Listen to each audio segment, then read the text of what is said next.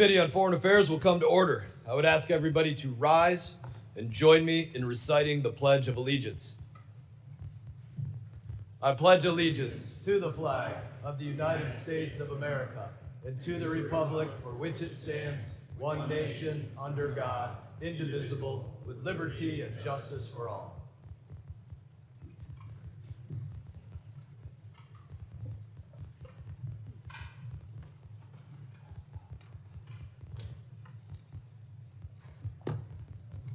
Welcome.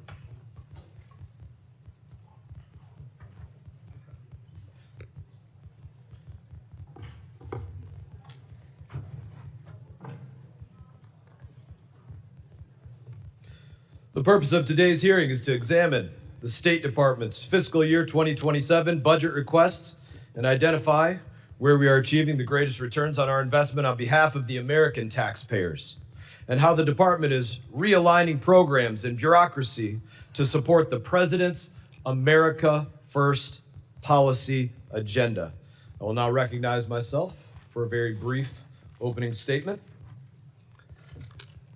Mr. Secretary, I appreciate you being here today. I know that members are eager to get to their questions, so I'll be very brief. We appreciate your attendance. I can give you a foreshadowing of what you're about to experience. My Democrat colleagues are going to sit up here and say that they haven't heard from the administration.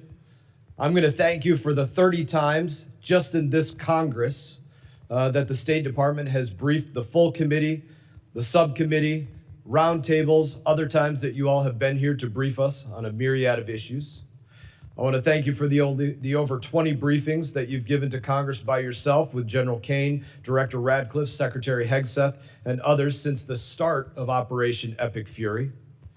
Some of my colleagues in here will say that we are in a war of choice with no real threat to the U.S.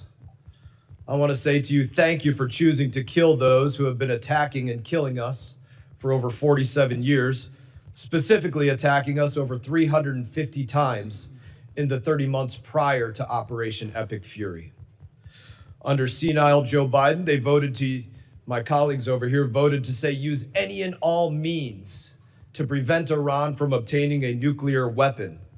So I want to thank you for bringing the heat to Iran, even though most of my colleagues on the left now say that Iran poses no threat. They pretend as though they have never been attacking us.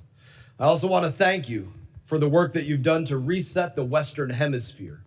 While you've been focused on bettering our relationships in places like Panama, Cuba, Venezuela, throughout the Gulf of America, the Biden and Blinken administration focused on funding drag shows in Ecuador and transgender operas in Colombia. I would say your work is significantly better. So I want to thank you for the substantial change in putting America first in our foreign policy. And with that, I will recognize Ranking Member Meeks for whatever he has to say. Thank you, Secretary Rubio, for being here today.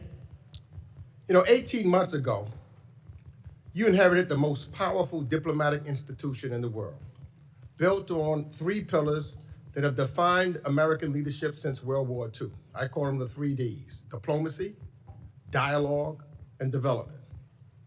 And in just 18 months, the Trump administration has taken a wrecking ball to all 3. This administration has involved and have invoked a worldview from years past that has left the United States isolated and struggling economically. What you see is a greatest hits album of failed ideas from the last century.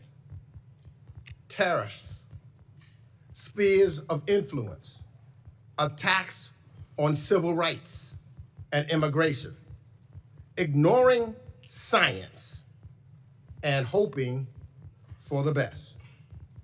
Mr. Secretary, America cannot win the future by trying to relive the past. And your department is Exhibit A. We've seen the systematic dismantling of America's diplomatic corps. Over 100 ambassador posts sit vacant around the world. 1,300 career professionals, people with decades of expertise in energy, counterterrorism, and nuclear nonproliferation have been fired. Efforts to ensure U.S. diplomats represent the diversity of America have been squandered. While China increases its diplomatic presence globally, we have cut ours to the bone. America cannot win the future by retreating and ceding the field. On trade, this administration revived Smoot-Hawley, and we all know how that ended. Trump's tariffs raised costs for American people, harmed small businesses, and alienated our allies. We cannot build a 21st century economy on 20th century failures. Mr. Secretary, after decades of forever war in the Middle East, President Trump promised the American people no new wars, only to send a new generation of troops back to the Middle East. We've traded dialogue for bombs yet again. And where does that leave us today? The Iranian regime still has its missiles, its drones, its proxies, and its nuclear material. There is an Ayatollah still in power, only he's younger. With the IRGC more entrenched and more hardline. The Strait of Hormuz is closed. It wasn't before you started this war. It wasn't before we lost 14 American troops, before American bombs killed 168 Iranian schoolgirls, before Americans were forced to spend over $100 billion on this war. You helped spin the perfect pretext for this war and then failed to prepare American embassies and citizens when the bombs started falling. Those who have defended and enabled this war share direct responsibility for the economic pain American families are bearing as a result. Our allies knew this war was ill-advised, and that's why they are sitting on the sidelines while Gulf energy infrastructure and American bases take incoming. Trump said America first. Now America's alone. In our hemisphere, talk of reasserting dominance has meant illegally abducting foreign leaders, installing one autocrat in place of another, bombing boats without due process, and blockading civilian populations. That is not American leadership. Those are not American values. That is behavior we built the rules-based order to prevent. The Trump administration's attack on foreign aid and development efforts remain equally destructive and regressive. This administration's policies have directly contributed to famine in South Sudan and have undermined our ability to respond to the latest Ebola outbreak in real time. HIV rates are rising. Mr. Secretary, these cuts have resulted in the avoidable death of hundreds of thousands of children around the world. And we cannot protect Americans by ignoring science or forgetting what ignoring it cost us before. So, Mr. Secretary, on climate and energy, the story is the same. Ranking member's time has expired. Other members of the committee are reminding that opening statements may be submitted for the record. We're pleased to have Secretary of State Marco Rubio before us today. Your full statements will be made a part of the record. I'll ask you to keep your spoken remarks to 5 minutes in order to allow time for member questions. I now recognize Secretary Rubio for your opening statement. Thank you, Mr. Chairman. Thank you, Mr. Ranking Member, and all the members of the committee for having me. I have a written opening statement. I'll submit it. I'll try to cut the 5 minutes in half if I can. Let's just get right to the point. I think that I would characterize the last 16, 17 months at the State Department as two things: a history of tremendous successes combined with ongoing and difficult challenges. And we will always have ongoing and difficult challenges in the world. Let me walk through them one by one. India and Pakistan were on the verge of an all-out war. The State Department and I personally were involved in de-escalating that conflict and bringing it to an end, a war between two nuclear powers. Thailand and Cambodia were involved in a war. Cambodia, a country we haven't normally had close relations with in a very long time. The U.S., the president personally played a pivotal role, not once, but twice, restoring ceasefires and ending that conflict. Obviously, the war in Gaza was brought to an end. Not only that, but all the hostages that remained were released, both the bodies and those who were alive. Armenia and Azerbaijan, that conflict ended. Not only did it end, but it ended with an agreement that I signed the MOU on yesterday, creating a new prosperity route, the TRIP route, which will provide extraordinary opportunities for both countries, especially for Armenia. while respecting their sovereignty, to really benefit from that. The Shield of the Americas was stood up. That means over 14 countries in the hemisphere, 14 countries in the hemisphere have signed up to partner with us on counterterrorism, counter-narcotics, and security matters. And we believe that that number will grow over the next few months as elections change leaderships in various countries. We held a rare earths ministerial that was attended by over 30 some odd countries from around the world, all who were signing up for an American-led effort to ensure that critical supplies of rare earth minerals around the world are available for our emerging economies, and we don't remain overly dependent on China. We also announced the Pax Silica proposal, which is growing, but it's at 14 members now. These are 14 countries that are cooperating with one another to protect the supply chains critical to AI and AI development in the future. In Venezuela, we now have a functioning and open embassy. We have people traveling there for the first time. It's not where it needs to be, but it is a long ways from where it was 5 months ago, and poses not nearly the threat it once posed to America's national security. We're not satisfied with where it is, but we've come a long way. We're certainly better off than we were 5 months ago. On Nigeria, where many were very concerned about violence against Christians. We are now actively in counterterrorism cooperation with the Nigerian government and Nigerian security forces, including a joint operation a couple weeks ago that took out the #2 leader of global ISIS operating from inside of the country, and that continues. The Pacific Islands, small Pacific Islands under constant pressure and threat from China, have received more attention from this administration than they've received in the last 10 years combined, and deliverables are coming along the way. The Quad, an important alliance in the Indo-Pacific between India, Japan, Australia. We've had multiple meetings of that group, including a meeting just last week in India, and a follow-up that's going to occur later this year, including a leaders meeting before the end of the year. As I speak to you now for the second consecutive day, and for the first time in many, many years, the leaders of the legitimate government of Lebanon and leaders from the government of Israel are seated at the State Department for the second day in a row, and hopefully today we'll produce a joint statement and an action plan on a track for security in that country, independent from Hezbollah, independent from nefarious influence. They had similar meetings last week at the Pentagon at the military level.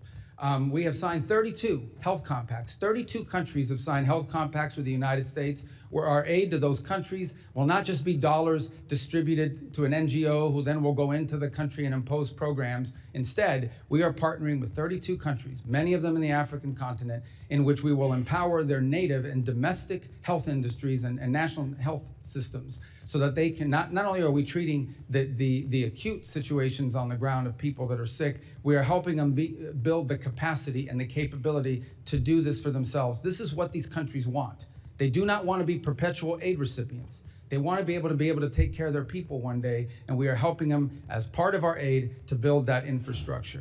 I could go on, but let me just say another point. We are better today than we have ever been at disaster relief. Today, the United States can respond to disasters around the world on a humanitarian basis faster and more effectively than they ever have because of our reorganization. And the proof is our response in Jamaica, our response to 2 typhoons in the Pacific, our ability to quickly deploy within 24 hours and bring aid directly, coordinating with the governments to people, is better than it has ever been, because we cut out bureaucracy, we cut out the middleman, and we went right to the point. We still have challenges. On Sudan, remains a very frustrating situation. We've remained deeply engaged with the Quad in these negotiations. As many of you are aware, unfortunately, Sudan has turned into a proxy war between multiple countries, and the divisions between the UAE and Saudi Arabia have truly complicated our ability to bring that to an end. What we're focused on there now is identifying 2 cities, or 4 cities, 2 on each side, that will serve as points of distribution for humanitarian aid. But the inability, the real frustrating thing about Sudan is that one side or the other will agree to something, but then they will not comply.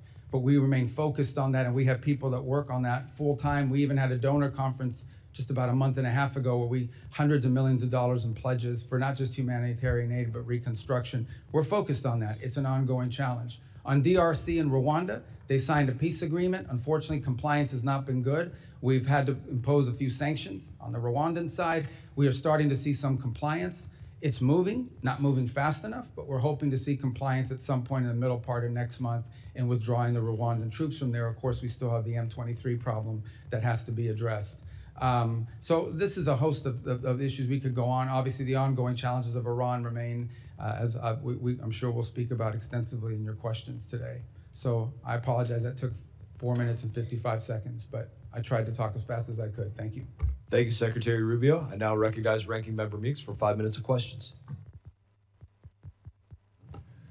I'm going to ask you to answer my questions quickly because clearly the chairman wants to protect you. That's why he's cutting me off my opening statement. But Secretary, You had 5 minutes. Secretary, you have the honor of serving both the acting National Security Advisor and Secretary of State. In these roles, you've played a central role in advising the president as Commander-in-Chief to launch a war against Iran, and the impacts of this choice have been significant on our allies and partners who immediately have targeted by retaliatory strikes, as well as for Americans here at home. 3 months into this war, gas and food prices are up, inflation is rising, American business owners and farmers are struggling from higher shipping and commodity costs, and yet the president said 2 weeks ago, and I quote, "I don't think about Americans' financial situation." That's a quote that should alarm every American.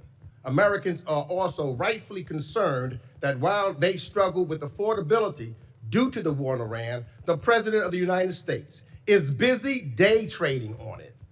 He disclosed purchases of stocks in energy and defense companies in the first quarter of this year that were made just as those companies' profits were soaring from the war in Iran.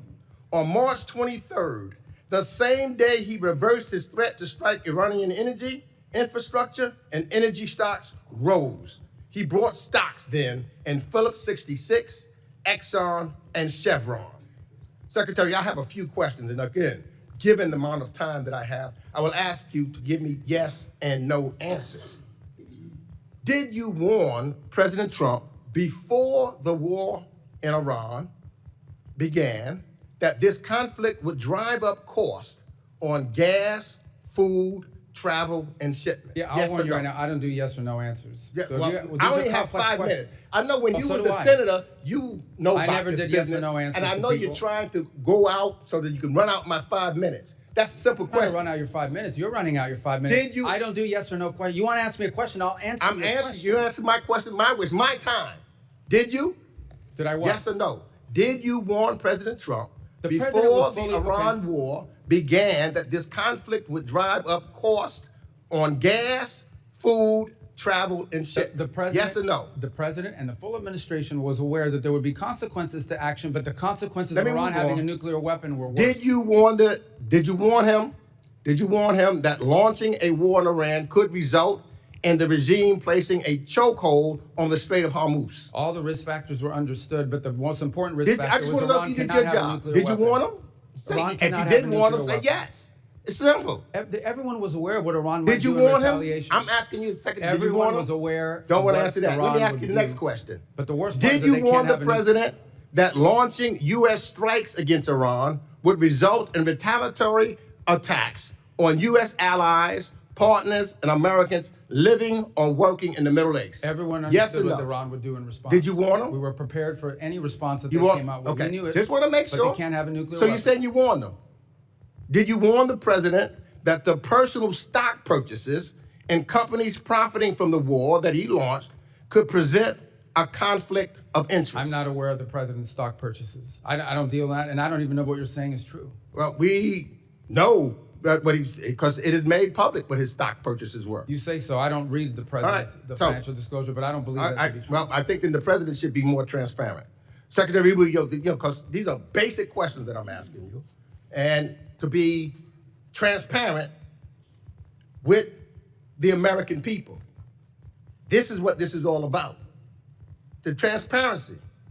So, for example, when you go and look at some of your statements that you made in regards to Cuba, I only have 58 seconds left, and I'd love to get it, but you talked about Gaisa, who was controlling the military and what's taking place there, and that they have the opportunity to benefit while the Cuban people are suffering. So what we're seeing here now, the one person that's benefited from this war by his purchase of stocks, him and his friends, they have made billions of dollars while the American people are suffering. You've accused, and I agree, with reference to some folks, what they're doing in Cuba and how they're making money while people suffer. That's what's taking place in the United States of America. The Trump administration and his friends are making billions of dollars while the American people suffer. And they continue to suffer. Breaks my as heart, but gas ranking member's prices time go has up. expired. Representative McCall is recognized. Thank you, Mr. Chairman. Let me thank you for your service. Secretary, I know you're wearing a lot of hats, a lot of responsibilities. I think you're doing an outstanding job. Let me just say, since 1979, a dark veil of terror descended upon the Middle East, and we've had it ever since. And every president since that time has said that a nuclear Iran is not acceptable.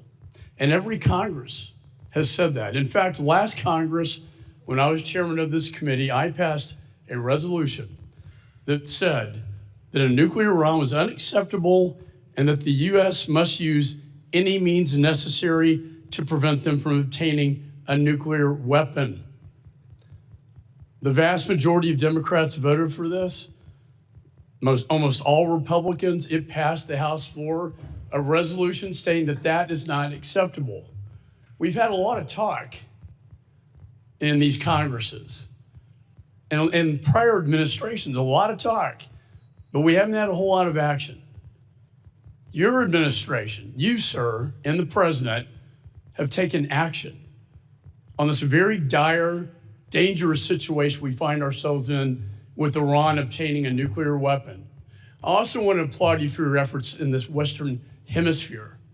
A free Venezuela, a free people, possibly one day a free Cuba. When people don't realize Iran is in this hemisphere, and Russia is in this hemisphere, and China is in this hemisphere, this is all kind of tied together in a coherent foreign policy strategy that I see. So I want to give you the time, sir, to respond to that, because again, all talk and no action.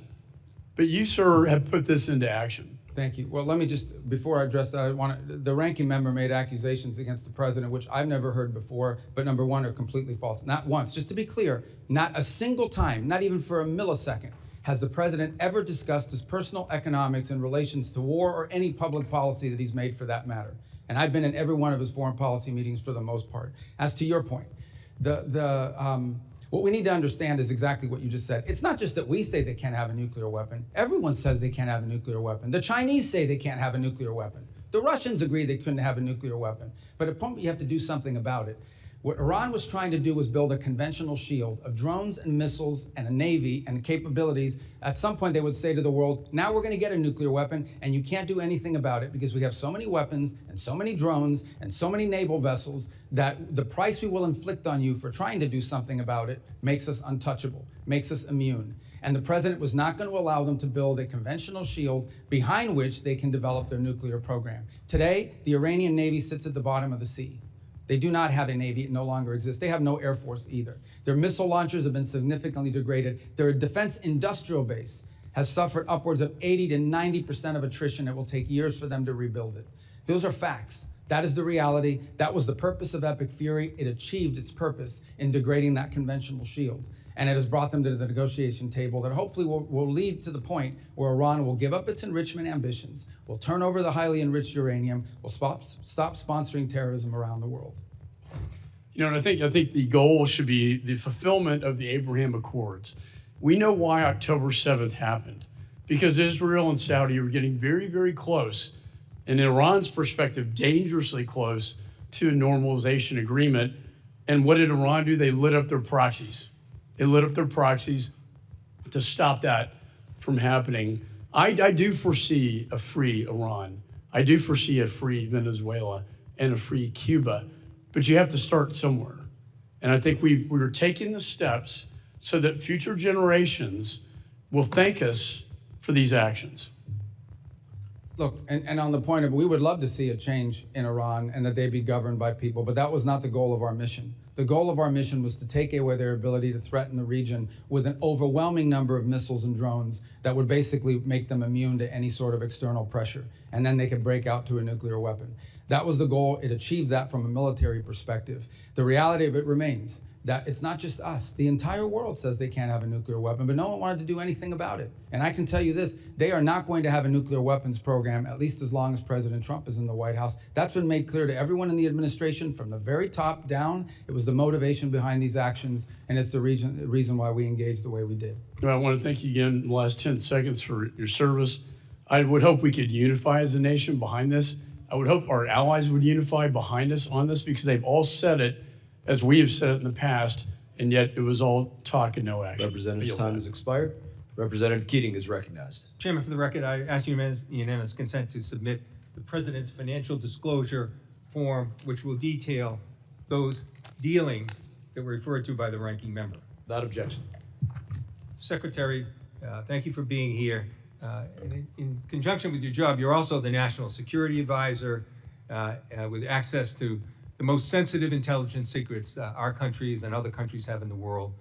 But before this, you had these two positions. You had a distinguished career as a member and a chair for 5 years of the Senate Intelligence Committee up to last year. And you and Senator Warner are some of the most respected and knowledgeable people at that time and voices in the entire intelligence community, earning the trust of Democrats and Republicans alike, Senator and House members, and other countries. So with all your Intelligence Committee experience, and now as Secretary of State and National Security Advisor, and all those years of experience, have you ever, specifically in the context of the intelligence community, heard the name Bill Pulte?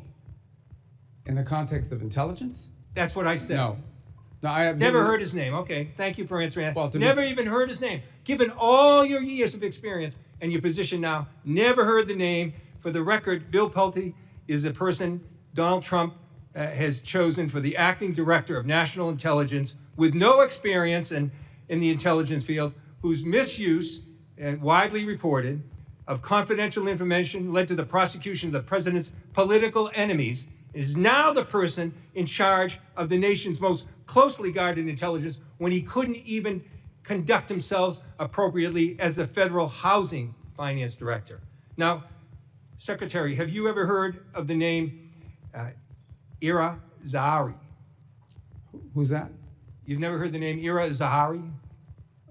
I mean, it doesn't ring a bell off the top. In the context of security? Well, let me tell you.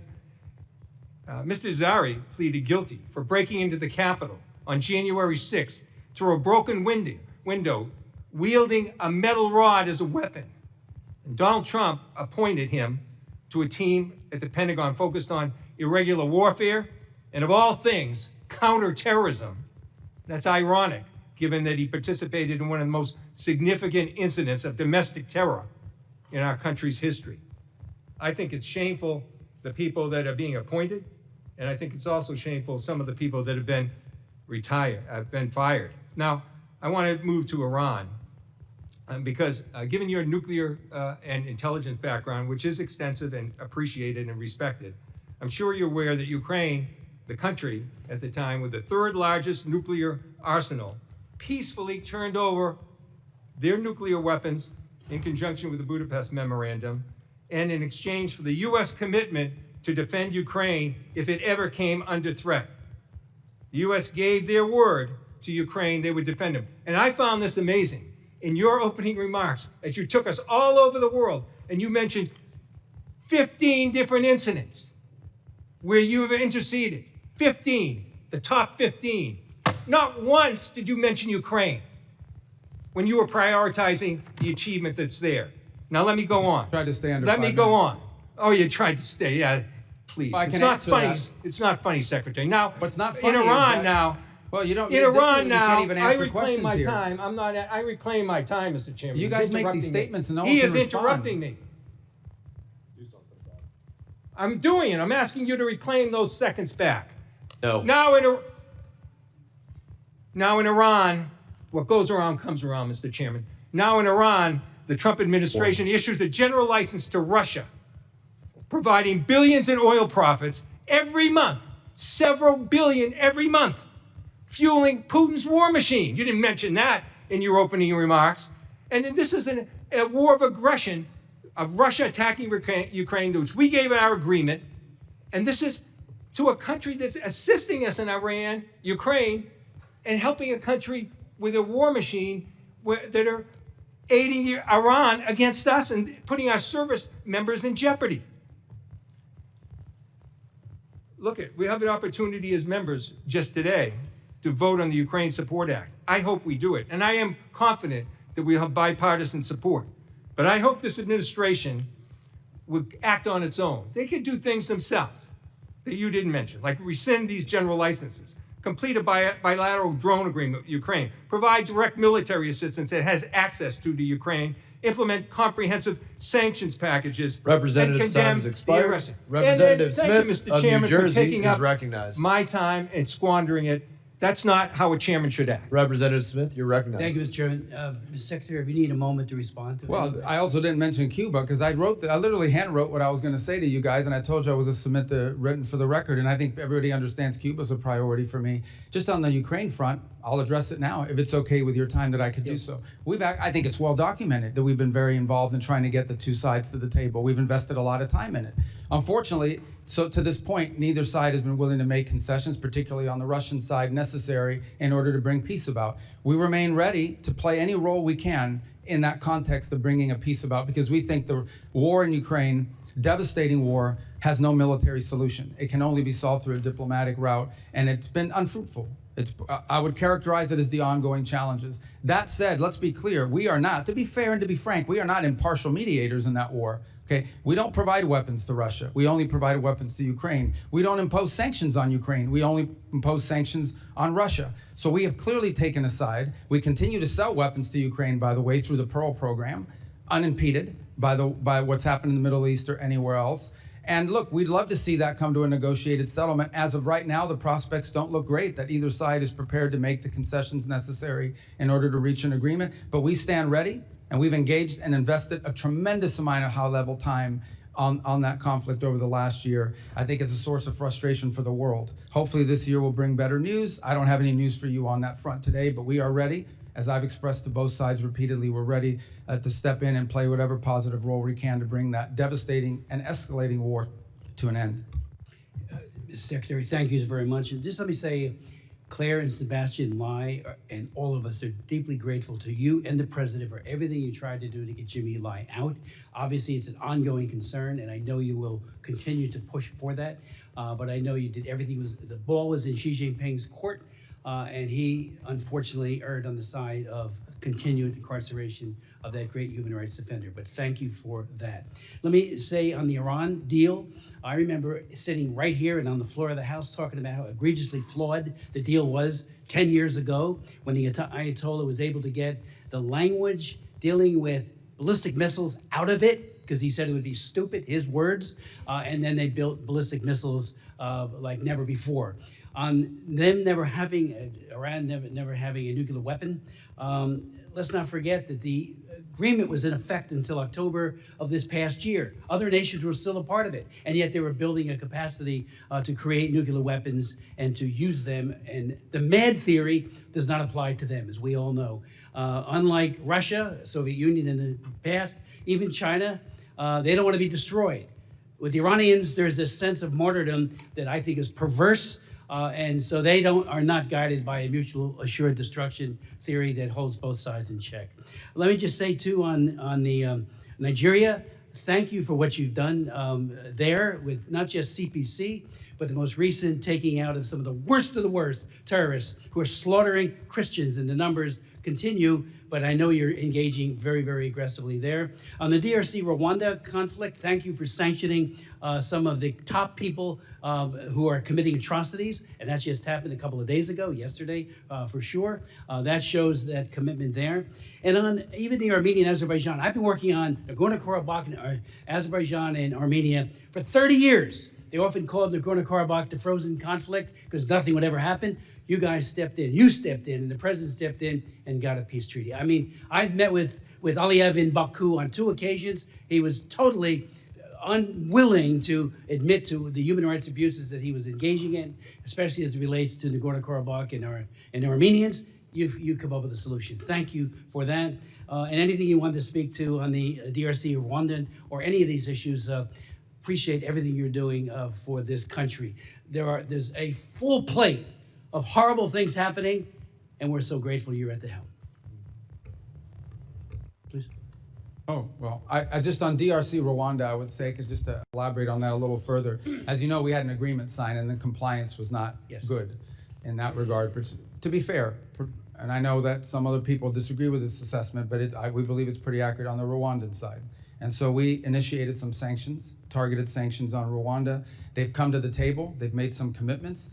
They are complying with the commitments, maybe not at the rate or speed that we'd like them to, but there's been some compliance on pulling back of troops. But we'll watch very closely, of course, is we don't want to see Rwandan troops change uniform into M23 uniforms and claim that they've pulled out. We got to watch that very carefully. And we also have to deal with the M23 issue there. But those are both DRC, Rwanda, and Sudan are two areas we remain very engaged in trying to find a solution to.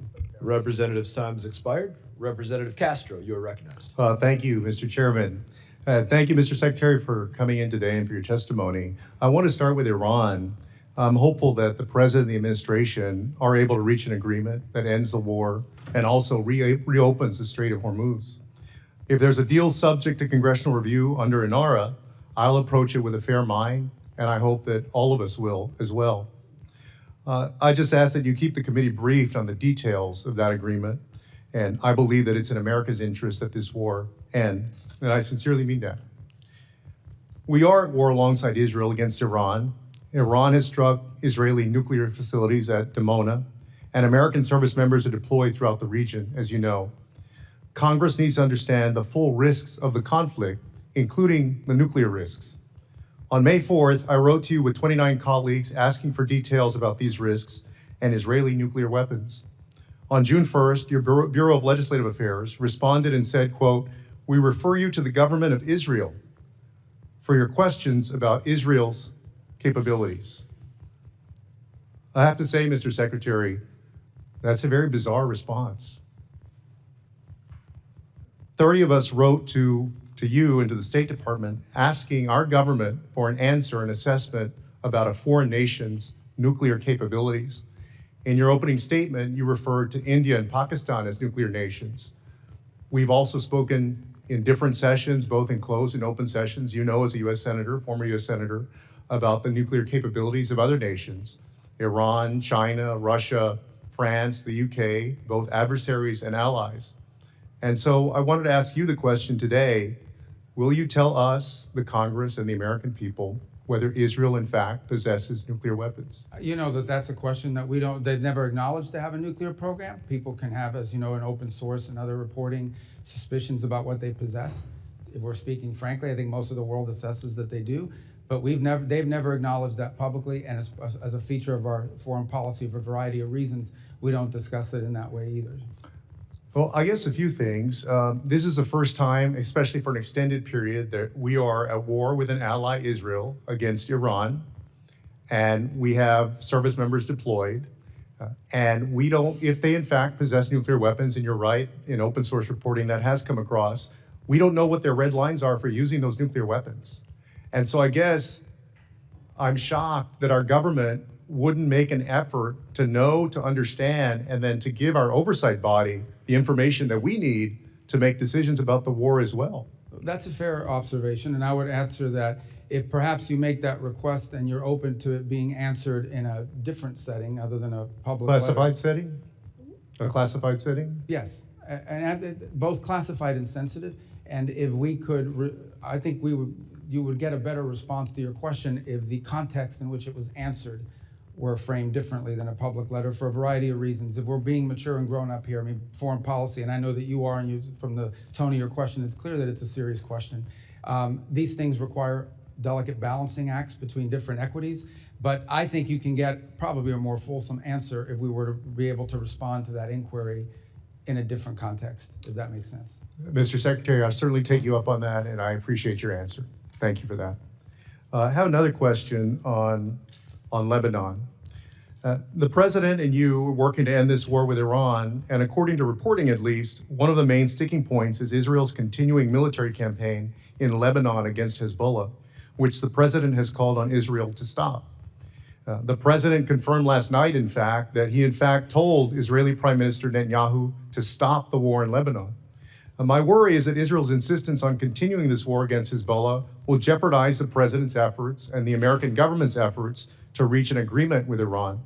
And so my question is, do you agree that Israel should stop its military campaign in Lebanon and support the president's negotiations for a peace agreement with Iran?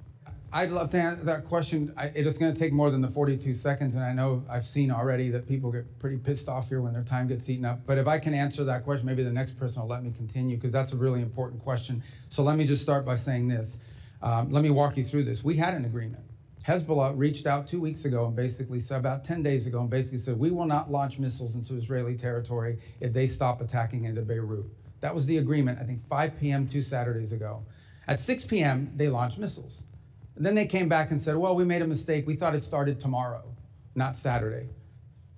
Then they went again and violated it again on Sunday. But also Israel has been bombing and launching throughout. Is that correct? Well, there's two separate things. Actually, Israel has not conducted massive operations in Beirut for some time. What you see them operating is in the south. And what they are, what we've always said, and it's part of the joint statement, we've always said is Israel has a right to act in its defense. So as an example. Well, but so then why did the president have to tell Israel to stop Time anything? has expired. Representative Wilson's recognized. Thank you, Mr. Chairman. Indeed, Mr. Secretary, I want to thank you and recognize that we appreciate the U.S.-Israel alliance, and we appreciate very much the response that's being done against 1,100 missile attacks that have come out of Lebanon, as you've just identified correctly, and they need to know that, and how they don't know that, I don't know. But any attacks that are done by Israel are in response, not initiated. With that in mind, you are serving at a historic time with successive dictators on the run. Dictator Assad of Syria has fled to Moscow. Dictator Maduro of Venezuela is incarcerated in Manhattan. Dictator Khomeini of Iran has been eliminated, joining the 40,000 Iranians he murdered this year. As chairman myself of the Helsinki Commission for Security and Cooperation in Europe, you have achieved unprecedented unity in Latin America, supporting the liberation of Venezuela and soon Cuba. You have achieved historic unity across the Middle East of all countries, supporting American efforts, except for the Republic of Georgia, to oppose Iran and its nuclear capabilities. And in Europe, NATO and the EU are united as never before, promoting defense increases for peace through strength to indeed promote Ukraine victory over war criminal Putin. With that in mind, another region is the South Caucasus, which is critical of the opportunity for the Trump route that you've achieved with Prime Minister Pashinyan of Armenia and President Aliyev of Azerbaijan. What a great achievement that is. With that in mind, though, the pro-Iranian regime and the Chinese Communist Party supported Georgian Dream government, which is illegitimate, threatens American access. There was a rigged election in Georgia. With that in mind, they're facilitating the Islamic Revolutionary Guard and evading sanctions to Tehran. What do you believe should be done to address the rapidly expanding radicalization promoted by the Georgian Dream government in the Republic of Georgia? Let me, if I may, I want to answer the Georgia question. You do Can I all the steal above. 30 seconds of your time to finish the answer to all the Representative above. Castro? So on Georgia, you're right. Everything you just outlined is our pre-existing concerns. Since that time, they have made some steps indicating to us that they want to improve their relations with the United States. We've outlined to them what that would take and what that would require. We've received some positive responses. And so our hope is that we can see a change of trajectory in the case of Georgia from where it is today. We obviously understand all the things you've just laid out as being pre-existing problems for us. They've asked us, what will it take to have a better relationship with the United States? We've responded, and hopefully we can build on that basis and perhaps change the trajectory, not just of our relationship with Georgia, but of their behavior. Is it okay if I just take 30 seconds of your time? I apologize. So on the strikes that you're referring to, here's what happens in the South. I'm just going to speak colloquially as best I can. The Israelis see Hezbollah moving around, maybe even launching a missile from the south, and they action it in defense. They go after it in the southern portion. And that's what we're seeing in many cases is these defensive strikes. What they're increasingly doing is taking more territory in the south to deny them launching space. Because understand, these rockets are being launched into northern villages and cities in Israel, and populations can't even return to their homes as a result of it. In the case of what happened the other day, the following was happening. We had indications, multiple indications, that Israel may be considering conducting anti-Hezbollah strikes inside of Beirut. And at that moment, we had reach out from the Lebanese authorities saying that Hezbollah had contacted them and said, if Israel doesn't strike Beirut, that they would stop launching missiles into Israeli territory. That's the message we got, and that's what the president pursued and said, okay, I had this outreach. If you won't do these strikes in Beirut, they'll stop launching against you in northern Israel. Unfortunately, within an hour or two of that conversation, they launched 2 waves of rockets from Hezbollah against Israel in Israeli territory. So it's an ongoing challenge. I think one of the reasons why we're engaged in these talks between Lebanon and Israel is understanding that Hezbollah is not just an enemy of Israel. Hezbollah is an enemy of Lebanon. They are an enemy of the Lebanese government. They have called for the overthrow of the Lebanese government. When Lebanon expelled the Iranian ambassador, he refused to leave. He said, I'm not leaving. You can't expel me. Hezbollah is protecting me. So Hezbollah is not just a challenge to Israel, it's a challenge to Lebanon, to the Lebanese state and the Lebanese people. And we are hopeful that we can create a paradigm in which Lebanon's government and Israel can work together to disarm Hezbollah and allow the people of Lebanon to reclaim its country. But it's complex. This has been going on since, since OJ had isotoners and those commercials. So.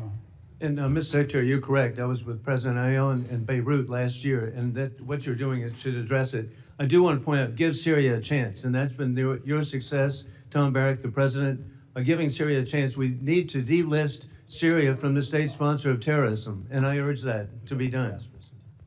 Thank you for being so generous for Representative Castro's question. Representative Titus is recognized. Thank you very much. Thank you, Mr. Secretary. I just want to talk about some of the conflicting comments that we've been hearing about the status of Iran's military. The president just made some comments on Fox News where he said Iran's military, we sort of left it alone because we think that their military is somewhat moderate. We've taken different forms of leadership out, but we've actually left their military alone.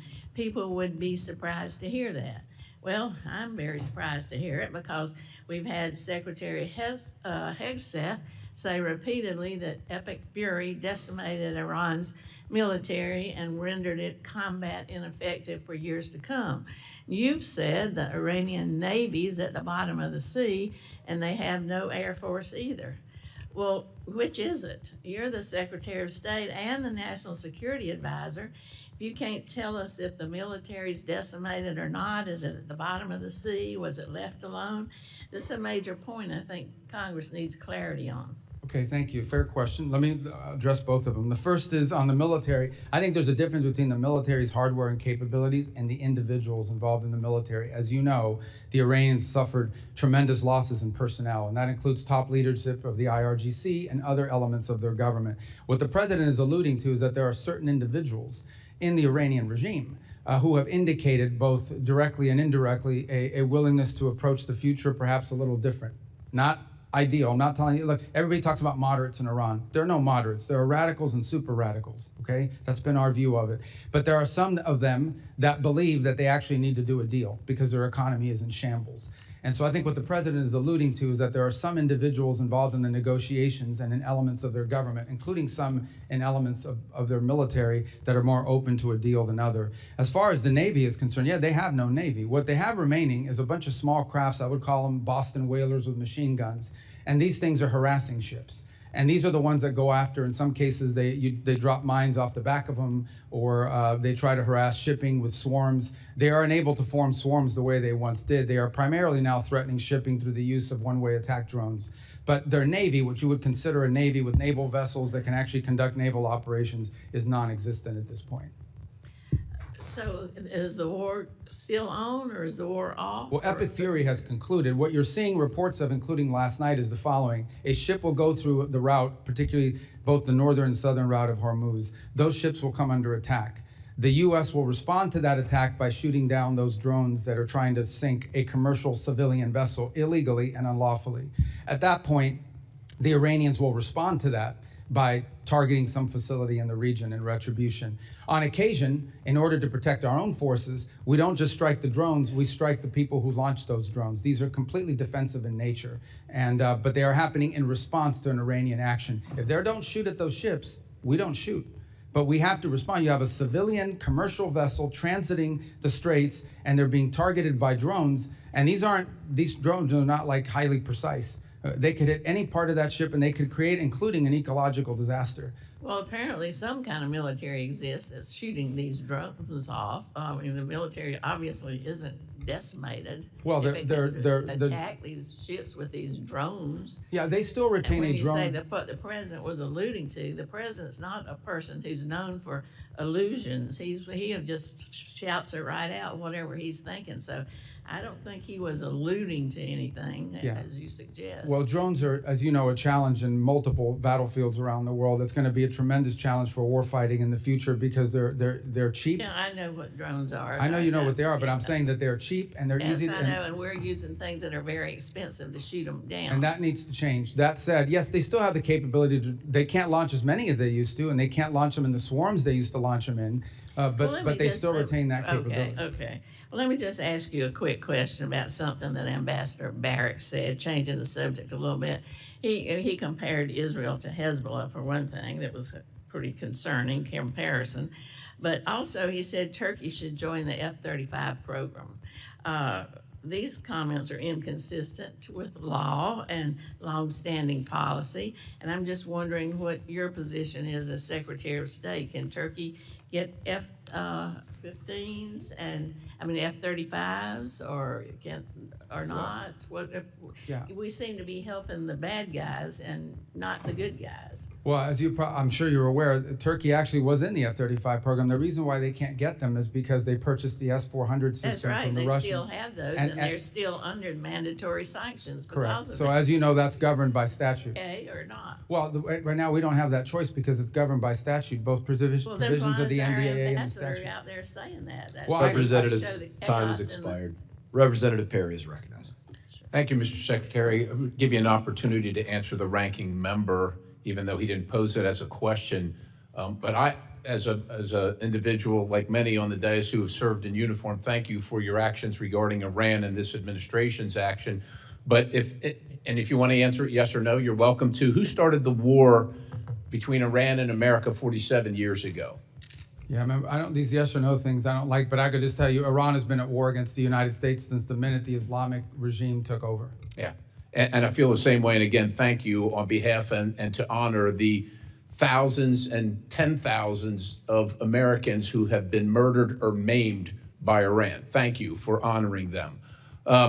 Just moving on to questions, did Pakistan's foreign minister personally deliver a message to you that Iran is prepared to demonstrate a nuclear weapon should the current escalation continue? That's been reported, and I just want to see if I can ferret that out. I've not seen that reporting, and I'm not aware of any such message. Okay, and if there were such a message, would that change anything in America's posture, or not only the message, but the action? Would that change anything regarding our goals regarding Iran? The hypothetical question is, if Iran threatened that they're going to test a nuclear device if talks fail, I think it would confirm everything we believe about them anyways. And I think the president then would have to pursue, or at least have to consider various other options that are available to him in that context. But again, I've not heard that message relayed. I don't know the reporting you're referring to. You're talking about a press report? Yeah, I am talking about a press report. I would be surprised if that message had been relayed. I would be aware of it if it was. I would think so. That's why I'm asking, so that's enough on that.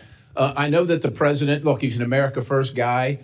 He's concerned about every single American citizen, regardless of their party affiliation or their ideology and affordability. The president is concerned about those things.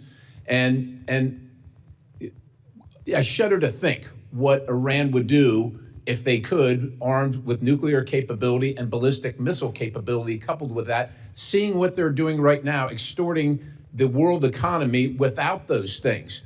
So with that in mind, it's been reported that the UAE is building a pipeline to the Gulf of Oman, which would bypass the Strait of Hormuz, essentially doubling their capacity, which would, of course, lower the price and the risk of global fuel transport or oil transport. Do you understand, or do you recognize and know what the timeline for a proposed timeline for completion of that pipeline is? Yeah, I'm aware of those efforts. They actually pre-exist the conflict in terms of a desire to do so. These things, I can't tell you specifically. I'm not a pipeline building expert, but I can tell you it certainly is going to take more than a week or a year. I mean, these are complex. I think the broader point, which your question touches on, is I do think you're going to see a reshifting of where the world gets its energy from in the aftermath of this conflict. You're already beginning to see some of it now. I think you're going to see the United States be a bigger energy provider to the Indo-Pacific. We have the capability to do so. But it's going to take some time to build that capability. So I think you're going to see more of that. And I think you're going to see the establishment of more of these alternative routes as a result of this. Remember, only about 20% of global oil goes through the Straits of Hormuz, but it is about 80 to 85% of the oil that goes to the Indo-Pacific. So in those particular countries, I think you're going to most definitely see them buying more from other places, including the United States. And that's going to lower the cost for everybody, which is great. Secretary, just moving on, you're of Cuban descent, of Colombian descent. Can you describe, and Cuba has been a sore... Are you really Colombian? I didn't know that. Yes, oh, wow. Indeed. But Cuba has been sowing the seeds of discord in our hemisphere, inviting China, Russia, North Korea, all manner of communist, oligarch, bad actors into the hemisphere. If you could describe, generally speaking, what the policy where we're headed with Cuba as the United States of America, where are we headed, and what do you envision being success, and how do we measure that? In 56 seconds, I will tell you what we want for the people of Cuba is to be able to live in a normal country. You're here.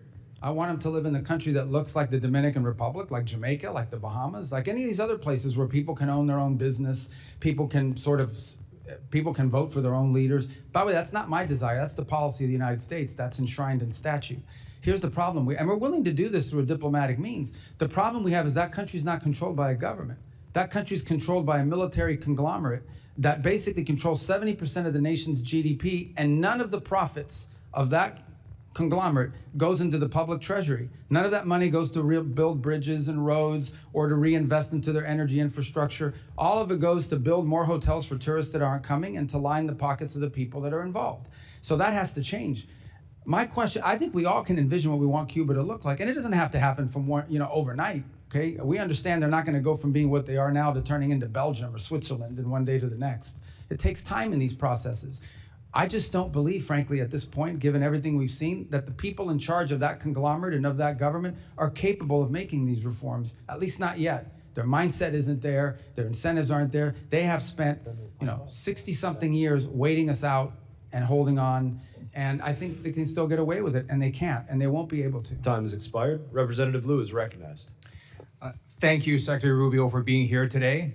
You have been at multiple meetings with President Trump. In a moment, I'm going to show you a video of one of these meetings. It is from last December. It's a cabinet meeting. I'm going to ask you to focus on President Trump, and you will see that he is sleeping while you are talking. Oh, my God. Please show the video. Products they make and what American farmers grow and produce has a fair shot to be sold around the world. On issue after issue, that's been the case. You talk about foreign aid reforms. This is not our money. This is taxpayer money. Secretary Rubio, have you been at more than one meeting where President Trump has fallen asleep? That's false. That's false. I've never seen him fall asleep. On the contrary, the guy doesn't sleep, which is a big problem because he calls me at 2 in the morning, he calls me at 5 in the morning. And I like to sleep a little bit, maybe not 12 hours, but at least 6. So he works. The other day he was at the Oval Office until 12:30 p.m. 12:30 a.m. I don't know what you're talking about. Secretary Rubio, I'm going to show you in a moment a video that shows you just lied to Congress. Oh, okay. So this is a video of a cabinet meeting literally from last month where Donald Trump is sleeping while you're talking. Please show this video. A coalition of countries that line up behind the peace deal, behind the border peace, and it's still every day is a challenge, but it's been driven personally by the president. It's the reason why we're involved in this whole Ukraine-Russia conflict. That's not our war. It's not the president's war. This war started. It never would have happened if you'd been president. But this war is going on, and the president is trying to end it. You are literally talking about issues of war and peace, and Donald Trump is sleeping right next to you. No, he's not. If Donald Trump cannot stay awake at these important meetings where the cameras are rolling, imagine what he's like when the cameras are not there. So I'm going to ask you, have you been at classified meetings where Donald Trump has fallen asleep or had trouble staying awake? I've never been at any meeting where and the things you're showing me now, he was not falling asleep. And So- I think so it's you're outrageous lying that I'm before again. the Foreign You're Affairs lying Committee of the United States consistently House of Representatives to asking questions Congress. about sleep. You're This is lying a to joke. Congress, Secretary Rubio. So I'm going to show you another video in a moment. The Show me all president's the videos you inability, want. the president's inability to stay awake on the job has caused other countries to perceive him differently. They mock him. They see he is weak and he is feeble. This is a video of a French news channel talking about Donald Trump falling asleep at a Memorial Day ceremony. Please show this video.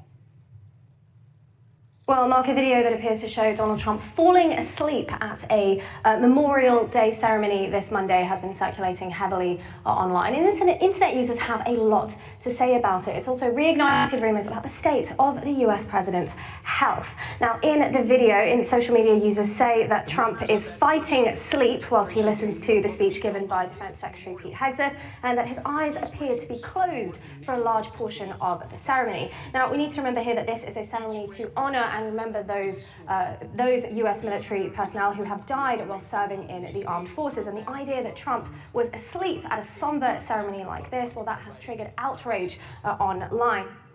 Donald Trump's inability to stay awake on the job shows that there's something very wrong with his health or cognitive abilities. And in fact, on a number of occasions, Donald Trump will contradict himself in literally the same meeting or interview.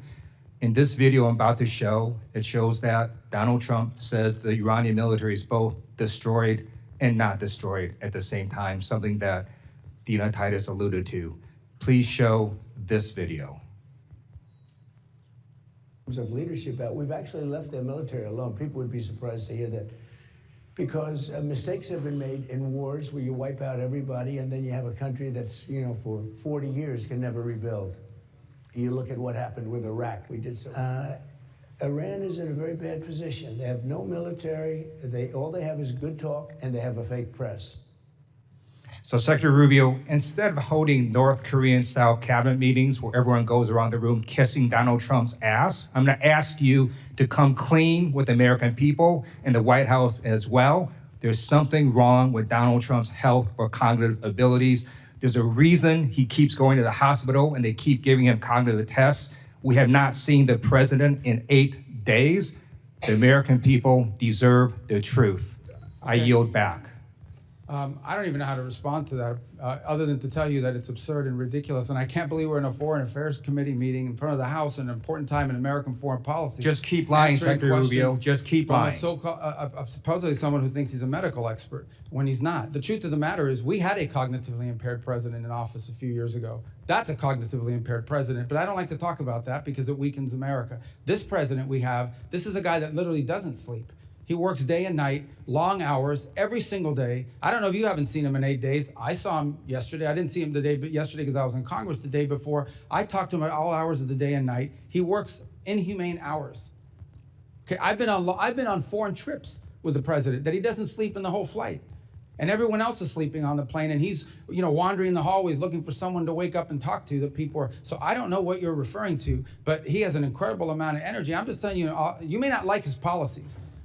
You may not like his policies, you may not like the decisions he's made, but I assure you, this is not a president that sleeps or is cognitively impaired in any way, shape, or form, and in fact is incredibly active, much more so in many cases than much younger people that are around him. Those are facts. I see it every day. You're not going to agree because you have another narrative that you want to push, but those are the facts. I just showed you 3 videos of him sleeping. Representative Issa is recognized. Thanks for waking me up, Mr. Chairman. Mr. Secretary, if you'd gone to sleep during those videos, I would not have blamed you. I too have received those calls at all hours of the day and night. I'm, like you, aware that the president works harder than any other person here in Washington. But moving along, a number of things have been said that I find just incredible. First of all, the whole question on whether or not we support Lebanon and whether or not we support Israel. Is there any real contradiction between what Israel is trying to accomplish and what your aid to the Lebanese armed forces over decades is trying to accomplish? Contradiction?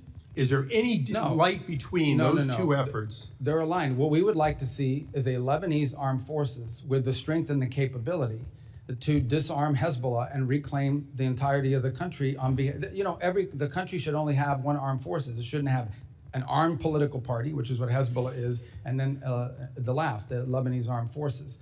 So and the Lebanese want that too. And that's what we work very closely with them on, and that's what our engagement with the Lebanese is about. And Mr. Secretary, just for the record, in one of the last times I was in Israel, I asked Prime Minister Netanyahu if we should cut off aid, as some have said, to Lebanon. He said, to Lebanese armed forces, he said, no, give them more. Give them what they need to take back their country. So I do believe that we couldn't be more aligned with the efforts of Israel and the present government of Lebanon. Moving along, you did a great job of going around the world and outlining the mess that was left to you as you pick each of them up. One that you didn't touch on that I'm concerned about is actually a democratic one, which is the democracy of South Korea has taken a strong bent to the left, opening up more avenues toward China and, in fact, beginning to oppress many of our companies, including Meta, Coupon, and others. Can you tell us what can be done and what this committee should do with countries who, through democratic means, are beginning to become anti-U.S.? Right. So there are a couple points I would make. The first is that, and this is the unique aspect of dealing with democracies, and we see it in our hemisphere quite often. Sometimes in a democratic country, they will elect leaders that are friendlier to U.S. national interests, such as what we have now in Japan. And sometimes they will elect leaders that have a different perspective. We respect the sovereign choice of the people of that country. That's a legitimate election. That's who they chose. In those instances in which a democracy and their elected leaders are taking positions that run contrary to the national interests of the United States, it doesn't mean we want to overthrow the government or get rid of the government because it's a democratic government. It simply means we have to engage them in the fact that they are doing things that are irritants to our national interests. You point to some of our companies. Our companies aren't just facing challenges and, I would say targeting in South Korea. They're facing it throughout Europe. And the European Union, as an example, is targeting our technology companies and conducting what we believe is unfair. So I think this becomes a feature of our engagement with South Korea, even as we have things that we're strategically aligned on. These are areas we've expressed and I think have, frankly, impacted our ability to conclude a trade agreement with them because of some of their behavior towards American companies. Iran obviously was going to dominate a part of today, and I'd like to close my questioning with a question for you. In 1979, if my math is correct, you were 8 years old when they took our embassy and then lied about it, claimed it was students doing it. That's 47 years ago, has been said many times. Is it fair to say that President Trump, no matter what the people on the other side of the aisle want to say, is not in the 60th or 70th day of action, but in fact in the 47th year of an ongoing war with Iran that has spread to Yemen, to Lebanon, and even to South and Central America? I think I would start, well, absolutely, first of all, with Hezbollah. Hezbollah is an agent of the Iranians, and they've carried out terrorist operations around the world, including the recent anniversary of what they did in Argentina, the Jewish Center. But let's not forget those IEDs that were used to maim and kill our troops in Iraq were all innovated by Soleimani and the IRGC, which strongly supported that. Let's not forget that we have these Iranian proxy militias operating inside of Iraq that as recently as 2 months ago kidnapped an American journalist. And let's not forget that there are people that are both charged and convicted in the United States for participating in Iranian assassination plots against the president and against other former and current government leaders. So we've been facing this from Iran for 47 years in a variety of ways, some more open than others. Thank you. And Mr. Chairman, I ask unanimous consent that the Wall Street Journal article entitled "South Korea Takes a Hard Left Turn Against America" be placed in the record. So ordered. Thank you. I yield back. Without objection. Representative Jacobs is recognized. Thank you, Mr. Chairman. Mr. Secretary, good to see you. I'd like to talk about the war in Iran. Yesterday, in your Senate testimony, you told Senator Booker that the war in Iran is over. This is news to me. It's also news to my 2,500 constituents, Marines, San Diego Marines in the Middle East off the coast of Iran, the other of my constituents who are deployed there, and the thousands more of my constituents who have 48-hour deployment notices whose families are still very concerned. But okay, I will take you at your word. If the war is over, I have a simple question. Who won? First of all, Epic Fury is over, which is what you would consider the war. That operation is So you agree it's a concluded. war then? No, those are hostilities. They called it a war. I'm Okay. just responding to the Senator Mr. Booker's Secretary, question. you can change the name of the operation. It doesn't change the fact that the strait is still closed and my service Yeah, but members that's and not- all of our service members are still in I know, but harm's that's way. not The what you war asked me. is not over. But I'm agreeing with you. Okay, fine. We're taking you at your word. The war is over. Who won? Well, first of all, you're not taking me at my word. It's a fact. We're no longer conducting sustained strikes inside of Iran to degrade their military because Epic Fury is over. The second point is on the question of who won, I can tell you this. We defined victory as destroying their defense industrial base, significantly reducing the number of missile launchers that they possess, significantly reducing their stockpile of drones. And we achieved all of those in addition to destroying what they had left of an air force and wiping out their entire conventional navy. Those are all gone. So I consider that victory, and we did too, and that was the purpose of Epic Fury. Okay, well, good. Based on the metrics that you just said, okay, there's actually, our intelligence community has said that Iran is reconstituting its military industrial base faster than we had predicted. And analysts assess it still holds roughly 70% of its missile stockpile and 70% of its mobile launchers. The Strait of Hormuz was open before the war. It is now closed. We have lost 14 brave American service members, over 400 are injured, and the Iranian regime remains largely intact, but now with a more hardline leader who has more incentive to try and get a nuclear weapon. So I guess I have to ask you again, Mr. Secretary, does this actually look like winning or losing to you? Well, first of all, I don't know what intelligence assessments you're referring to. We wouldn't discuss intelligence assessments if they were real. These have been publicly reported. Well, they're publicly reported. Someone committed a crime, and by the way, is also lying. And this happens all the time. People manipulate intelligence and analysis for purposes of furthering a narrative. On your point about the regime is actually deeply fractured, which is why it takes 7 to 10 days to get an answer from them for anything. Meanwhile, they Fractured, but still intact. Well, intact in the sense they can't even reach agreements that they can get back to us. So I don't know how intact that is. What they have is people that are afraid to go into the streets. Their repressive operations have held people back, in addition to the fact they've cut off the internet. But this is a country right now, in this regime, that is facing hyperinflation, a completely devalued currency, hundreds of billions of dollars in damage to their military infrastructure. And frankly, they all of the pre-existing problems that Iran had in their economy, which is why people are protesting, are worse, not better. Sure, and but they have to deal with that too. Mr. Secretary, so you're saying we're winning because the Iranian economy has inflation, it's cost them millions of dollars a day in lost revenue, and because it's going to cost them billions of dollars to rebuild. Well, we are having inflation. It's already cost us an estimated $100 billion.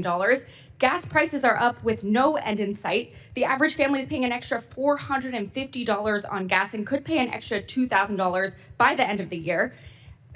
The American people are not stupid, Mr. Secretary. We all know that this war is not over. Just last night, the U.S. and Iran exchanged fire again, this time over Karg Island. We still have not reached a deal, despite the president's promise that a deal is right around the corner. The president even said today the blockade could last until Labor Day. It's now day 97 of the war that the president said he wanted to end quickly. So I have one last question for you. Mr. Secretary, who won the 2020 presidential election? I'm not here to answer a question. We're talking about 2020. This is a Foreign Affairs Committee. Okay, great. The You pine can't on answer the political question, No, I even don't though we answer all no, know that I President don't answer Biden the won. question because the Secretary of State, I do not participate in domestic This is political not about issues. domestic political issues. certainly This is is. about our democracy. You're asking me to opine, just like I don't do campaign It rallies. seems like I don't you- do because as it's- Secretary of State, we're not supposed to. That's been the long tradition of the department, and you should know that if you've been on this committee for any period of time. And Mr. you're- Secretary, it seems like you have an issue admitting facts. You can't say that the president lost the 2020 election, just like you won't admit President Trump is losing this reckless war of choice, and just like you couldn't admit that the shoes the president bought you were too big. You clearly don't know what winning means, and not because the facts are unclear to you, it's because telling the truth would cost you your job, and the American people are entitled to a Secretary of State who tells them the truth even when the president doesn't want to hear it, and my constituents, our service members, deserve better. Mr. Chairman, I yield back. I don't know what shoes she's talking about. What is she talking about? Representative Burchett, you're recognized. Thank you, Mr. Chairman. If you'd like to answer any of that. Yeah, I don't know about the I'll shoes. give I mean, you a he gave me minute. some Florsheim shoes. They're actually pretty good. They fit fine. I don't know what she's talking about. And maybe that's what she's referring to. Your shoes look very nice today, Mr. Secretary. How can you see them? They're way down here. We're talking about shoes. Are you guys kidding me? I mean, is this the Foreign Affairs Committee or is this like a circus? What is this? I think it's a circus, but I appreciate you being here, Mr. Secretary. The United States is NATO's largest financial contributor. Why does NATO consistently ignore our call to share more of the defense burden in Europe? And is it our national interest to continue participating in NATO? Well, I can give you the why, okay? And the why is pretty, and is the following. Especially in Western Europe, for the better part of 20 or 30 years, they have not had to spend on defense because the U.S. security shield has allowed them to instead spend their money on building up a very vast and robust social safety network. In my time as a senator and before that as a state representative, you would hear often from constituents about how come they have this and that in Europe and we don't have it here. Well, one of the reasons why is because these very rich countries were spending their money on social programs instead of defense because we were covering their defense.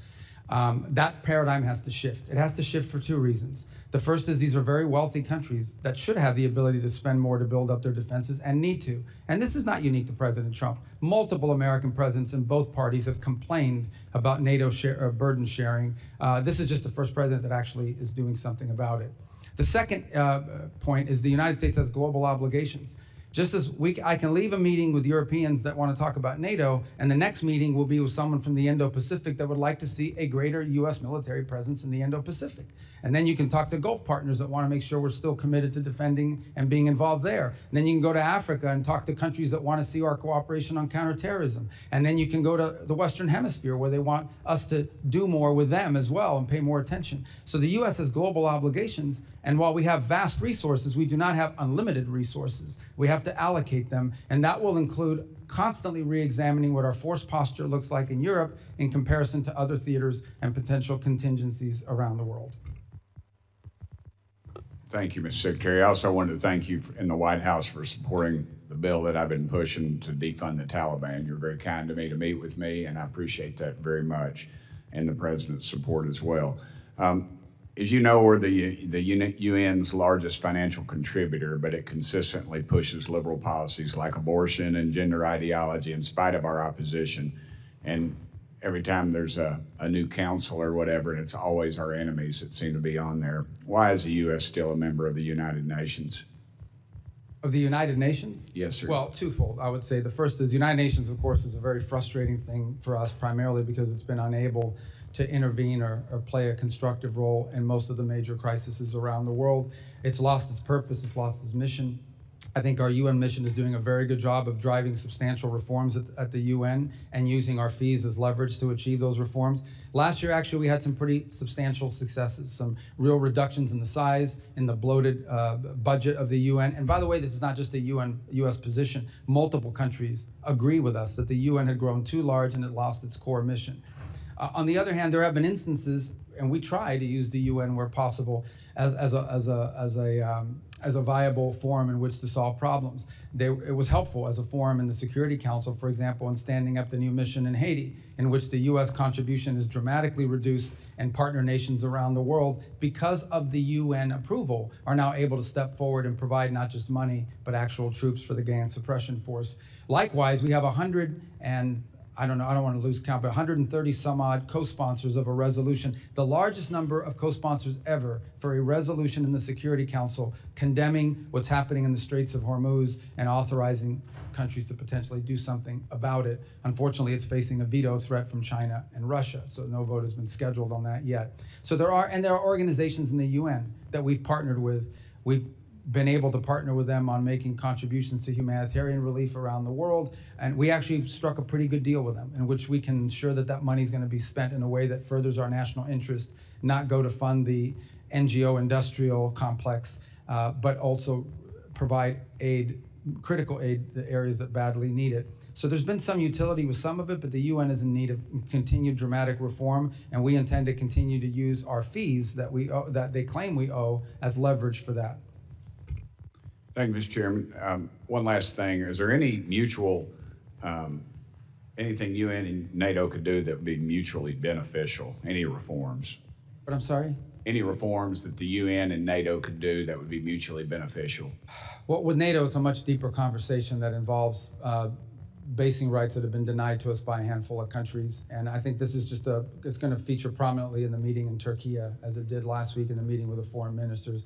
On the UN, I can provide you the list of the reforms we are asking for. They've imposed last year more reforms than ever before, but there are a few more that need to happen. And I can share that list with you and with the whole committee. Representative Stanton is recognized. Thank you, Mr. Chairman. Thank you very much, Mr. Chairman. Mr. Secretary, I do want to talk to you about the blurring of lines between public service and private enrichment at the highest levels of this administration's foreign policy leadership. President Trump has placed Steve Witkoff and Jared Kushner in charge of addressing some of the world's most intractable conflicts, including the war between Russia and Ukraine and cleaning up the president's self-made mess of war of choice in Iran. Let me start with Mr. Witkoff, Trump's special envoy to the Middle East. He co-founded the cryptocurrency venture firm World Liberty Financial alongside President Trump and President Trump's children. Days before President Trump's inauguration, a firm controlled by a member of the royal family of the United Arab Emirates, Sheikh Taknoun, bought a 49% stake in the company. That was a $500 million investment. 31 million of that went straight to the Witkoff family.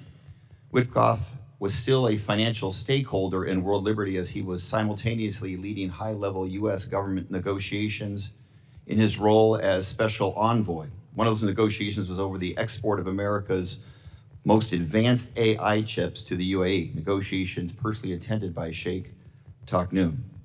In the spring, another company chaired by Sheikh Taknoun, MGX, deposited $2 billion in World Liberty Financial's stablecoin, the single largest investment in the crypto company ever.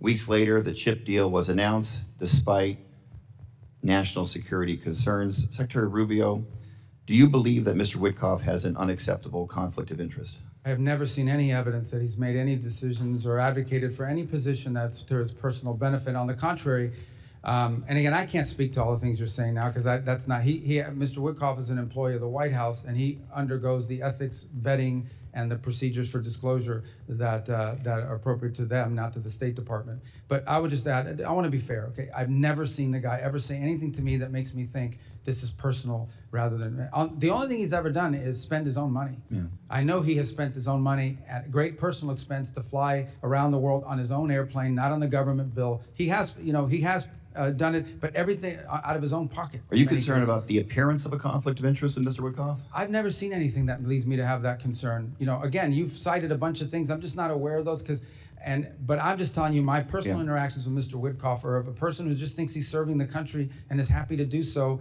not out of any personal gain, but because he wants to serve the country. As Secretary of State, who's in charge of the foreign affairs of the United States, have you spoken to President Trump about any concerns about conflict of interest with Mr. Witkoff? I haven't had to. I've not seen any. Let's talk about Jared Kushner. His private equity firm, Affinity Partners, has raised more than $6 billion since it was founded in 2021, including $1.2 billion just over the last year. Mr. Secretary, are you aware of how much of that $6 billion has been raised from foreign nationals? I don't know anything about it. The answer is 99%. These include sovereign wealth funds operated by Saudi Arabia, UAE, and Qatar. The Saudi Sovereign Wealth Fund is the largest investor in Affinity Partners. In fact, Crown Prince Mohammed bin Salman personally recommended that Saudi Arabia invest in Affinity Partners. The Crown Prince has also personally urged President Trump in multiple phone calls to continue the ongoing war of choice in Iran. Let's put it another way. The man who bankrolled Kushner's business venture is the same man who is lobbying for the war Kushner is tasked with ending. Mr. Secretary, same question. Are you concerned about any conflict of interest by Jared Kushner, the president's son-in-law? Again, in Jared's case, Jared is a private citizen who's been advising and participating in this voluntarily. He's not compensated for it or in any way. But I've never seen from either Steve or Jared on the contrary, all I've ever seen them do is put tremendous amount of time and energy into trying to solve problems, like the amount of time they put into Gaza and the Board of Peace and all of that process. I think, I believe they've done it out of the kindness and goodness of their heart. They think they're serving the country. The goodness of their heart. Mr. Secretary, what Jared Kushner said on 60 Minutes on this very issue, when asked about it, he says, what people call conflict of interest, Steve and I call experience and trusted relationships that they have throughout the world. Reclaiming my time, let's recap. The two men tasked with resolving this country's most sensitive national security issues, including meeting with Iranian negotiators, are profiting off the same countries that they are engaging with. One thing we know for sure, while the Ukraine peace talks are going nowhere and the war of Iran has no end in sight, Witkoff and Kushner are making out like bandits. Meanwhile, a gallon of gas is still hovering about $4.67 in Phoenix, Arizona, that I represent, up nearly 40% from just 18 months ago. The American people are paying more for gas, for groceries, for everything. They're footing the bill while representatives of our government are cashing in. I yield back. Representative Jackson is recognized. Thank you, Mr. Chairman. And thank you, Secretary Rubio, for being here today. Thank you for your work to execute an America First foreign policy that is making America safer, stronger, and more prosperous. From confronting the corruption of the Maduro regime to negotiations with Iran to stabilize the Middle East, you have played a crucial part in spearheading the administration's Peace Through Strength initiative. Secretary Rubio, I want to reiterate what you wrote in your opening statement, that American leadership should always be on behalf of American interest. Thanks to President Trump's historic foreign policy initiatives, the USA has no longer sit idly by as other nations take advantage of American funds and military support. My question, global commerce and diplomacy rely on coordinated strategies with allies to combat illicit trade and support U.S. exporters. To support the Trump administration's efforts to enhance U.S. national security while advancing strategic American investments, I recently introduced the Strategic Export Controls and Border Security Enhancement Act. This bill would codify the State Department's Office of Export Controls and Border Security to strengthen the operational capabilities of allied countries to better protect U.S. critical technologies from diversion and misuse by our foreign adversaries.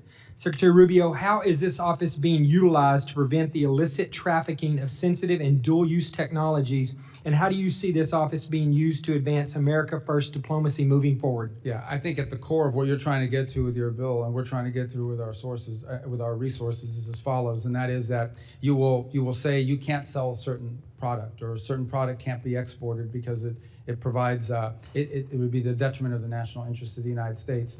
But it's prohibited for one country, but it's not prohibited for some other country. They will then set up a company in a third country and use that to evade the sanctions. In essence, you will find a company, let's say it was a sanction against a transfer of technology to a Chinese company that's linked to their military. But they will then figure out a way to set up a company in a third country, in a country that's not barred for export. And they will use that vehicle and that route in order to be able to export a valuable technology. And so what we're trying to get at through our efforts is identifying those countries where that is happening and those companies that are being used for that purpose. And I think your bill, though I haven't read it, sounds like what it would do is it would codify this effort so that it exists beyond this administration. Well, thank you. I appreciate that, and I'm anxious to partner with you from a legislative standpoint on that. So if there's anything in the bill when you do see it that you would recommend, please let me know.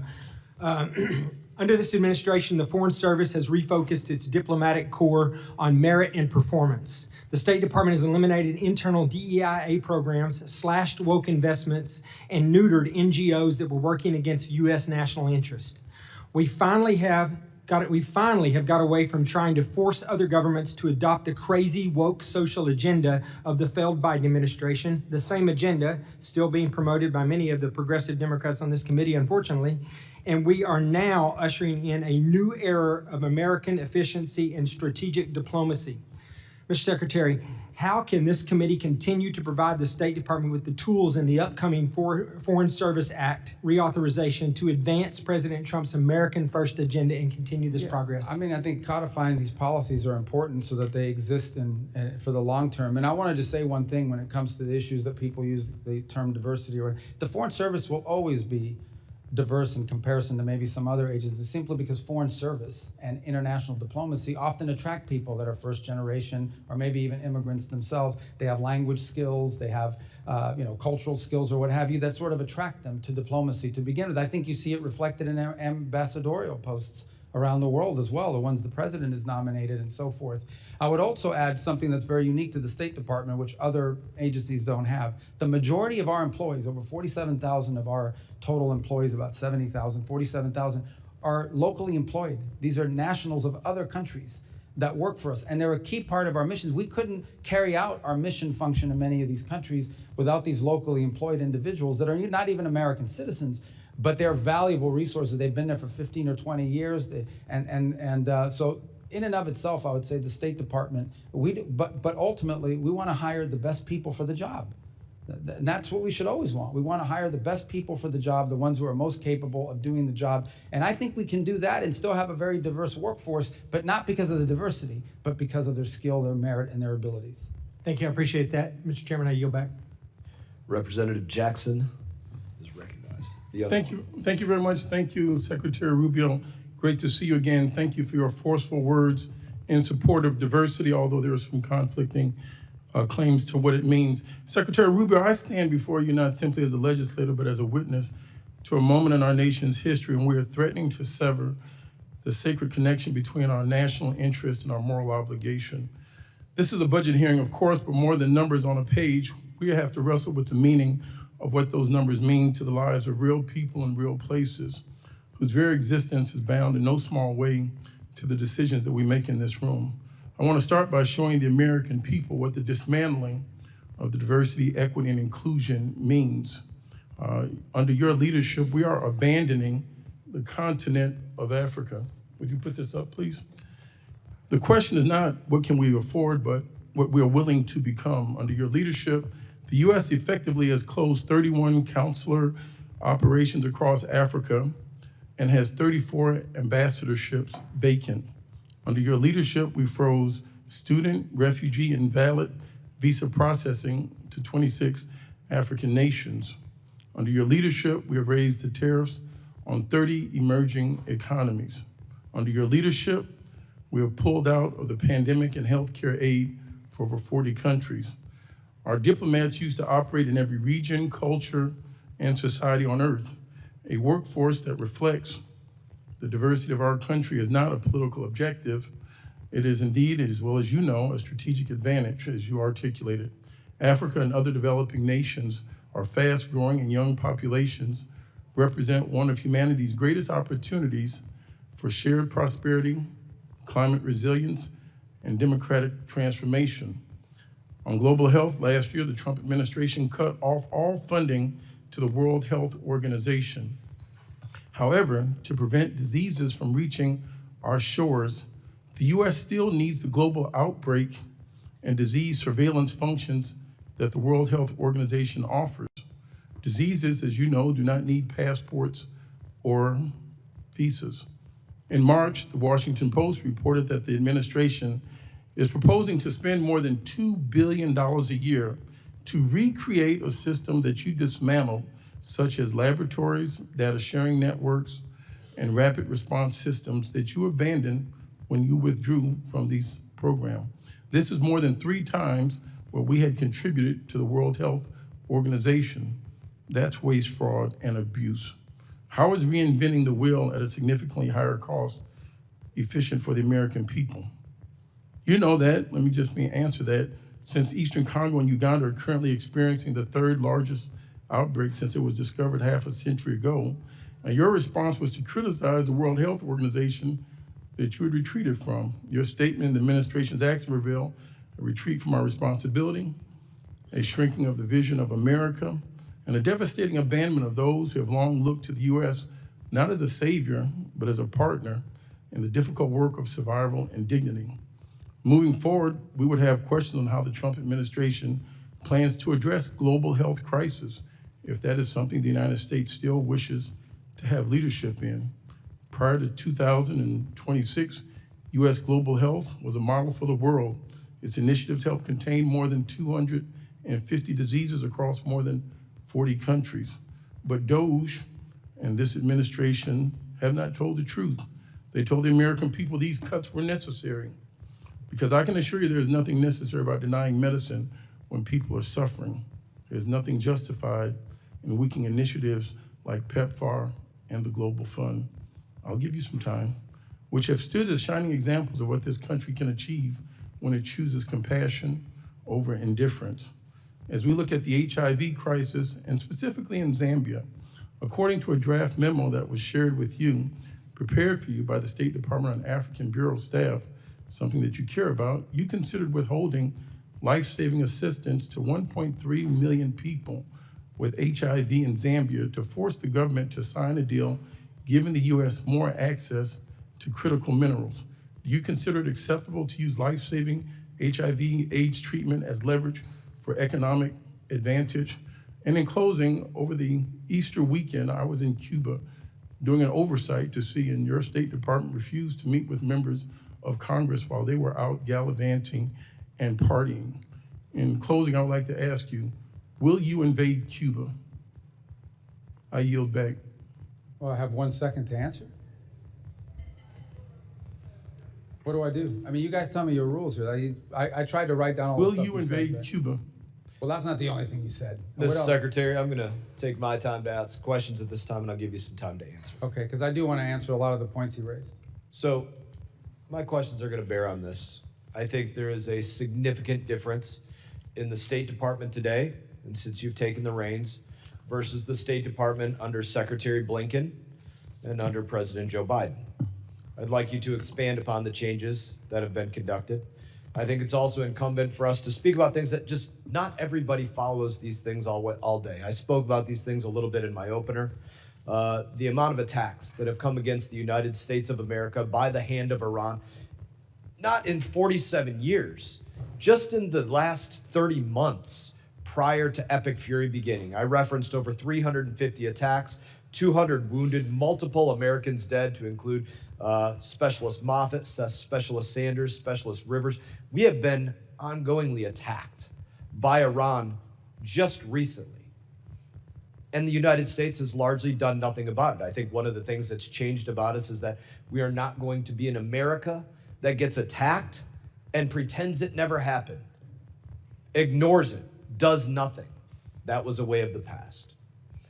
So, Secretary Rubio, I'd love for you to discuss this and discuss the questions that were asked previously, and you have 3 minutes and 45 seconds to do so. Okay, good. And I actually think they dovetail because there's a couple points. First of all, it's just absolutely false that we've abandoned the continent of Africa. As I've highlighted multiple times here on the diplomacy front, we are deeply engaged in the DRC and Rwanda peace negotiations. In fact, if it wasn't for us, there wouldn't be any negotiations.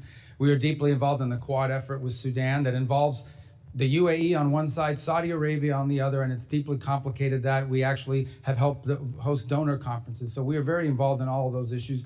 As I pointed out earlier, we've been working very cooperatively with the government of Nigeria to go after a common threat, terrorists that want to aim at us but are threatening the nation state there now. And by the way, we're opening new areas of relationship like Equatorial Guinea, which is a country we really hadn't had much interaction with for many years, and now that's begun to flourish, and hopefully we can build upon that. In the case of the consular services, we've consolidated consular operations all over the world. And one of the reasons why is you can do it more efficiently. There are areas where literally the number of either visas that are not accepted or even applicants do not justify having a full-time station. We've done this repeatedly, not just under this administration, but previous administrations have done that.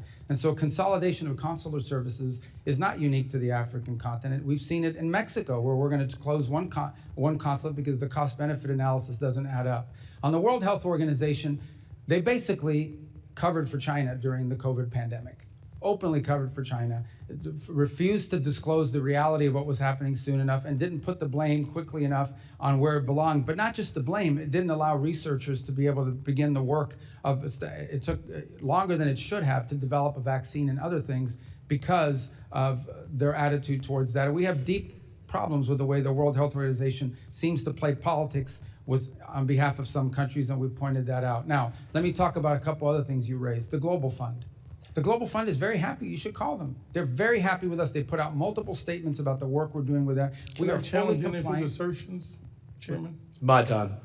No, but I'm just telling you, the Global Fund, we are, for example, there's a 33% cap on what we give. The rest has to come from other donors. We are at that level right now. And if donors give more, we'll give more. We're committed to that. They're very happy with what we have worked out with the Global Fund.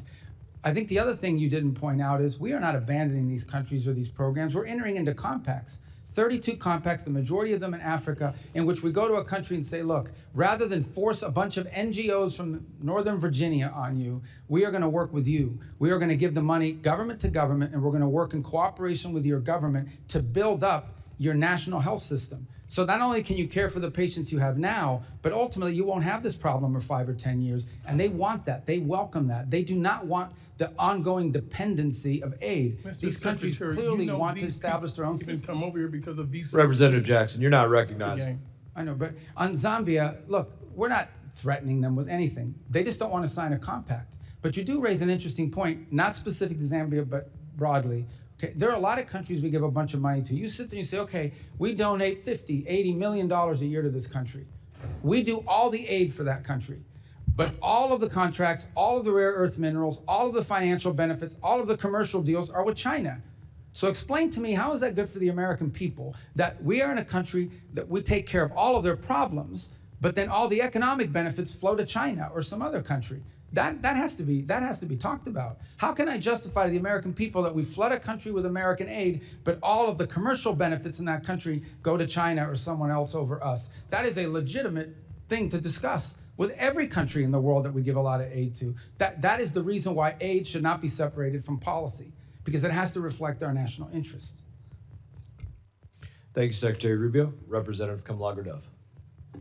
So, Mr. Secretary, 5 months ago, you essentially became the new overlord of Venezuela, taking control of the country's oil revenues and giving foreign companies access to its oil and minerals. But you have provided no real transparency about where the money is going and who is benefiting from this arrangement. I want to now talk a little bit about Mauricio Claver-Carrón. So, Mr. Secretary, you've known Mr. Claver-Carrón for many years, correct? I don't know how many years, but sure. Okay. We know that he was special envoy to Latin America. He's also a former lobbyist who supported your presidential campaign, I think in 2016. And now he runs a private equity firm that is seeking $1 billion in investments in Latin America. Apparently, he is seen as your right-hand man on Venezuela. But he's not a federal employee, and he's not bound by rules about financial disclosures or conflict of interest. According to the Washington Post, he acts like a kingmaker in Venezuela, helping to determine which private companies get contracts and access. And that's concerning because in January, you gave confidential licenses for Venezuelan oil to a company that had been charged with bribery by the Department of Justice and employs a trader who gave $6 million to Trump's campaign. Some have said that Mauricio is the Jared Kushner of Latin America, but Mauricio has said that Jared Kushner is the Mauricio of the Middle East. So who is Mauricio, and why is he riding on private jets to Caracas with executives from firms trying to get contracts? And why is he texting Delcy Rodriguez on the regular? Who is he working for? Okay. I'm gonna allow you to respond. I'm setting this up because it looks unseemly that essentially you are taking Venezuelan oil money and sending it through a network of campaign donors, corrupt politicians, and lobbyists, and we can't get any documentation on that. We don't have any receipts. So the question is anyone from the administration, directly or indirectly, benefiting from the contracts being doled out in Venezuela? Is this where I get to answer? Yes. Okay, perfect. Number one is the number of people. Mauricio is one of many people that are involved in what's happening in Venezuela. There's not a day that goes by that we don't have someone who's interested in what's happening in Venezuela for a variety of reasons. Nor is he the only person in the United States that directly contacts Delcy Rodriguez and others. There is a stampede of people that want to be involved in Venezuela. Mauricio is one of many, but by the way, not involved in Venezuela. I am not knowledgeable or know of any financial links he has to anybody in Venezuela. So I'm going to reclaim my time, Mr. Secretary, but I'm glad that you said that. Because you have said these things, you have shared these talking points before. They're not talking points, they're the truth. But it is hard to take your word for it when this is the most corrupt administration in American history. Well, that's we're your talking opinion. pardons for sale, we're talking about no-bid contracts to those on Trump's family and friends plan, we're talking about a $1.8 billion slush fund. And I think that's corruption.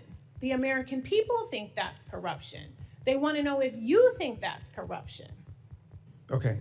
Number two, this goes right to the point of transparency. You're absolutely wrong about the way the money flows. It's pretty straightforward, and I'll share. So I'm going to have to reclaim my time again because the what kind of process is this? They get to ask questions and you don't get to answer? It's my time. The question I don't know about about you. When corruption is it my really time? important. So why am I because here if I don't get to answer your questions or your defamatory statements? I'm reclaiming my time, Reclaim. Mr. I want Chair. you to, but I want to reclaim. Well, do I get time? Because you make these defamatory statements and no one can talk here. If this you is crazy. can't call out corruption in this country, then how can you call it out in another Well, I can't say country? anything 'cause you won't let me That is speak. the question. It is about credibility and your credibility. And your credibility meter is on empty right now. This See, oil. these guys who just get to talk and I don't get to answer? Who determines the barrels of oil that get sold? What? How But you many won't of let them? me At answer your what question. I price have an does it answer get for your sold? question. Where is it going? Oh, I get it. will They let have to you. use their time for me to answer The your onus question. is on you to prove joke. that there is no corruption happening. Well, how do That I is prove it if your you don't let me talk? responsibility as the Secretary of State. And you know what? Normally we would have access to that data. That's the You do. transparency. You just don't know where but to you're look. not showing us any receipt. Well, then show us. But do you you won't. commit? Do you commit to coming back here with whoever the person is who is monitoring the sales of the oil? Bring them before this committee. Can I Show the reclaim my receipts. time? Have the documentation. You don't have this time yet. I am talking about your credibility and evidence, not your talking points, because talking points are never a replacement for transparency I agree, and but that's what you're documentation. saying. You're saying talking And points we without an have not- answer. We are 5 months into this and no audits. Zero visibility into the 100% contracts that are false. awarded. 100% Zero false. Unfortunately, transparency about where Representative the money Times is expired. going. Representative Salazar is recognized. And giving contracts with no transparency Can I is borrow your exactly the time to reason answer? why you shut down USAID. So practice what you preach. I yield my Oh, time. she gets to scream now too? Scream Chairman, and can we shout. take down her words? I'll give you some time. I'll give Yeah. you some of my time. Let me just Okay. just But God, change what the kind of thing energy. is this? What is this? You get asked questions for 5 minutes and you don't get time to answer. It's not a hearing. I think you said clown Like show a dunk before. tank. I What don't, is I don't this? have to tell you. I don't. I'll I've give even you used ti- their time. How can I answer the question? They don't even give me time. I've had to use their time to answer your questions. Yes. All right, whatever. All right, so I don't need to tell you that in my community, the city that I represent, the city of Miami, you're one of the most illustrious representatives, and that we're very proud of you, not only the Cuban Americans, but the Hispanic Americans in my Why is she community. leaving? I'm So going to answer her questions. I will. Oh, she's going. Okay, I got it. Well, thank you for coming. All right, so we're going to talk about. I just want to give you time to answer and then talk about Venezuela and talk about Cuba. So let's go back to Venezuela. Let's start with that. You said that stabilization, recovery, and transition. Those are the three steps that the State Department was going to implement in Venezuela. I believe that transition is the free and fair elections. The Venezuelan has a very robust opposition forces. We have Maria Corina Machado. So the big question here is that in order to avoid any type of misunderstandings like the one that we were hearing from my illustrious colleague, is that we should have free and fair elections that will bring rule of law, and the rule of law will then be able to bring in a lot of investments from the United States with transparency. Why can we not start right now the process of sending the message that we are going to establish, let's say next year, at the end of next year, a free and fair election sponsored with the United States or by the United States? Yeah, thank you. Well, it all ties together, so I'm going to try to use the... It all ties together. Okay. Correct. So let me first say about the oil stuff, which is a bunch... I don't even remember half the stuff that was being screamed at me because most of it, not entirely, is false. Here's what happens. When there are sales of oil from Venezuela, they used to, sell it at a discount because of sanctions, and they had to do all kinds of evasive matters. Now they're able to sell it at market price to great benefit to the Venezuelan people. That money and those proceeds are deposited in a treasury blocked account at Citibank. That account, by the way, is audited by KPMG. KPMG has been hired and paid by the Venezuelan government out of those funds to audit every single expenditure. There is a list that's been agreed to by both sides, the Venezuelan side and the US side, on what the allowable expenditures are for.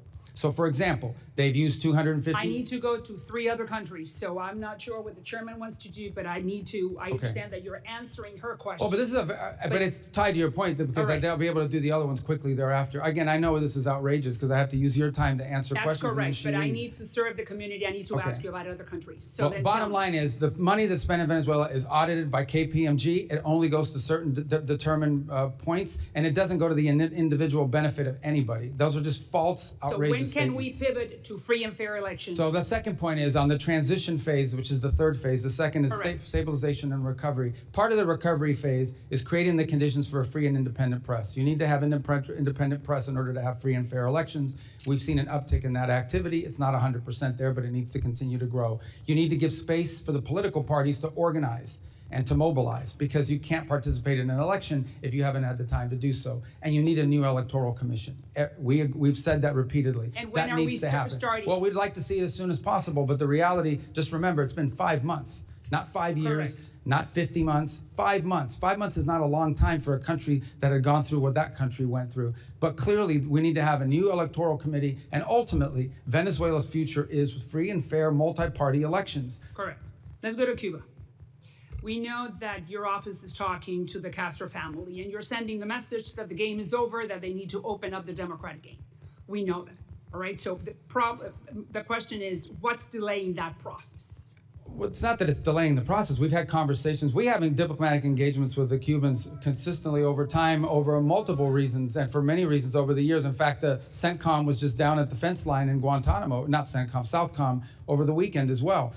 Our message to them is very clear. If they want a path in which they can recover their country and But we save understand that they are not understanding that. So then correct. what's next? So what can we do in order to make them understand that the game is over? Well, we're not going to allow them to benefit from the game that they've been playing, in which they're stealing money from the Cuban people to the benefit of this conglomerate at the expense of the people of Cuba. What we are offering to do is distribute $100 million in humanitarian aid But through they're not non-governmental accepting. organizations. Well, now they say they've accepted it, but they're But it creating has to go impediments. through the Catholic Church, and they're not willing And to do others, that Samaritan Purse. We have a whole host Representative of Stone's organizations that are prepared to do it. Representative Costa is recognized. Thank you very much, Mr. Chairman and Mr. Secretary of State. Appreciate your presence. A lot of area to cover, but I'm concerned about America's presence and the international arena that we live in today.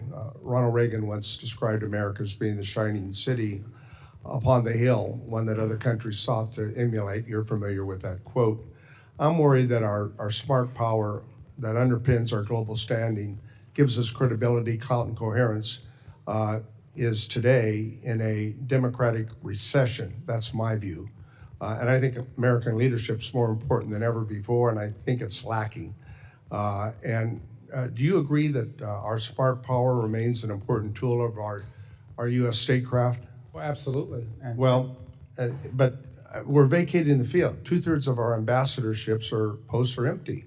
Our alliances, we hit our friends with tariffs, berate our partners for not supporting a war that they were not ever brought into in Iran, and only later walk back the plans to withdraw troops from our European allies.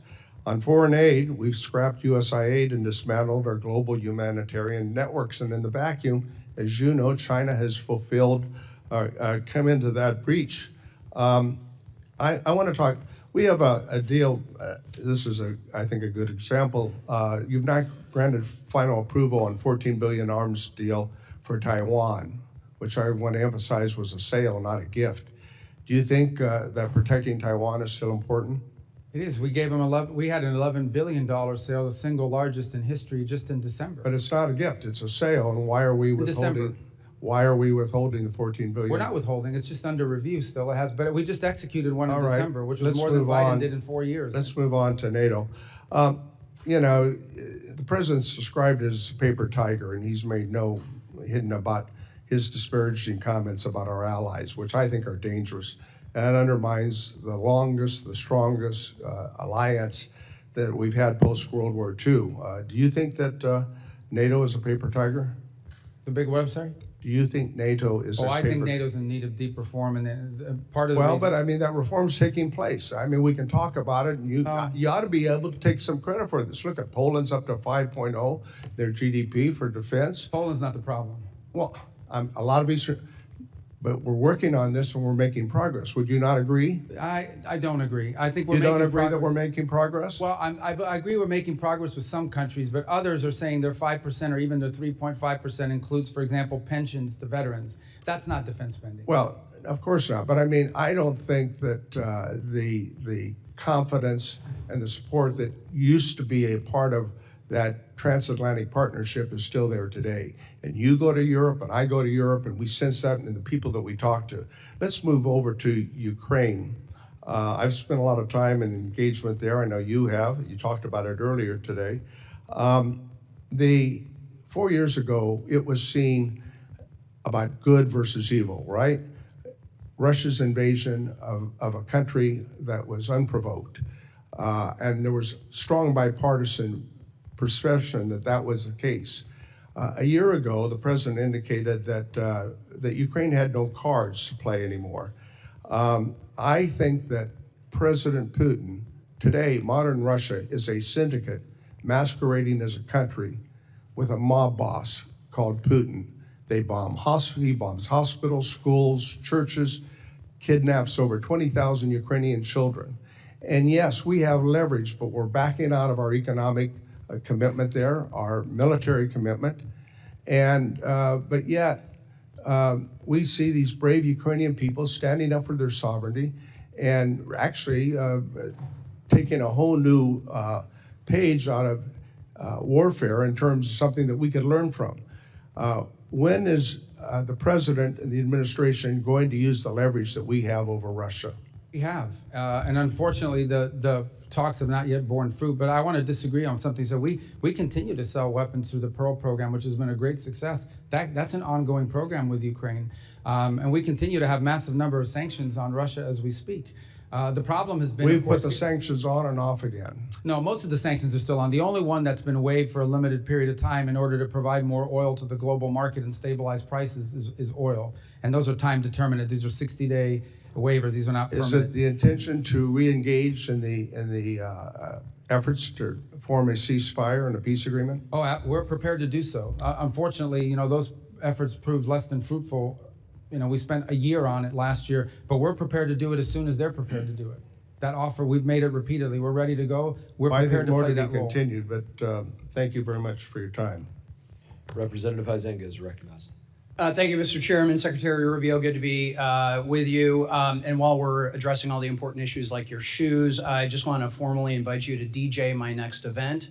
I would recommend maybe DJ Overlord be your new nickname. I apologize for many of my colleagues here because you're right, they are not giving you the opportunity to answer extremely important questions. I'm going to hit a number of issues very quickly.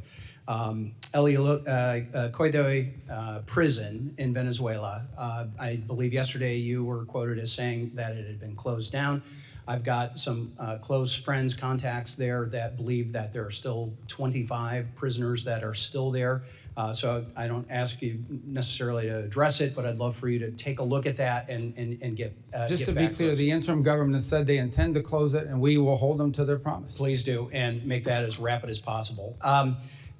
Along the lines of where Dr. Jackson was talking, Ronnie Jackson, one way we've maintained our lead regarding the AI arms race is cutting off China's access to essential chip-making tools made in America and by our allies. Unfortunately, the Netherlands and Japan continue to sell their critical tools, while here in the U.S. we maintain stricter controls. Those exemptions continue to be exploited by the allies today. Do you agree that export controls on chip-making equipment play a critical role in constraining the CCP's AI and military ambitions, and that allies should not be allowed to exploit exemptions to those controls? Correct, and that features prominently in all of our engagements with the countries you just mentioned. All right. Shifting gears, last November, President Trump hosted all 5 Central Asian presidents. I happen to chair the South and Central Asia Subcommittee for the C5+1 summit. That was a historic movement. And what I would like to know is, do you recommend that Congress send a strong signal to the U.S.'s commitment to Central Asia by repealing the Cold War-era Jackson-Vanik Amendment, which only serves to chill U.S. investment in the region? Absolutely. We want that repealed. We think it would be helpful. And what would be the positive steps? What are those I think next it would steps? signal that these impediments that have existed in the past and being able to deal with these countries commercially are being removed. So this came up in my confirmation hearing, and I don't know what the holdup has been, because every committee I go to, they ask me why. Everybody seems to agree they want to get rid of it, but no one gets rid of it. So you should. And by the way, we intend to have a C5+1 meeting that I'll be attending at some point this year in the region. Wonderful, and they will be thrilled to have that. And then you recently, you recently returned from visiting India. India is a critical economic and security partner for the U.S. across the Indo-Pacific. Could you please share with the committee the outcomes of your recent visit and how the Trump administration is strengthening the partnership while simultaneously addressing longstanding market access issues? Well, so India is an important strategic ally of the United States. We do a lot of things together, and there's tremendous opportunities to do more. The 2 points we focused on are, one is the hopes that we can wrap up the negotiations on our trade agreement, which we think we're a few weeks away from being able to conclude. Obviously, I don't negotiate those. That's a USTR function. So I refer you to them as to the timing of it, but we think we're pretty close in getting that done, and both sides want to see it done. The other reason I was there was, in addition to the bilateral meetings, we were able to host a meeting once again of the foreign ministers of the Quad, which is the cooperation between the United States, Australia, Japan, and India. And there are a number of things we're working on, and now we have actionable items that we're beginning to focus on. There'll be a new port facility in the region that we're going to work together on for one of the small Pacific islands. I think that is an important show. Can you name which one? Well, I think we're talking to Fiji right now about the ability to be involved with them. And then the second is, I hope I didn't misspeak on that, but I believe that's the case. And on the second one that we are working together on Trust me, somebody in the media will hold you accountable. Well, we'll get but the second one that I would tell you is that one of the things we've agreed to work on is domain awareness, working together and pooling our resources so we can have domain awareness about what's happening out in the sea. Is there someone out there trying to impede traffic? Is there someone messing with undersea cables? Is there, sanctioned ships that are moving through? This domain awareness is critically important. If we can pool the resources of these 4 countries, it would be a benefit to the region writ large. Thank you. And I'll just leave one last comment. It's been my observation, going back to whether it's Russia, Iran, other places that have been bad actors, sanctions are only as good as your willingness to enforce them.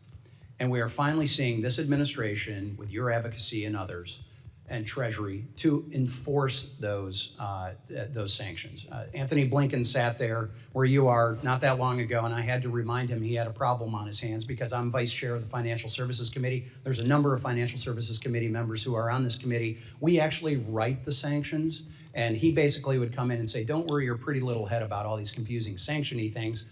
We got a handle on it. You finally do. Thank you. Representative Almo. Secretary Rubio, welcome back. I want to start where we left off last year. You told me, quote, we're going to do more food aid than any country on the planet times 10. That was your promise.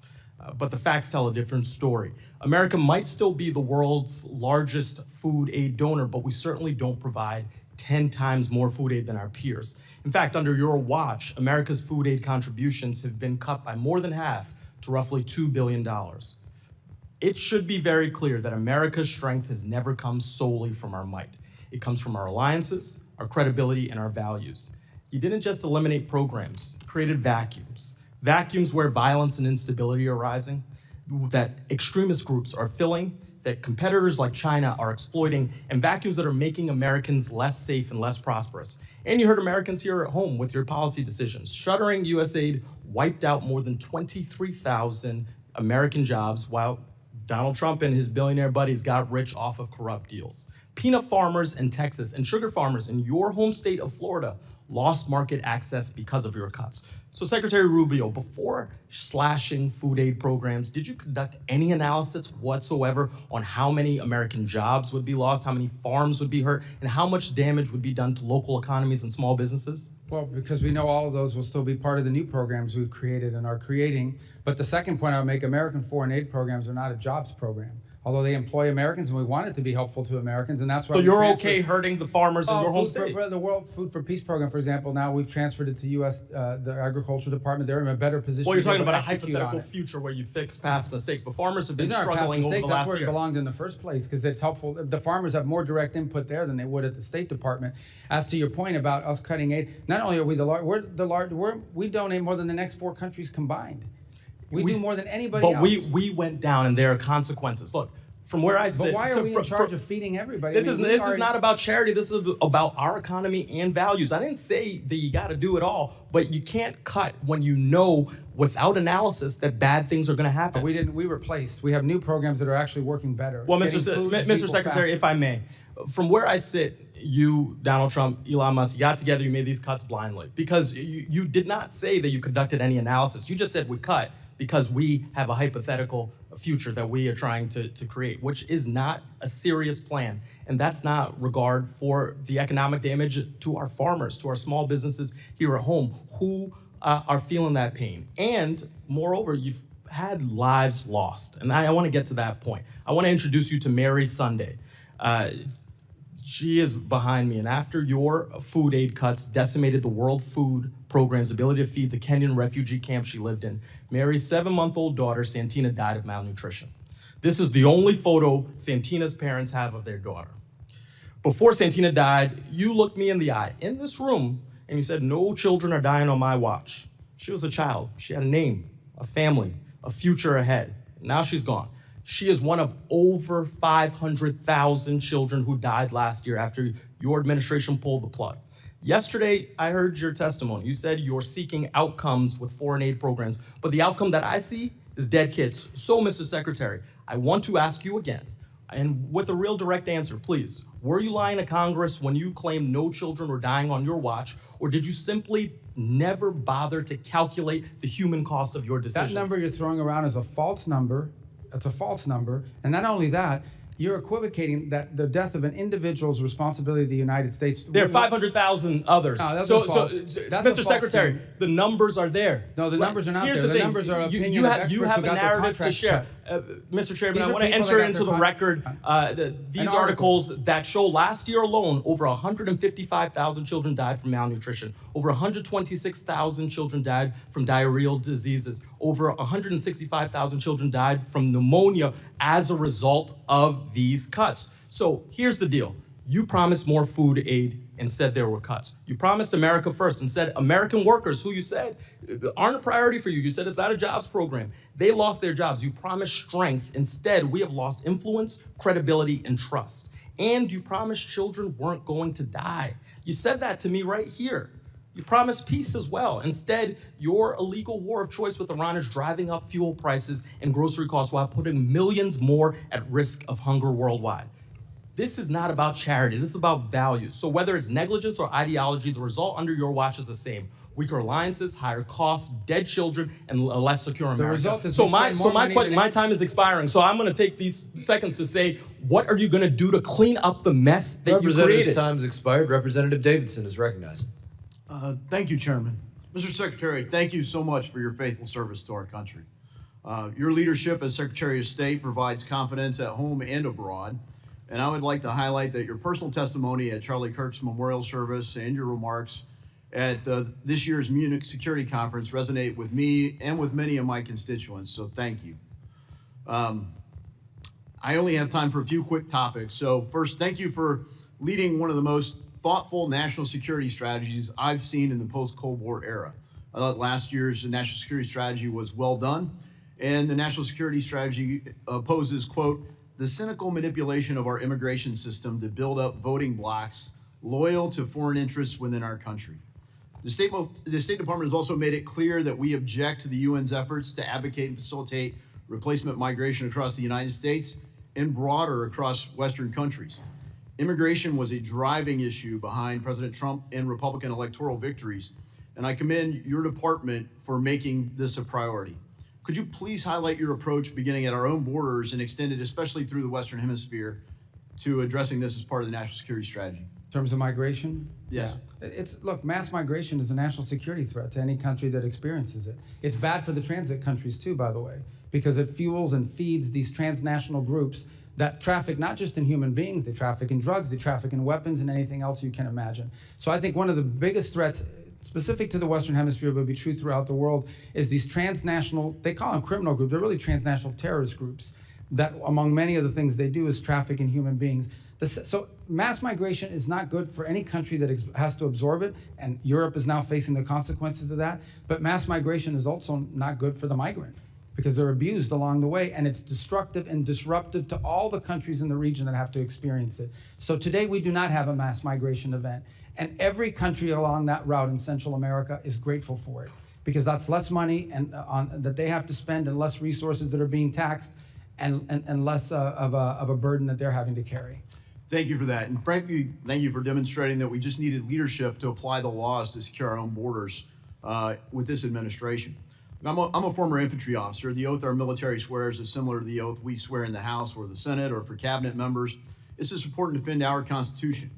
You know, generally we say, first define the mission, second authorize the mission, and then execute the mission. So I'd like to call your attention to the 2001 AUMF. It was, I think, the 01 AUMF and the 02 AUMF that I thought brought justice to Qasem Soleimani.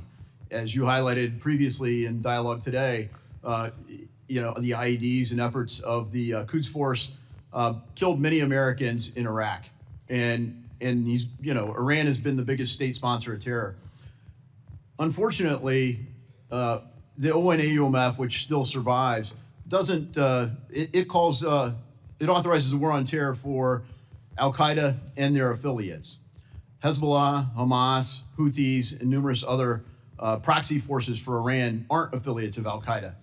Would your administration support a modernization of an authorization of military force so that we could have a full authorization to provide full authority for our military to carry out these operations? Yeah, twofold. The first is we haven't asked for one. Obviously, anything that allows or provides congressional support for the president's efforts to take on Hezbollah, Hamas, the threats they pose to the United States and ultimately Iran, it would be a positive, but we haven't asked for it. We believe every operation that's been conducted is well within the law as it exists. Well, Article 1 gives Congress a duty to do something about authorizing force. And I've tried the whole 10 years I've been here to modernize it, so maybe next year will be the magic year. But I think it'd be due that we actually authorize these things because our military needs it. They need to know that the American people have their backs, and particularly when you look at people like the seditious six making threats to our military, I don't want them to have a second thought ever about their cover for the authority for the things we ask them to engage in. Because frankly, the problem in the post 9/11 era hasn't been whether there's a just cause. It's been whether we've given our military everything they need to achieve it. They've been tactically brilliant and operationally brilliant, and I'd say that's true even in Iran. But they haven't strategically been able to succeed, and part of that's because the United States hasn't been united behind it. And I guess towards that end, you stated missions here, we're clearly not united as a country in Iran. So briefly, you know, what authorization do you need to carry out further operations in Iran? Well, that's contemplated now. They're all within the president's powers, in our view, under the Constitution to address imminent and emerging threats against the interests of the United States. If those circumstances were to change, we would obviously engage Congress in that conversation.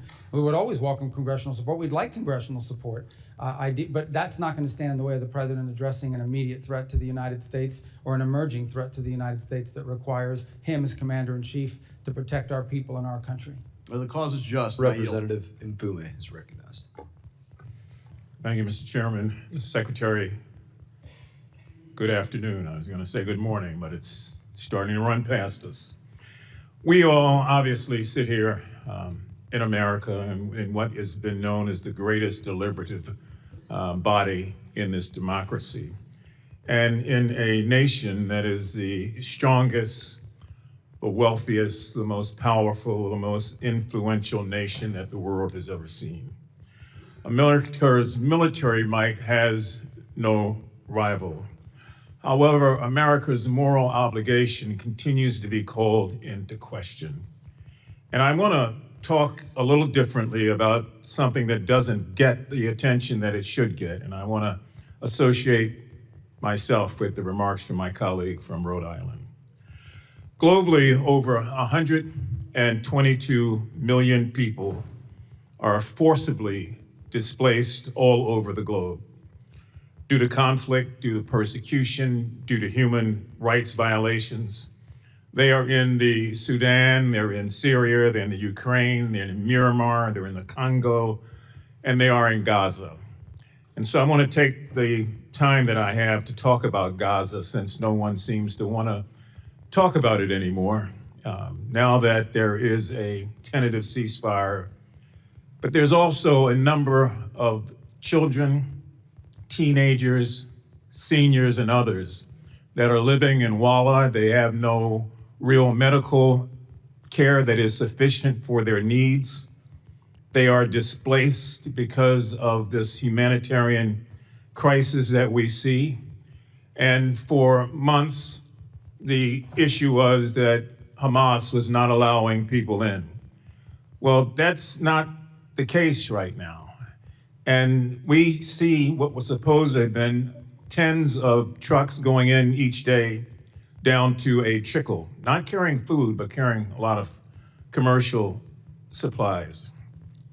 More than 6 months into the ceasefire, about 1.7 million Gazans, Palestinians, are still living in tent camps. They're facing a surge, as you probably know, in rodent-borne disease, with reports of more than 70,000 cases of parasite infections, related illnesses since the beginning of this year alone. Many, if not most of them, are children, young children, who are trying to find a way to survive, who are also growing up with memories of what happened to their parents, with a great deal of hatred in their heart towards America, towards Israel, toward anybody that they thought may have been a part of that. I just want to point out two things. When the 20-point peace plan was enacted and talked about by President Trump, it included point number 7, which doesn't get a lot of attention, and that is that the mandate that a full amount of aid would be sent into Gaza and into the Gaza Strip at a quantity of 600 trucks a day. It also included another point, point 8, that entry and distribution of this aid would proceed without any interference from any outside or internal force. So if we are, in fact, the strongest, the powerful, the most wealthy, the most influential nation on the face of the earth, it would seem to me that while we are doing all these other things around the globe, Mr. Secretary, that we ought to have a humane reaction and response to what we helped to create there. I mean, it is not just war-torn, it's ravished, and people are dying every day, even as this hearing takes place, because they can't get medical attention. And so Gaza is not over with. That chapter and page is not turned. Those persons, the Palestinians that live there, really need help. And I would strongly urge the State Department, in addition to what you may be doing, to have someone and to have a process to come up with ways through UNRWA and other organizations to meet the need. Many of the international organizations are facing a monetary crisis, and so they don't have the ability to do what they are empowered to do. But this is still the United States of America, and we still have an obligation. And we cannot let children die en masse because we think that a ceasefire has created a new reality. The reality is still the same on the ground there. So I would urgently ask that when you come back before the committee, that you try to address that, or even before then, or if you want to share some information, please do, because time is of the essence. I yield back. Representative Lawler. Mr. Secretary, as chairman of this committee's Middle East and North Africa subcommittee, I've been monitoring closely the administration's operations in Iran and appreciate the many conversations that we have had. I commend both you and President Trump for your decisive actions against the regime and that of our military. Last summer, we significantly set back their nuclear objectives. And in the past few months, we have systemically decimated their military infrastructure, including their naval fleet and ballistic missiles program and drone capacity. And we eliminated the Ayatollah, the clerics, and much of the leadership of the IRGC. And now you are working to get the Strait of Hormuz reopened.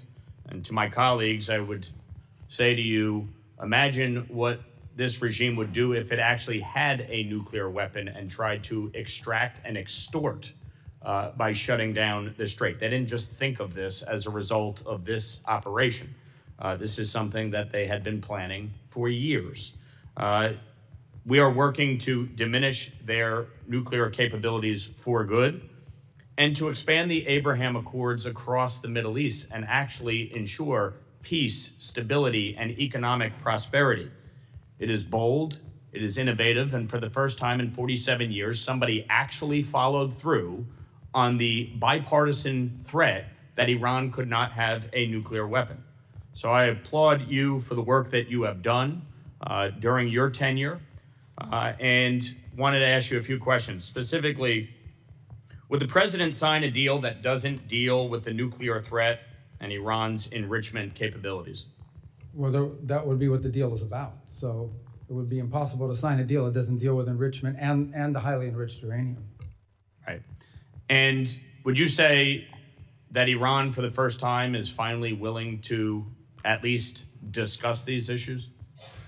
Well, I can tell you a few months ago, they refused to discuss the issues of both enrichment and the highly enriched uranium. I think now in some of the papers that have been exchanged back and forth, it's clearly addressed, but we still don't have final sign-off from their system as of this morning.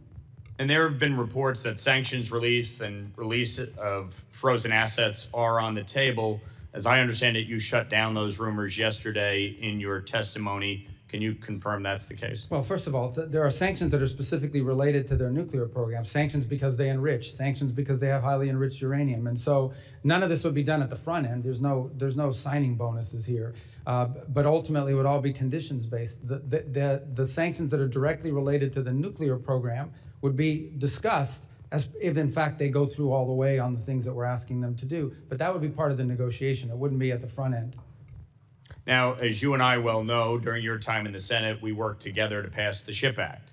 And it was the Biden administration that not only released billions in frozen Iranian oil revenue, but it was the Biden administration that eased sanctions on the illicit oil trade between China and Iran. And that's what allowed the Iranian regime to finance terrorism, Hamas, Hezbollah, the Houthis. That's what allowed them to finance their ballistic missiles program. And it's what allowed them to finance their nuclear capabilities. So as you look at all of this, the bottom line is, from our perspective, we want the nuclear materials out. And so ultimately, no dust, no money, correct? That's right. And to be clear about we're talking about 60% highly enriched uranium that has no peaceful purposes. The only reason to have 60% highly enriched uranium is to be one step away from turning it into 90% highly enriched uranium, which you would weaponize. So that has clearly been one of the things that has to be part of this agreement. Okay. The disposition of it. One thing I just want to say as part of any negotiation, please keep in mind the U.S. Victims of Terror Compensation Fund and make sure that our 9/11 families continue to be compensated on the sanctions for Iran's terrorist activities.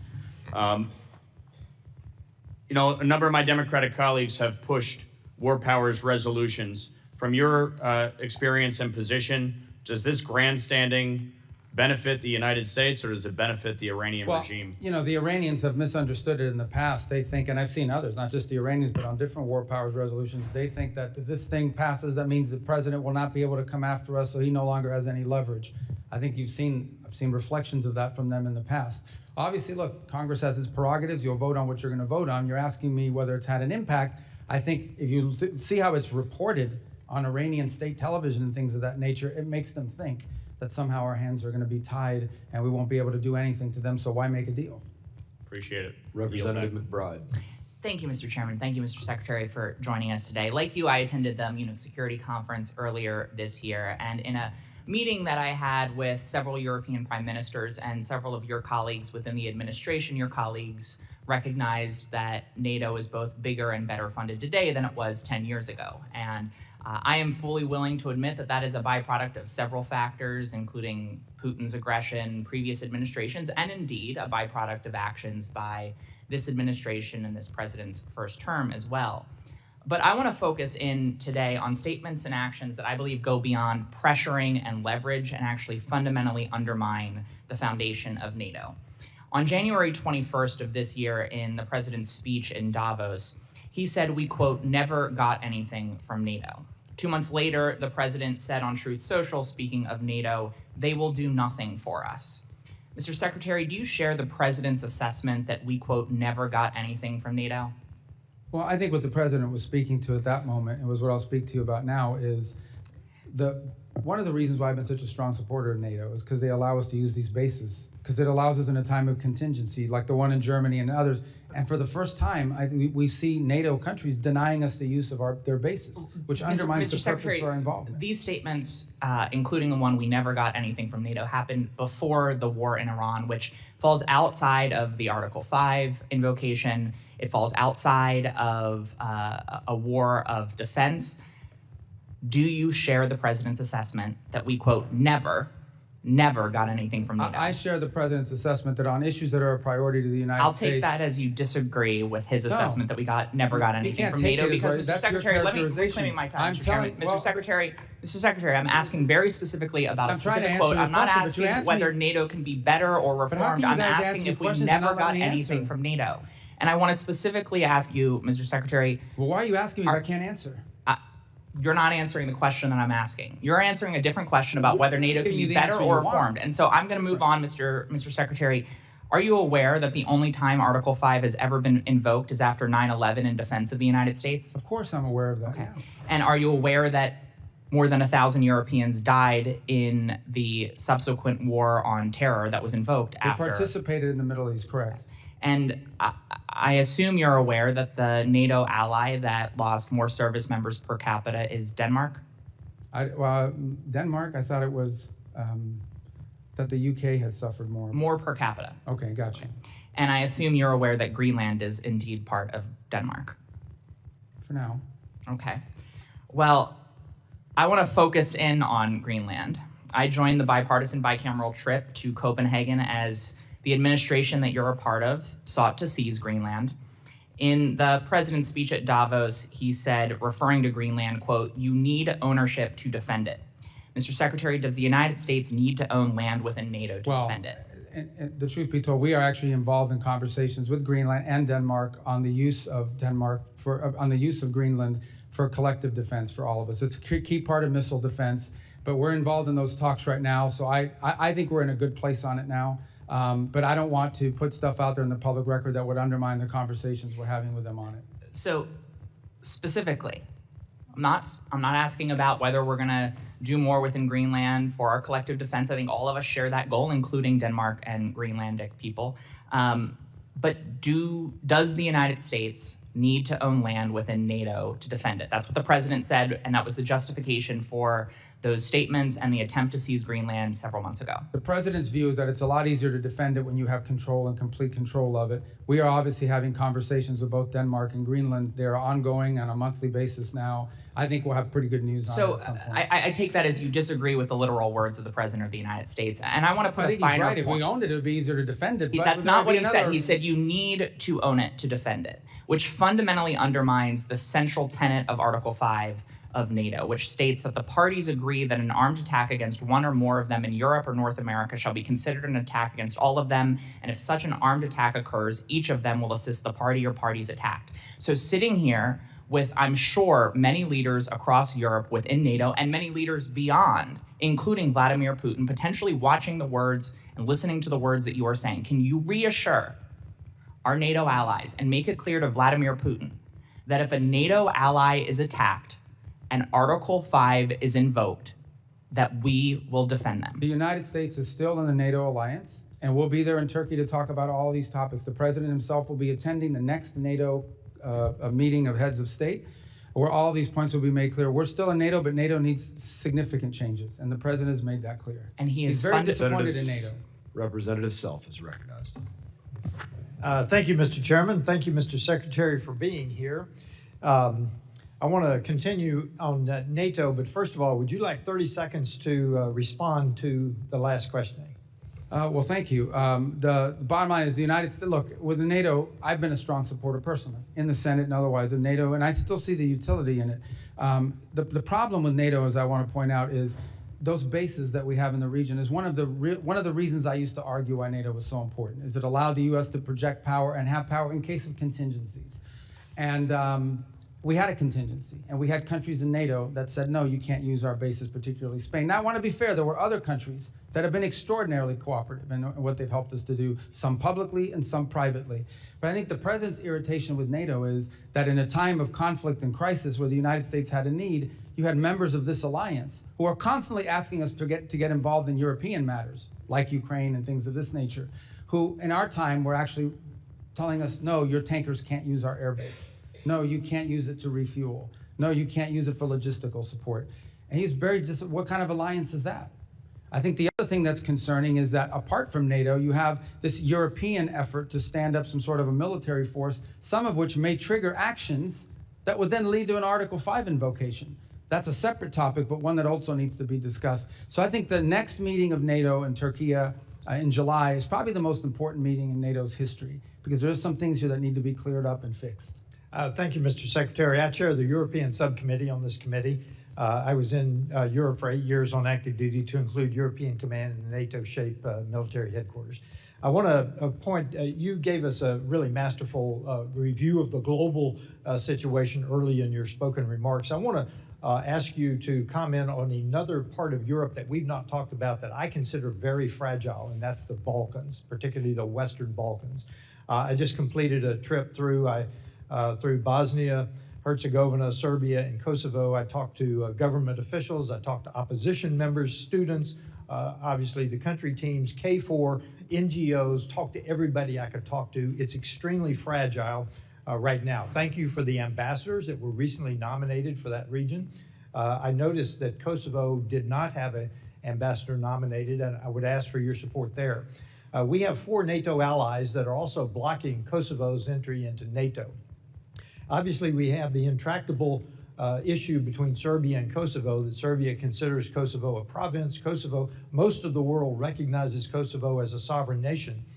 We have the change in the high rep coming in Bosnia-Herzegovina. This is an extremely fragile area of Europe, and I would ask for you to support Kosovo's membership in NATO with those 4 countries at the meeting in Turkey that you just mentioned. I'm looking for stability and balance in the Western Balkans. Our troop presence is very, very important in that region of the world in terms of the KFOR particularly. And I know we're looking for a high rep, and I just ask for any comments you have on the Western Balkans. I consider them fragile. Well, as you know, the pre-existing high rep has resigned, and so there's a new candidate that we'll be supporting. He's an Italian gentleman that we think would do a good job of helping provide some stability to that position. Beyond that, we remain engaged on this topic, as you've pointed out, and have so done privately as well. The last thing we want to see is any sort of conflict in there, any sort of partition, division, things of this nature, and that would create further conflict. I can't speak to expansion of NATO. I'll be frank with you, based on my last meetings with the foreign ministers, and obviously perhaps Secretary Hegseth has additional comments on this point, but at least what I perceived is that, right now, generally speaking, NATO is so focused on some of these other issues that have been raised here today that expansion, particularly in the case of Kosovo, but other topics, isn't really on the forefront of some of the agenda of these countries. But that doesn't mean it will never happen. It just means it's not really, given these other sort of friction points, it has not featured prominently in recent conversations with our NATO allies. Yes, Mr. Secretary, you look at the Western Balkans, there's kind of a hole there in terms of EU membership and NATO membership. So there is a lack of stability. With that, I have 30 seconds left. I'd like to yield to my colleague. Thank you very much, Honorable Congressman Self. I just want to finish with what I was trying to ask you, Mr. Secretary. Let's go to Colombia. President Trump just endorsed Abelardo del Espriella. We have information, sir, that there are forces preparing a major election fraud coming up in 3 weeks. My question to you is very clear. We need to send a message to the Colombians that they need to have free and fair elections. So are we prepared to say that whomever participates in that type of fraud process during the presidential election, can we sanction them with OFAC sanctions? Family members. Look, I can't make that. I would say to you that we are going to be very forceful in ensuring that there is a free and fair election in Colombia and do everything within our power to ensure that that happens. Specifically, time's expired. Representative Dean is recognized. OFAC. Thank you, Chairman and Ranking Member Meeks. Welcome, Secretary Rubio. I want to take a moment to echo the sentiment about this administration. Under your leadership, we are going backwards. We're losing our moral standing. We're alienating our allies. Our status as the indispensable nation is in question. I had hoped that President Trump would have used you more. I had hoped he would have used diplomatic tools more instead of family deal makers. A prime example of where we have lost ground is the destruction of USAID and the U.S. foreign assistance apparatus. Secretary Rubio, I agree with your stated intention to spend foreign aid effectively, efficiently, and aligned with American values. Your written testimony certainly paints a rosy picture of the State Department's progress in achieving those goals. I quote you when you say, every dollar we spend today is 100 times more effective, efficient, and aligned with the American interest than it was when President Trump took office. We know such huckstering is not the reality. Last year, a new and untested organization called Gaza Humanitarian Foundation was set up by Israel and the United States within a few short months to take over distribution of emergency food assistance amid catastrophic food insecurity and famine in Gaza. GHF had no track record of providing humanitarian assistance, and it relied on private subcontractors to transport the food, to provide food distribution sites, and then you saw the reporting. Hundreds of Palestinians, including women and children, were killed just trying to get to those sites. Secretary Rubio, can you tell us, can you tell the world how many people were killed simply trying to access those sites? Well, since Hamas killed them, you should ask what Hamas's role was. IDF soldiers shot some of them. No. Yes. Let me tell you the reason why food wasn't going in there is because the convoys were being hijacked by Hamas. I reclaim my time because propaganda ain't going to work with me. Well, it isn't going to work with me either, and what you're saying is propaganda. Nearly 1,400 people were killed, and that was as of last March. Secretary Rubio, why did the State Department approve the $30 million to GHF at a time when other well-tested agencies were there and able to provide distribution? Well, because one of those were in cahoots with Hamas. And we saw an incredible amount of the aid flow into Hamas's hands. Reclaiming my time, the aid was held up at the border by Israel, and you know it. You gotta fix your rules here. You can't even answer a question. You're not following the rules. You're very familiar with how this works. No, I don't. I never served in the House. This is a weird rule where you ask a question and I can't answer. Would you please add time to the clock? Nope. He's a comedy show over there. I'd say on the This left. is serious stuff. I agree. That's why Mr. I shouldn't have to answer questions about shoes. Mr. Rubio, according to public reporting, 9 counterterrorism and anti-fraud safeguards were waived to approve this. I wonder who specifically made the decision. I wonder, were you aware of this decision? I'm not asking you a question. And was there any written justification? I don't want an answer. You know why? Because now GHF is closed. It was abysmal. It was a legacy of disaster. Nothing about our investment, our taxpayers' investment seems to have been effective or efficient or in the interest of the American people. I would call that waste, fraud, and abuse. Moving on, I'm a member of the Appropriations Committee. I'm concerned that you're flouting Congress's constitutional power of the purse when it comes to foreign aid. For FY25, Congress appropriated and the President signed into law more than $690 million for international basic education. I don't need to tell you that investing in basic education is critical for empowering children, creating economic opportunity. It's also had a long time bipartisan support. You personally, as a senator, supported authorizing legislation, the READ Act.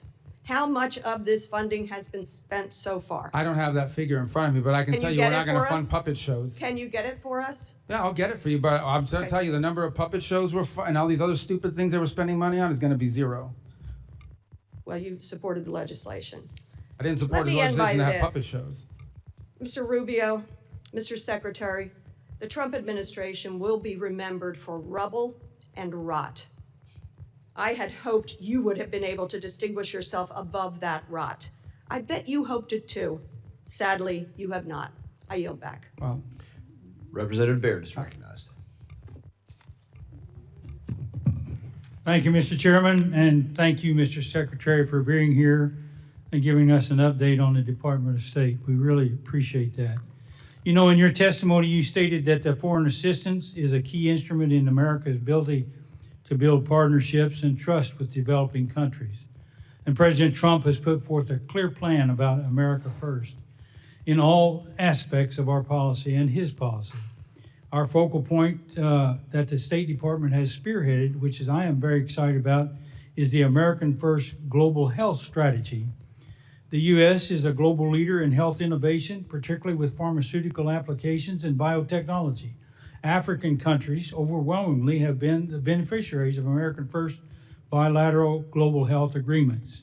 21 of the 32 signed agreements that you mentioned in your early presentation have been with nations in Africa, resulting in 40% of African nations being partners of the United States that have taken a responsibility to invest in their people instead of asking for a blank check from America's taxpayers. So I'm proud as a representative of Indiana to see that the drastic increase in domestic investments is innovative for global health problems and biotechnology. So can you walk me through the process for sending America's medical and health innovation abroad to assist with global health threats? And additionally, what plans does the State Department have to expand those global? Yeah, and let me just say, this goes right to the criticisms that I keep hearing from that side over there about us not spending the money because we got rid of a USAID program. USAID basically was a program, was a system that was completely devoid of our public policy. It operated almost as an independent State Department, and oftentimes USAID was operating in contravention and contradiction of what the embassy was trying to accomplish in the host country. And one of the complaints you would get from many developing countries is that they would get flooded with NGOs that were picked for them. These NGOs would then operate in the country without even coordinating with the government, doing whatever they wanted and pursuing what they wanted. And in some cases, it extended well beyond food and medicine. It extended to political interference and all sorts of other activities in these countries that were undermining the national interest and the credibility of the United States. Now, these compacts in particular are promising and exciting because they are government-to-government arrangements. No longer do we put money into a bucket and says, this is for vaccines, or this is for medical care, or this is for standing up clinics globally. We are doing it individually, country by country. And the reason why that makes sense is because every country has unique needs. Some country may need more help in some area than in others. But at the core of this arrangement that we're making with countries is their desire and our goal to ultimately help them build their own national health systems so that eventually they no longer are dependent on foreign aid in order to be able to conduct that. Some countries that may take 5 years, some countries that may take 15. It depends on which country. But that's the goal of the compact. And these countries are happy with the compact because for the first time ever, their government leaders have control over how the money is spent, where it's being spent, and it's being spent in a way that builds their domestic capacity inside of the country. That's a much better way to do it than to flood these countries with NGOs accountable to nobody, run by, in many cases, through a USAID program that was undermining our foreign policy in that country in many instances. Well, I appreciate that answer very much. I was really shocked to see where some of the funds were going in Africa, for example, through those the USAID and the USAID program. And I know that was not what was intended in the beginning. So thank you for taking care of that and making an effort to do that. Let me change to one other thing. During the Biden administration, the FSOs were evaluated in the service based on a meaningless criteria like DEI and woke politics. So this arguably drowned out the vital U.S. interest, like beating back the Chinese encroachment and advancing new technologies abroad. I commend you for stripping the Department of DEI and other woke policies, and we should renew our focus on reinforcing our edge against China, and we certainly can use tech diplomacy to do that. So we have about 42 seconds, so would you mind sharing with me how to agree with the diplomats should be trained in emerging technologies like AI and telecommunications? Yeah, well, I think given the dramatic transformations happening in the world today, our diplomats of the future are going to have to be trained in multiple fields that previously we didn't, not just in the role that technology broadly plays, but the rapidly evolving role that AI plays, and economics. I think economics have become a central core, have always been an important part of our diplomacy, but have become at the core of much of our diplomacy around the world now. So it's one of the areas where I think in addition to knowing how to write non-papers and all the other normal diplomatic things, I think it's going to be really important for foreign service officers in the future to have an understanding of economic factors. Thank you very much. I yield back. Representative Schneider is recognized. Thank you, Chair. And Mr. Secretary, thank you for being here today. I'm going to talk about areas on which we both agree, specifically addressing the threats from Iran and seeking stability, prosperity, and peace for all the peoples of the Middle East, including our Arab Muslim allies and the Jewish Democratic State of Israel. Like you, I've spent much of the past 2 decades working to block and ultimately permanently close any path Iran might pursue to acquire a nuclear weapons capability. And like you, I've argued that the international community must work together to eliminate Iran's conventional weapons threat, including ballistic missiles, cruise missiles, and now drones. Like you, I've worked to thwart Iran's support for terrorist organizations around the world, including Hezbollah in Lebanon, Hamas and Palestinian Islamic Jihad in Gaza, and the Houthis in Yemen, among others. And like you, I believe we should do all we can to empower the good people of Iran to free themselves from the evil regime that has oppressed them for more than 47 years. And now we can add the imperative to reestablish freedom of navigation in the Strait of Hormuz. I know you and this administration are working to reopen that strait. Mr. Secretary, assuming an arrangement is soon reached to reopen the strait, have you or anyone in the administration calculated or even estimated the economic impact on Iran's economy through the remainder of the year versus the baseline that was expected before the war? Yeah, I'm sorry, if I want to understand your question. Are you saying if the straits are open, how much have they lost? If an agreement is achieved, do you have an expectation of what's going to happen in Iran's economy going forward? How much money will come in with the straits Well, I can tell you, so for example, with the blockade now, their inability to get ships out is costing them hundreds of millions. Right, so if it's costing them hundreds of millions a day now not be able to get their ships out, that would be theoretically what they could gain back, except that they still face sanctions.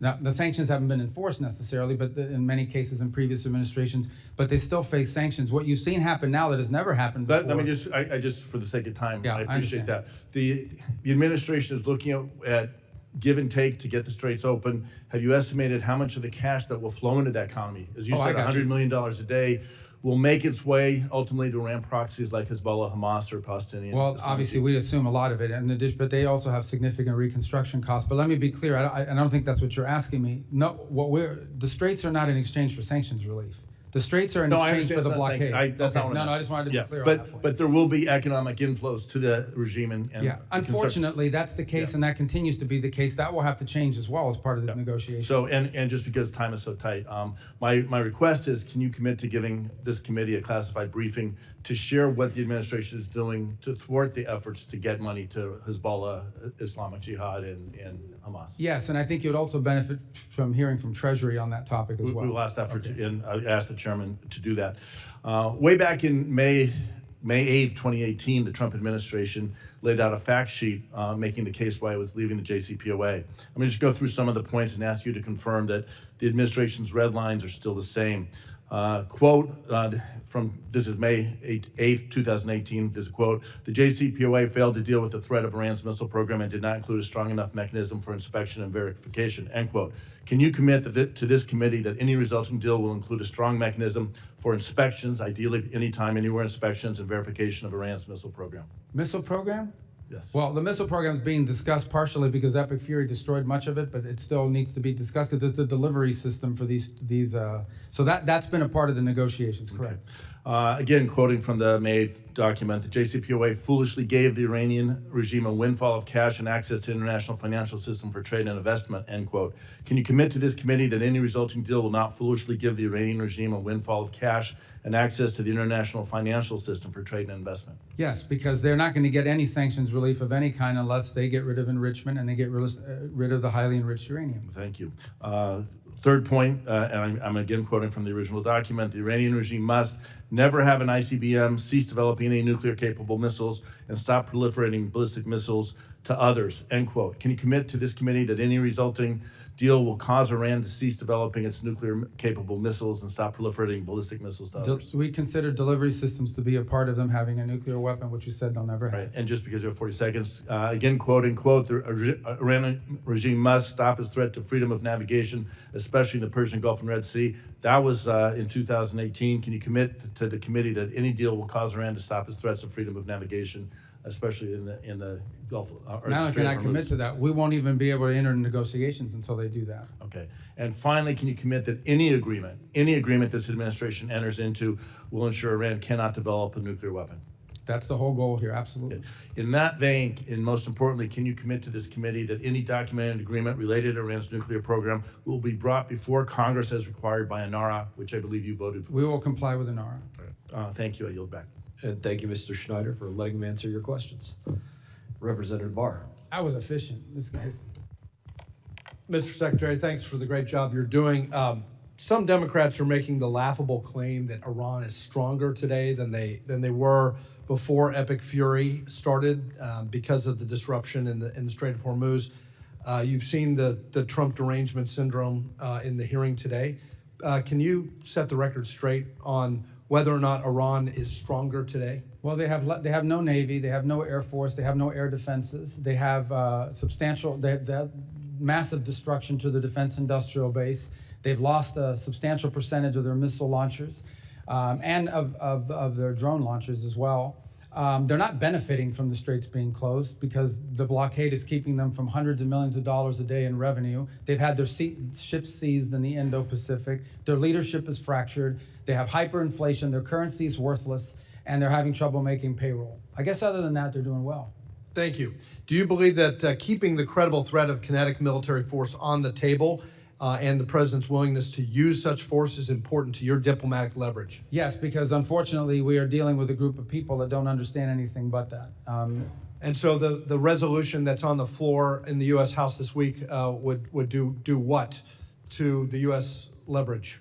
I don't think technically it does anything. I think perceptionally it allows the Iranians to believe that somehow they don't have to make a deal because there's no threat of something bad happening to them if they don't. And just as a follow-up to my friend Congressman Schneider's line of questioning, can you describe the key differences between the terms of the deal that you all are negotiating with Iran today versus the terms of the JCPOA? What we're discussing now is what the negotiations will be about. And it will be about no enrichment, what they're going to do with their enrichment, and what they're going to do with the highly enriched uranium being removed and being disposed of. That wasn't a part of JCPOA. The other thing is the JCPOA was time limited. In fact, the prohibition on certain enrichment would have been expiring this very year. This very year would have been expiring. So JCPOA right now would be expiring, and they would be able to be in a position to then ramp up and do whatever they wanted in compliance with the JCPOA. So there are major differences even in the text of what we're discussing the negotiations are going to be about.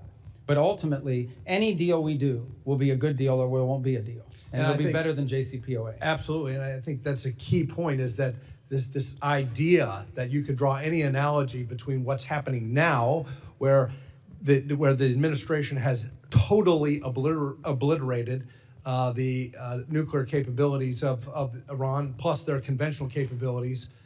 You're negotiating from a position of strength that the Obama and Biden administration was not negotiating from a position of strength at all, and provided upfront sanctions. We know what the result was.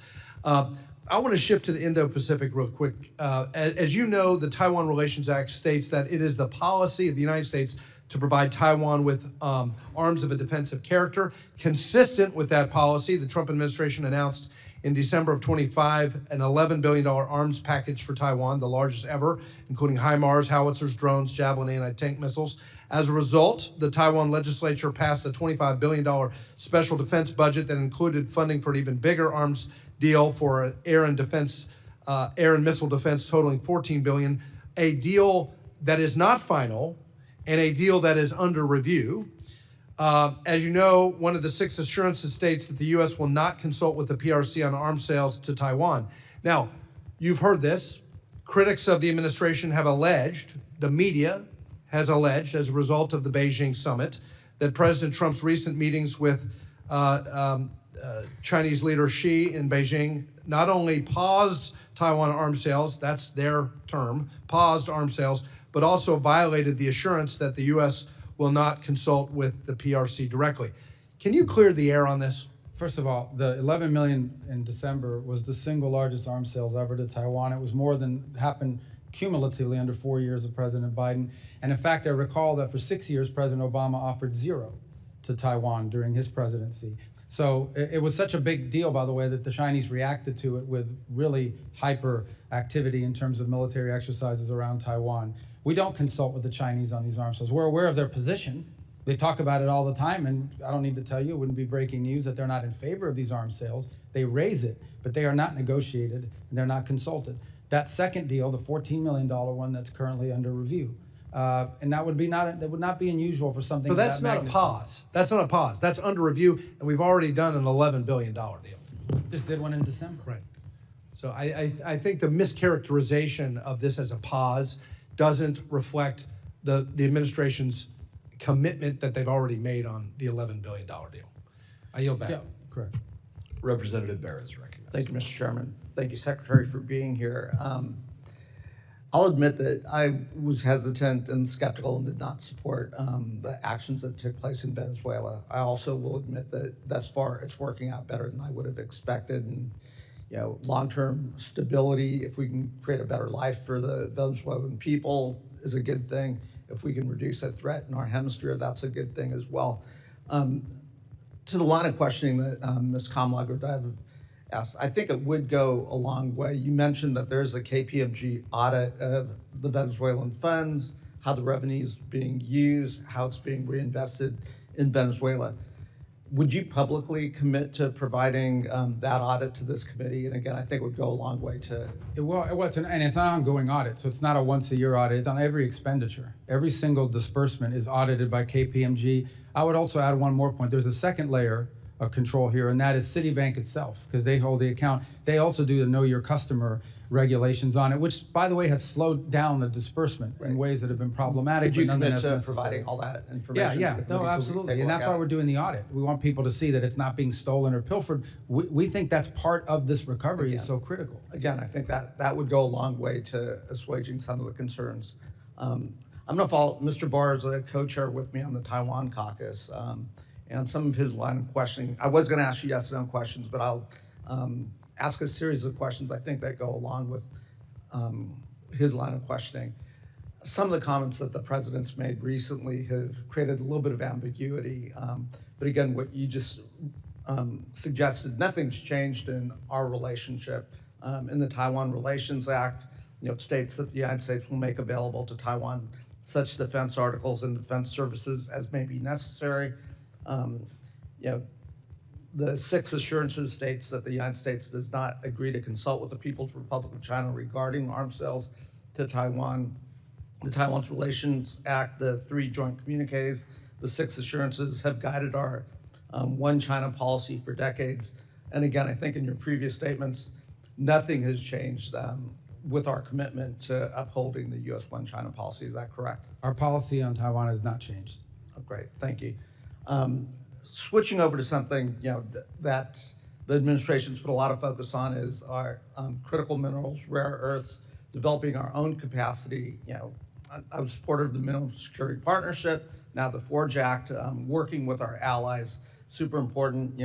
Work with Congresswoman Kim on the Dominance Act, which passed out of this committee, which I believe will be coming to the floor on suspension, hopefully on Monday. I think this is a strong bipartisan piece of legislation that supports a lot of the goals of the administration. It does, create redundancy and, not a reliance on China. It does help build refining capacity. It helps reinvigorate a workforce. There's a bipartisan companion bill in the Senate. I do think this would go a long way to achieving national security goals for the United States and is a good piece of legislation, and certainly would want you to take a look at that. I will, and to be more consistent on this topic, on the critical minerals, literally every engagement we have, every country in the world is now discovering they have critical minerals and rare earths, even though they're not that rare. That's the mining part of it. The second part of it is, is the processing and refining. We need to have that capability built too. And we're trying to create these global alliances to do that so that we're not overly dependent on these one source, particularly China. Right. And third piece of questioning, I recently was in Korea meeting with the new Korean president. Lots of conversations taking place with the Koreans. One area we did talk about was, our commitment to being the nuclear deterrent for the peninsula and so forth. Has anything changed there? No, our posture there remains the same. And in fact, we have new partnerships that we're trying to, now we're not trying to trigger a crisis there. We're not trying to trigger a war or anything problematic, but at the mill-to-mill level, we have very strong relations with Korea. Great. Have been talking to Australians, paying close attention to AUKUS. Again, our commitments to AUKUS, to that partnership, which is critical to our geopolitical security in the region, that commitment stays firm. Correct. And not only that, with Australia is also part of the Quad that we have with Japan and India. They were at our meeting last week. We have a lot we're working on together with them and seek to expand it. Great. And you mentioned that the Quad expects to have a leaders summit. I know that's been delayed a couple times. Do we expect the leaders? We are hoping to be able to do one this year, maybe on the sidelines of another global gathering in the region, but nonetheless a meeting. Not a standalone, but as part of, where they're all going to be at the same time. It would be easier. We're working on getting that scheduled. Right. Representative Fine. Well, thank you, Mr. Chairman. Mr. Secretary, I firmly believe God puts us where he wants us to be, and I'm grateful every day he's put you where you are. So thank you for all the hard work that you're doing. I want to read you a couple statements and see if you agree with them. I suspect that you will.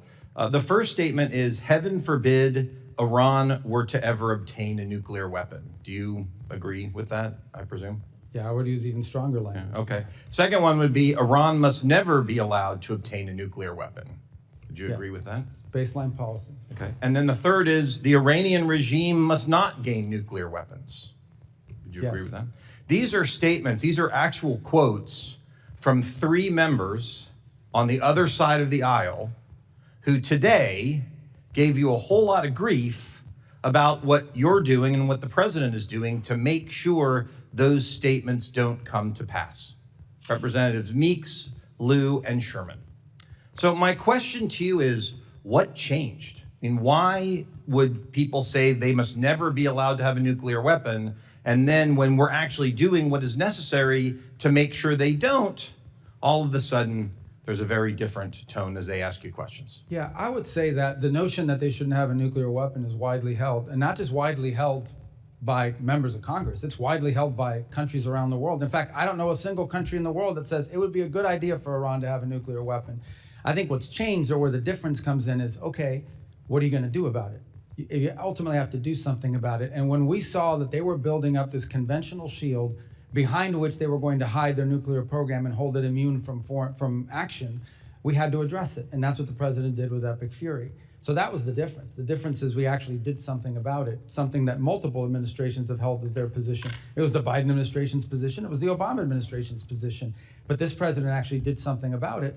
And many countries around the world aren't willing to do anything about it except complain or sign on to some letter somewhere. But we actually did something about it, because if we had not done so, in about a year, Iran would have had a conventional shield, and they could have been able to threaten not just the region, but parts of Europe. And they would have said, if you come after us in our nuclear program, we will impose costs on you you cannot bear. So now you have to let us have a nuclear weapon. We were never going to let them have that conventional shield. So what happens, in your opinion, if we did what they're asking? We stand down, we stop, we go back to the strongly worded letters and lots of talking, but we don't take the action. We just go, well, we don't want them to have a nuclear weapon, but they're going to do what they're going to do. What do you think? What would your prediction be? What happens? I think the long-term trajectory of Iran remains the same in that regard, as their ambition is to ultimately have a nuclear weapon. That is ultimately their ambition. They probably view it not just as regime security, the way that they do in North Korea. They view it as an ability to become the dominant power in the region. Once they possess a nuclear weapon, nothing stops them from sponsoring proxy groups all over the region to destabilize Jordan, Saudi Arabia, multiple Sunni countries, and of course wipe out Israel. So it would be fair to say then that standing in the way of what you're trying to do over there, what we're trying to do over there, effectively is emboldening and enabling Iran to get that nuclear weapon. Well, ultimately, anytime they don't fit, the only reason they would not go for a nuclear weapon is because they're forced not to. They're never going to do that voluntarily. And they've never agreed to anything voluntarily. Even the small concessions they made in JCPOA were in exchange for some benefit to them. So clearly, this isn't a regime that only understands that they will only do these things if they were compelled to do so, either through an incentive or through a punitive matter. Okay, changing topics to UNRWA for a minute. As you know, on October 7th, 2023, there were employees of the United Nations in the form of UNRWA, who actually participated in the terrorist attack that killed 1,200 people. What are we going to do to make sure that the UN can never, ever again employ terrorists that are going to go and kill people? Well, obviously, we're not going to be working with UNRWA any longer. As you know, we've removed ourselves from that, and we refuse to engage them or be a part of the solution now in Gaza. There are plenty of other organizations that can play that role without having the sort of cooperation that they've had with Hamas elements, including the presence of Hamas elements within their ranks, as we've seen. And it's part of the thing that was being talked about earlier in Gaza. What they don't tell you is a significant percentage of the aid, even the non-UNRWA aid that was entering, was winding up in the hands of Hamas, and they were reselling it in the black market and, of course, keeping it for themselves. That was not the purpose of the aid. What they're also not telling you is that one of the reasons why the World Food Program would not go in or could not go in is because their trucks were being hijacked, and their truckers would not go because they were putting their lives in danger. And this was all being systemized, weaponized, and manipulated by Hamas to their benefit. Well, thank you again for everything you've done. Everyone in Florida is very proud of you, and we're cheering for the work that you do every day. Thank you, Mr. Secretary. Thank you, Mr. Chairman. Representative Ocheski. Thank you, Mr. Chairman. First, Secretary Rubio's earlier testimony referenced the president's son-in-law, Jared Kushner, as a private citizen. But in President Trump's own words, Kushner is an envoy of peace alongside Steve Witkoff. So I ask unanimous consent to submit for the record a political article from February 19th detailing the president's announcement, which makes clear Kushner is more than a private citizen. It's ordered. Thank you. Secretary Rubio, as a senator back in 2023, referencing Hunter Biden, you said, quote, if his last name wasn't Biden, there's no way in the world that he would have made the millions of dollars he made. You also said we can't abandon common sense when someone profits from a family member in power. Is it fair to say that you agree that it's wrong for elected officials and their families to profit from positions of power? To use government service to make money, yeah, of course. Great. I appreciate that, and I share that sentiment with you, sir. I want to revisit some of the details that were brought up earlier and put into the record about the president's own stock transactions, a form which he filed that shows he completed more than 3,700 stock transactions in just the first 3 months of this year alone. The president bought hundreds of thousands of dollars in Palantir stock shortly before he publicly praised the company on his social media site. As if the name drop itself wasn't enough, he included the company's ticker symbol for good measure. Hardly subtle to me. On March 23rd, after nearly a month of war with Iran, the president said talks were, quote, very good and productive, and extended his deadline for a deal by 5 days.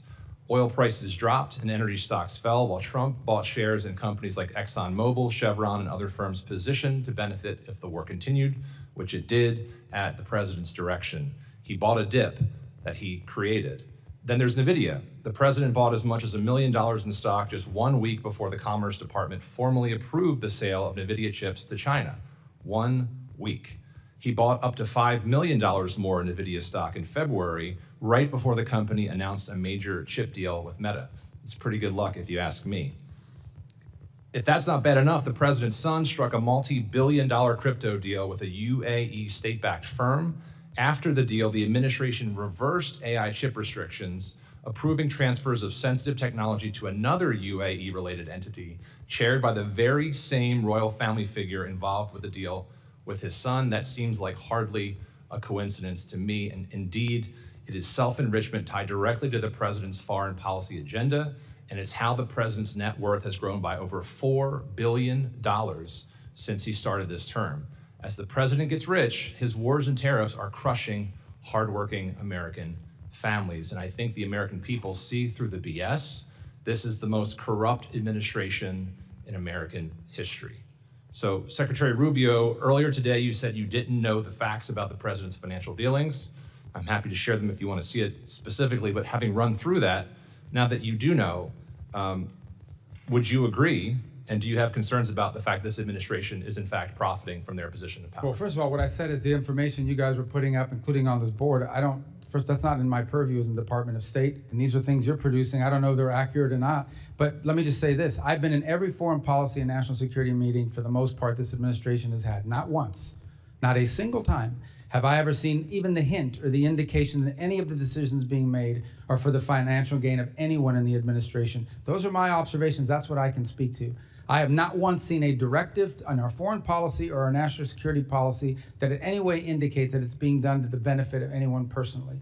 That's what I've seen as a firsthand witness, and that's what I can testify to today. With all due respect, Mr. Secretary, I may have to get you a new pair of glasses because the facts are right in front of you, and it seems like malpractice for the Secretary of State to not be able to see this president and his family enriching themselves by billions of dollars. So the only thing I can, from no my one has ever said in a meeting, let's go do this because it's going to help me make money. Of course she's not going to say that. But not even hint at it. Not even hint at it. Not even, on the contrary. You don't have to hint at it. The facts speak for themselves, sir. They're in the record. They're in the forms the president put forward himself. It's in the billions of dollars he has put in his pocket. It is the timing of the deals and the announcements. And the only thing I can see is, my question to you as I conclude my time, Mr. Secretary, is what's changed in your perspective?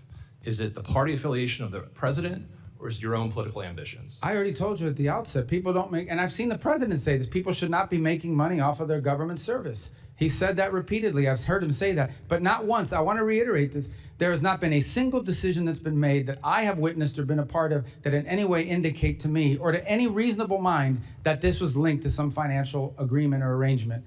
I think the facts clearly are differently, and I hope you take a look at them. And with that, I yield back, Mr. Chairman. Representative Kim. Thank you, Chairman Mast. Thank you, Secretary Rubio, for joining us right here at the corner. Thank you for being with us today. Secretary Rubio, diversifying critical mineral supply chains away from China is a priority of both of us. I want to thank you and the department for your collaboration with my subcommittee on related legislation, which was already mentioned, Dominance Act, that we recently passed unanimously through this committee. The FY27 budget requests $5 billion for New America First Opportunity Fund, including $250 million for critical minerals. So can you expand on that request and clarify whether these funds are intended to support Forge, Pac Silica, the economic security zone in the Philippines that was announced on April 16, or other priorities? Yeah, all of the above. We want to have the flexibility to jump on these opportunities in a very nimble and effective way. We have a couple things going on at the same time. The first is, I would say, a feature of our bilateral engagement all over the world. In every one of our embassies you travel to, and many of you have traveled, you will see that critical minerals and supply chains feature prominently in all the diplomatic work that we're doing. And we're actually having countries approach us and say critical minerals should be a part of our agreement and our relationship because they want to see those resources used to the benefit of their people in a responsible way. The second thing is we hosted this ministerial we followed up on, in which we brought together dozens of countries from around the world who are all agreeing to this compact that we're going to cooperate with one another, not just for access to the minerals, but for access to the refining and processing capability that turns those minerals into useful parts of our supply chain. The third on Pac Silicas is very focused on the specific supply chain critical to the growth in AI and what you'll need in order to power AI in the 21st century. And when you point to the Philippines, that's a very creative opportunity in which there was this land that they control, that's in the government there has, actually used to have a military presence on it by the United States. And now that's going to be turned over as an innovation zone for this entire ecosystem. And we want to be nimble enough to be able to jump on these opportunities. Sometimes present themselves outside the regular, earmark process or the regular financing process, appropriations process of Congress. We don't want good opportunities to pass us by because our competitors around the world are much more nimble and able to move much quicker, and we've lost opportunities in the past because of that. Thank you very much. This is exactly why we appreciate working with the administration and the priorities in this breaking that critical mineral supply chain from China. So thank you. In February, the administration released its long-anticipated Maritime Action Plan that rightly focuses on reindustrializing American shipbuilding and reducing reliance on Chinese-built ships. The plan notes but does not focus on the need to work with our international partners to address the short-term gaps in our shipping industry. My international counterparts have noted that absent a Ministry of Industry, they are unsure whom to engage on the U.S. side for international shipbuilding matters. So, Mr. Secretary, do you agree that the State Department should be the primary point of entry for these discussions? And if so, which office within the State Department should lead that? Well, I'm not prepared to claim that as belonging to us, but I certainly know that our Economic Bureau will play a key role in it. Maybe it's better positioned in commerce. Potentially, the Department of War will have a role to play in this as well, because some of this involves shipbuilding for our Navy. I can say that in the case of Finland, we're entering into that agreement on the icebreakers, which will help.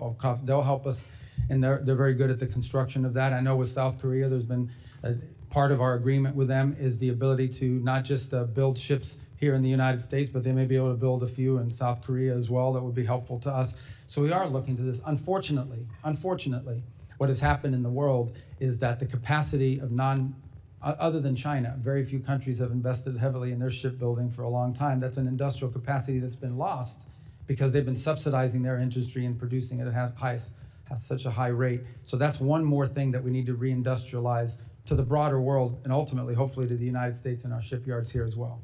Thank you. Very quickly, on the Taiwan arms sales, it's already been addressed many times, but given the growing PRC threats against Taiwan, there is a strong bipartisan consensus here in Congress that Taiwan must receive the defensive system it has already purchased and paid for without undue delay. So can you provide an update on the current status of these deliveries and the administration's plan to expedite them? Well, the first tranche, which was the single largest sale to Taiwan ever, was the $11 billion in December. That was approved and is moving. The second is, I think, the $14 billion one that is still under review. And it's under review for a variety of reasons that don't necessarily just include Taiwan. It includes the availability of the stocks in the short term. We have to balance that with our own procurement process. So it's normal to review it's a large sale. I mean, it's not small. It would be the biggest one ever. And I just remind everybody, the $11 billion we did in December, I believe, was more than was sold to Taiwan the entirety of the Biden presidency. And that just happened 5 months ago. Representative Moskowitz. Thank you. Thank you, Mr. Chairman. Thank you, Mr. Secretary, for being here today, and also thank you for staying until the end so all members can ask questions. A lot of secretaries don't do that, so thank you for doing that.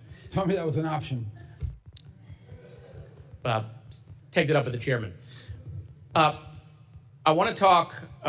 You went through a list of successes for the administration, one of which was the Shield of the Americas, and I know I thank the administration for creating the Shield of Americas and sending Kristi Noem out of the country. I want to focus on Iran for a second. I think when we talk about success, right? Success is Iran is no longer pursuing nuclear weapons. Success is that the uranium they have is gone. And it's fulfilling 30 or 40 years of U.S. policy, right? That's success. Do you agree with that? I mean, ultimately, we did it for a reason. We don't want there to be a nuclear-armed Iran. So, look, Iran can make whatever pledges they want. It's not worth the paper it's written on. But making sure the nuclear dust is out, making sure the facilities that they have underground are gone, that is success. And I assume you would agree that any deal that you think the president should sign or not sign has to address those core issues. Absolutely. So the removal of highly enriched uranium is an irreversible step. You remove it or you destroy it, it's not there anymore. On enrichment, those are limits, but if you're not inspecting it, they can always violate it. And as long as they have the equipment and the know-how, they could always violate it in the future as well. So that would have to be, that's the one that would have to be monitored. But the enrichment you could verify immediately because you either have it or you don't. Yeah, and for me, I think you have to dismantle what's there and you have to get out what's there. I think that's the most critical piece because, Iran has survived multiple administrations. That's their whole goal. Their whole goal is just run out the clock. They've run out of clock previously. And so the idea that they'll pledge to do something in the future, I just don't think we can trust that. Once we pull away the military, once we move on to another topic, their pledge is kind of irrelevant. Getting what's there removed, I think has to be the most important thing. Otherwise, it's hard to convince, I think, the American people that it was worth the success. We talked a lot about critical minerals. I think the administration is doing a really good job on critical minerals, these rare minerals that we need for our military, for technology. But I don't think the American people understand how important it really is and what China is doing around the world. I mean, do you think the administration could do a slightly better job on educating the American people why this is so important and why they should care about that? Yeah, I think we all need to do a better job. And I started talking about this issue when I was in the U.S. Senate, but frankly, it's not that sexy. You have to explain it to people because they have to understand that you can build the greatest car in the world. You can build the greatest plane in the world. You can build the greatest weapon system in the world, and you can build the greatest technology and infrastructure in the world. If it's missing one little thing, one chip, one element that you need to build it. If it's missing that, the whole thing doesn't work. You can't do it. Yeah. I think back to the magnets that are critical to the cars. And when the Chinese cut us off and the world off of those magnets that they were producing for cars, no, I wasn't even that conversant in the issue before it happened. So I think there are vulnerabilities like that. We've mapped out those vulnerabilities. I would agree. I think this is going to require a sustained public campaign to tell people when we talk about critical minerals, what we're actually talking about and why it's important. And I think that's right. And I think people don't understand exactly the long game that China is playing. And I think it's important for U.S. foreign policy around the world. Mr. Secretary, you know, the war in Gaza is all over my algorithm, all over my feed every day. But you know what's not on my algorithm or anyone else's algorithm here or the kids in college? There's nothing about the Ukraine-Russia war, about the hundreds of thousands of people that are dead in that war, or the 25,000 people that were kids that were kidnapped, or all the kids that were killed in that war, the terrible images that exist in a real war. Why is it, do you think, and is it the Chinese again, that, you know, the algorithm is full of what's going on in the Middle East, but the Ukraine-Russia war, nothing. No images, no stories about the kids, no stories about the hundreds of thousands of people that are dead. Yeah, I can't speak to the algorithms and what those systems are doing with regard to that. I can tell you that in addition to what you just mentioned, I do think that, this is my observation, this war has now lasted longer than the Second World War. It's, I don't want to use the term stalemate, but clearly both sides are trading a kilometer for a kilometer, an incredible death rate. The Russians are losing 5,000 soldiers a week, which is a crazy number. And the Ukrainians are losing people too, but not nearly as many are at the rate. It's sort of a stalemated, stagnated fight that now I think threatens to escalate because we're seeing these deep strikes into Russia and deep strikes into Kyiv. And I don't want to cut you off, Mr. Chairman. Mr. Secretary, I have only 9 seconds. Cuba, real quick. Thank you guys for indicting Raul Castro. I wish it would have happened years ago. The Cuban people deserve to be free. The time has come. I'd love just to give you a minute or to talk about what you see for that island in the coming years. And just to be clear, we didn't indict Raul Castro. A grand jury in South Florida indicted him, and then the Americans indicted. Yeah, no, but I know what you meant. I'm just saying I want to be clear. It was done through a grand jury. It wasn't. I've spoken to this a few moments ago as well. We'd like to see a better future in Cuba, one in which the Cuban people have something that looks like the way every other country in the Caribbean lives. The impediment there, unfortunately, is this military conglomerate that controls 70% of their GDP, and none of its revenue translates to the Treasury, and therefore doesn't translate to the benefit of the Cuban people. So we're open to an arrangement that allows that process to begin. They're the ones that have been recalcitrant. In the meantime, we're prepared to provide humanitarian assistance to the people of Cuba, so long as it's distributed by non-governmental organizations that are trusted, like Samaritan's Purse, Caritas through the Catholic Church, the UN, others. But it can't be stolen and wind up in the Gaesa dollar stores. That can't happen. Representative Zicke. Thank you, Mr. Chairman, and Mr. Secretary, always great to see you. And just to change little topics where it isn't Ukraine or Venezuela or Cuba or Taiwan or one of the big ones, Congress passed a U.S. Foundation for International Conservation in the 2025 NDAA. It passed with wide bipartisan effort. I think you probably voted for it.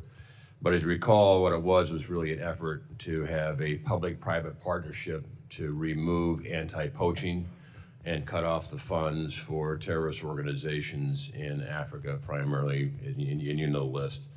But I'm concerned, obviously, on it because per the law, it said that State Department was going to establish the board in consultation with Congress. Before, and the money's already been allotted, there's a lot of money in there, and I just recently came back from Africa, and it's happening every day that the poaching activities are again funding the terrorist organizations who are going out. And what I'd like is a commitment from the State Department to move forward on appointing the board, because at the end of the day, nothing can happen until the board meets to unleash the leveraged private dollars, which are, I think, 2-to-1 ratio. That can't happen. The program is at all standstill until the State Department appoints the board in consultation with Congress, but the first step is with you. Could I have your commitment that you're going to prioritize this? And I told others we're going to follow up on that, but I believe there's a presidential appointment role in that board, if I'm not mistaken about the, so we'll have to check with White House and personnel as well, but I'll get you an answer. The board has been the impediment, you're right. Yeah, and my understanding is reading the law, it's the State Department appoints. no doubt in coordination with the White House, but if you would prioritize it, because I think this program is an incredibly important and effective program because it leverages private dollars like we haven't seen in Africa, and it is a problem. And with that, Mr. Secretary, let me yield to my colleague from Florida, Ms. Salazar, who would like to ask you some questions and follow up. Thank you very Thank you much, again for your Honor. service. Yes. Mr. Secretary, I just want to continue with Cuba to see if we can finish your thoughts on it. As you were saying, ISA controls 70% of the resources in Cuba. We know that the Castro family is the one in charge of that military mafia. Is there any way that we could find another DLC #2, following the same example that we have in Venezuela, where we removed Maduro because the grand jury indicted him and he was in the transnational criminal organization lists? If that were to happen, could we find a DLC #2? Well, first of all, I think that some of the models you want to look at is the way the Czech Republic or Poland transitioned out of the. And one of the things they did is they did preserve certain institutions in their society in order to provide stability and longevity to the project they were in. But we understand that there are no institutions in Cuba. Well, I think you're asking me to identify, is there specific individuals in the Cuban government? I think there are specific, maybe technocrats that you could work with. I think it's a little harder when you get higher up because of the ideological bent that some of them have. And I agree with what you're saying. People that are not, their hands are not full of blood. Could we consider the possibility in order to avoid civil wars and instability and chaos? I think the United States is open to a negotiated situation that puts Cuba on a path towards democracy, prosperity, freedom, normalcy. We would be open to that, and we would work with whoever is open to doing it. Obviously, it'll be challenging, and that system is all I've said. I mean, some of these people have committed 67 years to this viewpoint. It isn't hard. It's not going to be easy for them to pivot away from it. Have we identified? We know that very well in our community, but have we been able to identify someone that could fill that role? Well, I wouldn't say that we've identified a specific individual that could play that role. I think there are clearly people within the technocratic realm of the government that could play some role in all of this. But ultimately, if you're asking me, is there a singular individual right now that we would trust and rely on to lead this transition from start to finish? I can't give you that name right now. I understand. Now, we know that today Raul turns 95 years old. At 95, you're pretty old, and making decisions is very hard. We know that El Cangrejo is his grandson, younger, 41 years old. Don't you think that maybe are you sending messages to the younger generation to convince Raul in order to make it easier for that island, like you said, to become Jamaica or Dominican Republic, Taiwan, Singapore, and Hong Kong? Yeah, I think that there are clearly individuals within the apparatus of power in that country that understand that what they have now is not sustainable and needs to be fixed. But they don't have power, do they? They cannot make decisions. Even if they have power, they don't know how to do it, or they don't have enough power because so much of it has to be consensus built internally. But there are clearly people that are aware that what they have now is not sustainable. Thank you, Mr. Secretary. Representative Johnson. Thank you so much, Mr. Chairman. Mr. Secretary, thank you for being here. I know that my colleagues have addressed the Iran and affordability of energy prices with you during this hearing already. Being from Texas, obviously energy is a big issue in our state, and I've heard repeatedly on the I just want you to know I've heard repeatedly on the campaign trail, and then from just my constituents in general, just how much the rise of gas prices is really hurting our economy.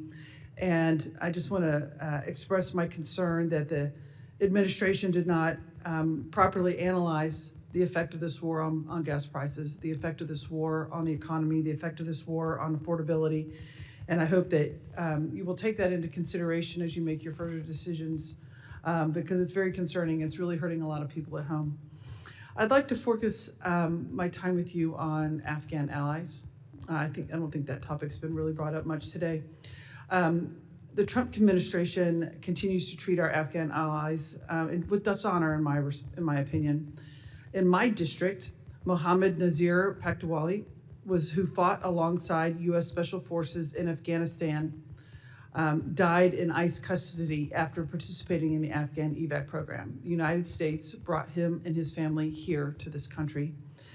He was wrongfully detained and was, as a 41-year-old man, was dead 24 hours later. I'm very concerned what's happening with our Afghan allies and what we're doing in this country. Under your leadership, U.S. State Department dismantled the Office of Coordinator for Afghan Relocation Efforts and halted the visa processing for Afghan allies, abandoning thousands of our allies that are here. In my opinion, it's dishonorable and it's damaging. America will face fights tomorrow, and thanks to the Trump administration's treachery to this community, we may face them alone. I don't know how this administration can expect citizens from other countries to rise up and stand with us at great personal peril to themselves, based on a promise that will take care of them when they see how we have failed our promises to those from Afghanistan. Since you've been forgotten what this country stands for, I'd like to remind you of your own words from your own 2016 presidential campaign. Wherever freedom and human rights spread, partners of our nation are born. But whenever foreign policy comes unhinged from its moral purpose, it weakens global stability and forms cracks in our national resolve. I believe that this is what's happening with Afghanistan, sir. What is your plan to deal with our Afghan allies, with the brave men and women that stood alongside our military, that are here in this country? Is your plan to return them to the Taliban? No, but that's not anyone's plan. I think the plan is to find a third state country where they can go to that they're comfortable and choosing voluntarily to go there. And we're looking for more and more countries to step forward and assume it. As you know, the issues you raise are also tied into the broader migratory decisions that have been made by this administration. We're operating under an executive order right now that does not allow any Afghans into the country after the aftermath of the National Guard attack against the National Guard here in Washington, D.C. a year ago. And then there are also other DHS determinations. Our role, we continue to process the folks that are applying so that their paperwork is in order, but ultimately we don't want them stranded forever and where they are. We want them to be able to go to somewhere that's not Afghanistan, that they choose to want to go to and that are welcoming of them. And we actively are engaging countries around the world. There are 3 or 4 that have already spoken to us about their willingness to do it. Obviously, they're not going to take 1,000, but we might be able to get 300 here, 400 here, places where they feel comfortable going to and that are assuming and welcoming to them. We're not returning them to the Taliban. We understand that would not be the outcome we want to see. Right. I do think that the position of the United States to now, by bringing these families to our country after they honorably served our country, alongside our men and women, and now to say, now get out, we don't want you anymore, based on one isolated incident is morally reprehensible. It does a disservice to them, and it's wrong, and it's bad policy. Mr. Chairman, I'd like to ask unanimous consent to enter the record on April 21st, the New York Times article, Trump is said to be in talks to send Afghans who aided with U.S. forces to the Congo. Mr. Secretary, is it the policy of this government to send these Afghan folks to the Congo? That's just one country. The policy of the United States is to find multiple countries, and they would be able to choose which one they want to go to of the options that they're presented. That was based on a leak of an internal document. That was just one country that expressed interest, but there are multiple others that have as well. And so, but are they going to be forced to go to the country? What if they don't want to go to the Congo? What if they don't want to go to Afghanistan? What is their option? No, we don't want to force any. That's why I'm saying we want to have multiple countries so they can choose. Here are the 5 or 6 countries that will let you go. Which one of them do you want to go to? It's not to force them, it's to give them options about places they can relocate. Representative Biggs. Thank you, Mr. Chairman. And Secretary Rubio, thank you for your service. This country finally has a Secretary of State who puts America first, and I'm very proud to stand with you. In February of 2025, the State Department eliminated nearly $60 billion from over 4,000 ongoing grants and another $54 billion in multi-year USAID awards. Money that was on autopilot, flying out the door every single year with zero accountability to the American people. Programs that spent $70,000 on a DEI musical in Ireland, $2.5 million on electric vehicles in Vietnam, and $6 million on tourism development in Egypt. That is waste, and that is fraud, and that is abuse of the American taxpayer dollars, plain and simple. I'm proud to stand with an administration that had the backbone to do what Washington has refused to do for decades. What has been eliminated is very significant. It is historic, and it is just the start. The savings from USAID cuts have already sparked serious proposals to redirect billions towards something that actually matters, like repairing veterans' homes. I'm talking about long-term veterans' homes like those in South Carolina and throughout this country. That is what America First looks like. Not Sesame Street in Iraq, not transgender opera in Colombia. But Secretary Rubio, I would like to know what is still in that remaining portfolio that should not be there.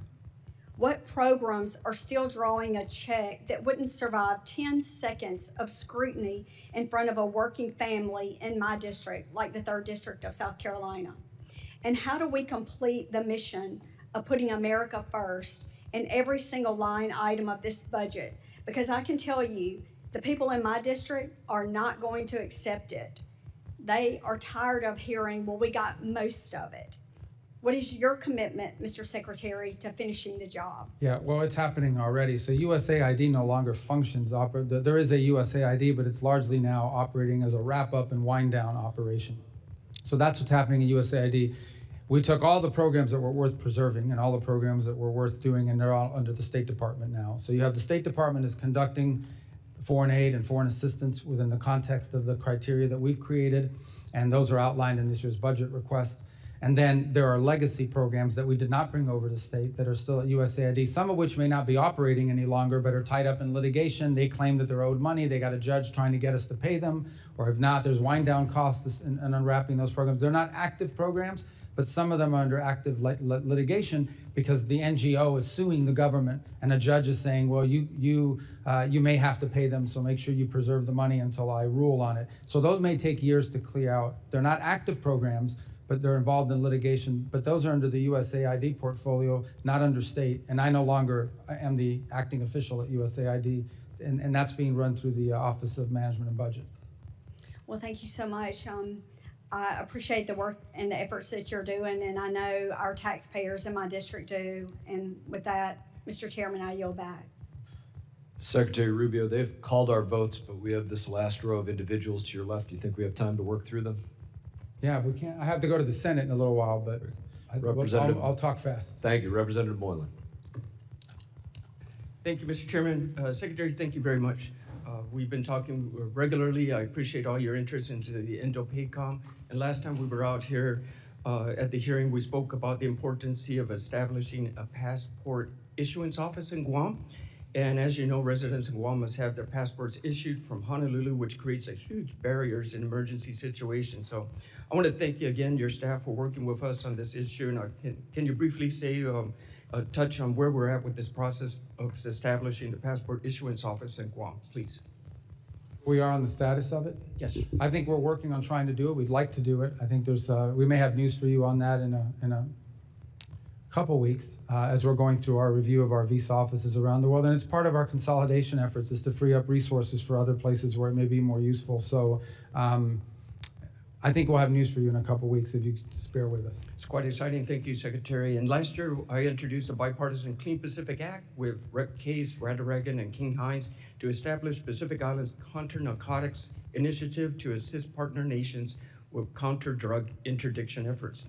This year's budget request contains strong support for INCLE and outlines the strategic priority disrupting U.S. inbound illicit drug flows, especially fentanyl, meth, and cocaine, and expanding U.S. advantage and access in regions critical to the national security like Indo-PACOM. Can you speak how the State Department is working with partner nations in the Pacific to combat narcotic trafficking in the region? Absolutely, and our Department of War partners and our DHS partners are also involved in that effort. And it involves two things. Number one is allowing us, in some cases, to cooperate with them, to work alongside them in this work. And the other is building their domestic capacity so they can have better awareness. Some of it is domain awareness, radar systems. In other cases, we're providing that to them, the intelligence that they need to action. The third is training and equipping, which obviously is a key part of being able to take on these groups. The challenge with these transnational groups is that in some cases, they have more money and better weapons than the actual host government. It's been a problem in place after place. But as you've seen more recently, Guatemala's now entered an agreement with us. We're cooperating very closely with Ecuador. El Salvador has been there from the beginning. We're hopeful that we can increase our cooperation under the new administration in Honduras. So I think we've made good progress in that regard. Thank you, Mr. Secretary. And how do you believe Guam and the other territories can leverage their strategic location for promoting foreign policy interests in the Indo-Pacific? Well, a couple of points. Obviously, number one is many of these as a domain awareness, just from a geographic perspective, the ability to be there allows you from the military side to be able to station forces, but also allows you to do more activities regarding the safety of navigation, the freedom of navigation, domain awareness to control, to support that, the safety of undersea cables that are increasingly under threat from being disrupted. There's a whole host of areas, illegal fishing. There's a whole host of things of cooperation that we could reach, and that the Pacific Islands are geographically prime located to really help us. And we've given them more attention. We've been more engaged at a bilateral level than we've ever been with Pacific Islands. Thank you, Mr. Secretary. Final question. In the recent years, we've seen malign influence grow in the Indo-Pacific and threatening the stability of the region. How is the State Department responding to the increased CCP-related funding and police training across the Pacific? Again, it's a topic that we're raising with our partners, but first on awareness. It's not just in the Pacific. We've seen extrajudicial, extraterritorial efforts on the part of the CCP in multiple places around the world. And so in all of our diplomatic engagements, we raise these issues with these countries. The opening of police stations, the sending of individuals to harass Chinese nationals that are abroad, who they view as a threat or what have you. It's become a feature of much of our engagement in many countries around the world. Mr. Secretary and Mr. Chairman, I'd like to yield my last minutes to Rep. Salazar, please. She's got this thing rigged. Her time, that's great. It's 5 minutes. I know, I understand. So, okay, so let's continue then with the Cuba issue and with the Venezuela. I was asking you earlier today that Venezuelans have a desire to have free and fair elections. So we know that we are in the country, that we've liberated them, but the big question is and you answered me partially. I just wanted to give you the opportunity to finish. Why can't we just establish and send the signal to the Delcy group and to all the Maduro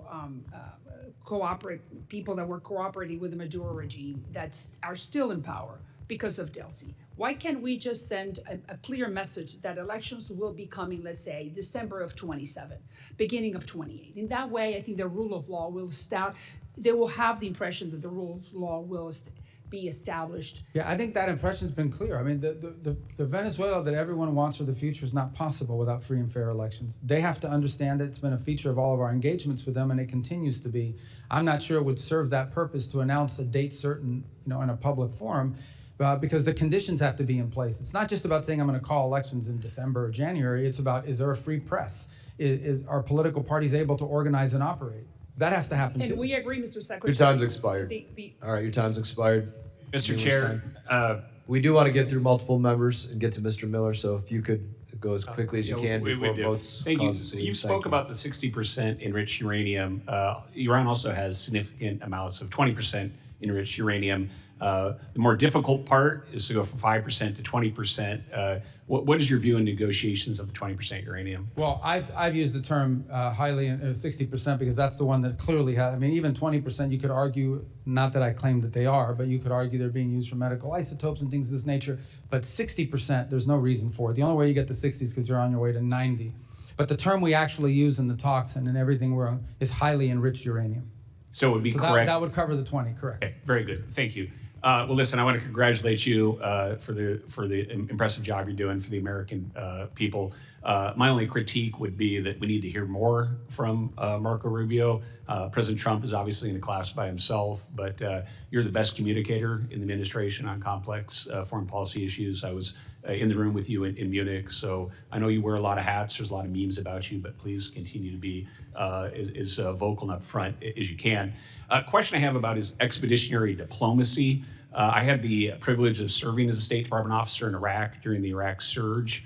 I had twice passed A100 classes and had offers to be FSO, but I actually came in as a 3161 hire at the time because the State Department did not have a capability for expeditionary counterinsurgency. This is something I've been working on with former Ambassador Ryan Crocker to both develop this capability, look at something like a State Department Reserve Corps, and also as a legacy of Benghazi, there has been, because of the politics around it, there has been sort of this mindset set in that we can't take any casualties amongst State Department officers. We need to have people in the State Department that can push out and can serve. And I wish if you could speak to the American people and to State Department officers about what your view is about a more expeditionary function. It's a concept we're very interested in, and I know you're interested in it as well. And just I can put it in simple terms, it's basically the ability to deploy diplomats in a place where we may not have an embassy and we may not have all the trappings. Obviously, diplomatic security and others get concerned because in their mindset, the risk factor should be zero. They don't want anyone being harmed. But I think the point you're raising is there are some instances in which you will take some risks. People know they're signing up for a risky proposition, but it's a high reward for the country if in fact they're successful. So we're interested in the concept. We obviously have to work through our system to make sure we can align it and create something that's functional. And I'd love to work with you on it because I see the promise in the concept for sure. And it's a concept that's existed in the past. And thank you, just finally, and being mindful of our time considerations. I think you guys have done an amazing job of needed reforms and bringing USAID under the province of State Department and certainly de-wokifying some of the nonsense that was going on.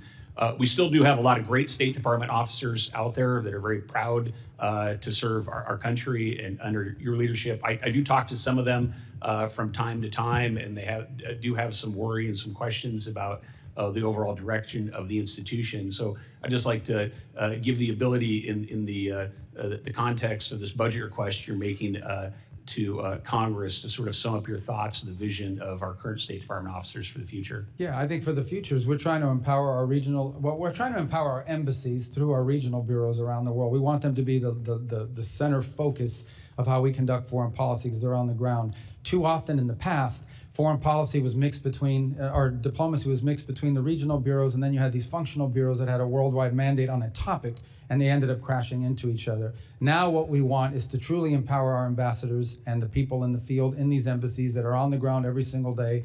We want decisions to be driven from the bottom up, not from the top down. Some of our best ideas come from the cables that are coming out of the field and back to us. And we want regional bureaus that are empowered as well. To be able to coordinate all this when the lines cross between different countries in the same region. We're also encouraging greater regional integration. So for example, our Western Hemisphere ambassadors are now all are about to start a monthly conference call so that they're all coordinating with each other on regional affairs.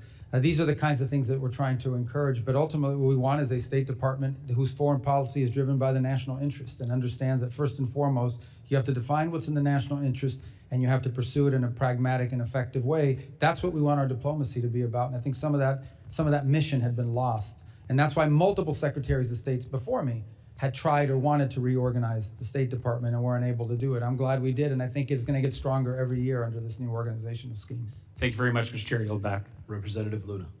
Secretary Rubio, thank you for being here today. I was wondering if you could let me know if you are familiar with the name of Neville Roysingham.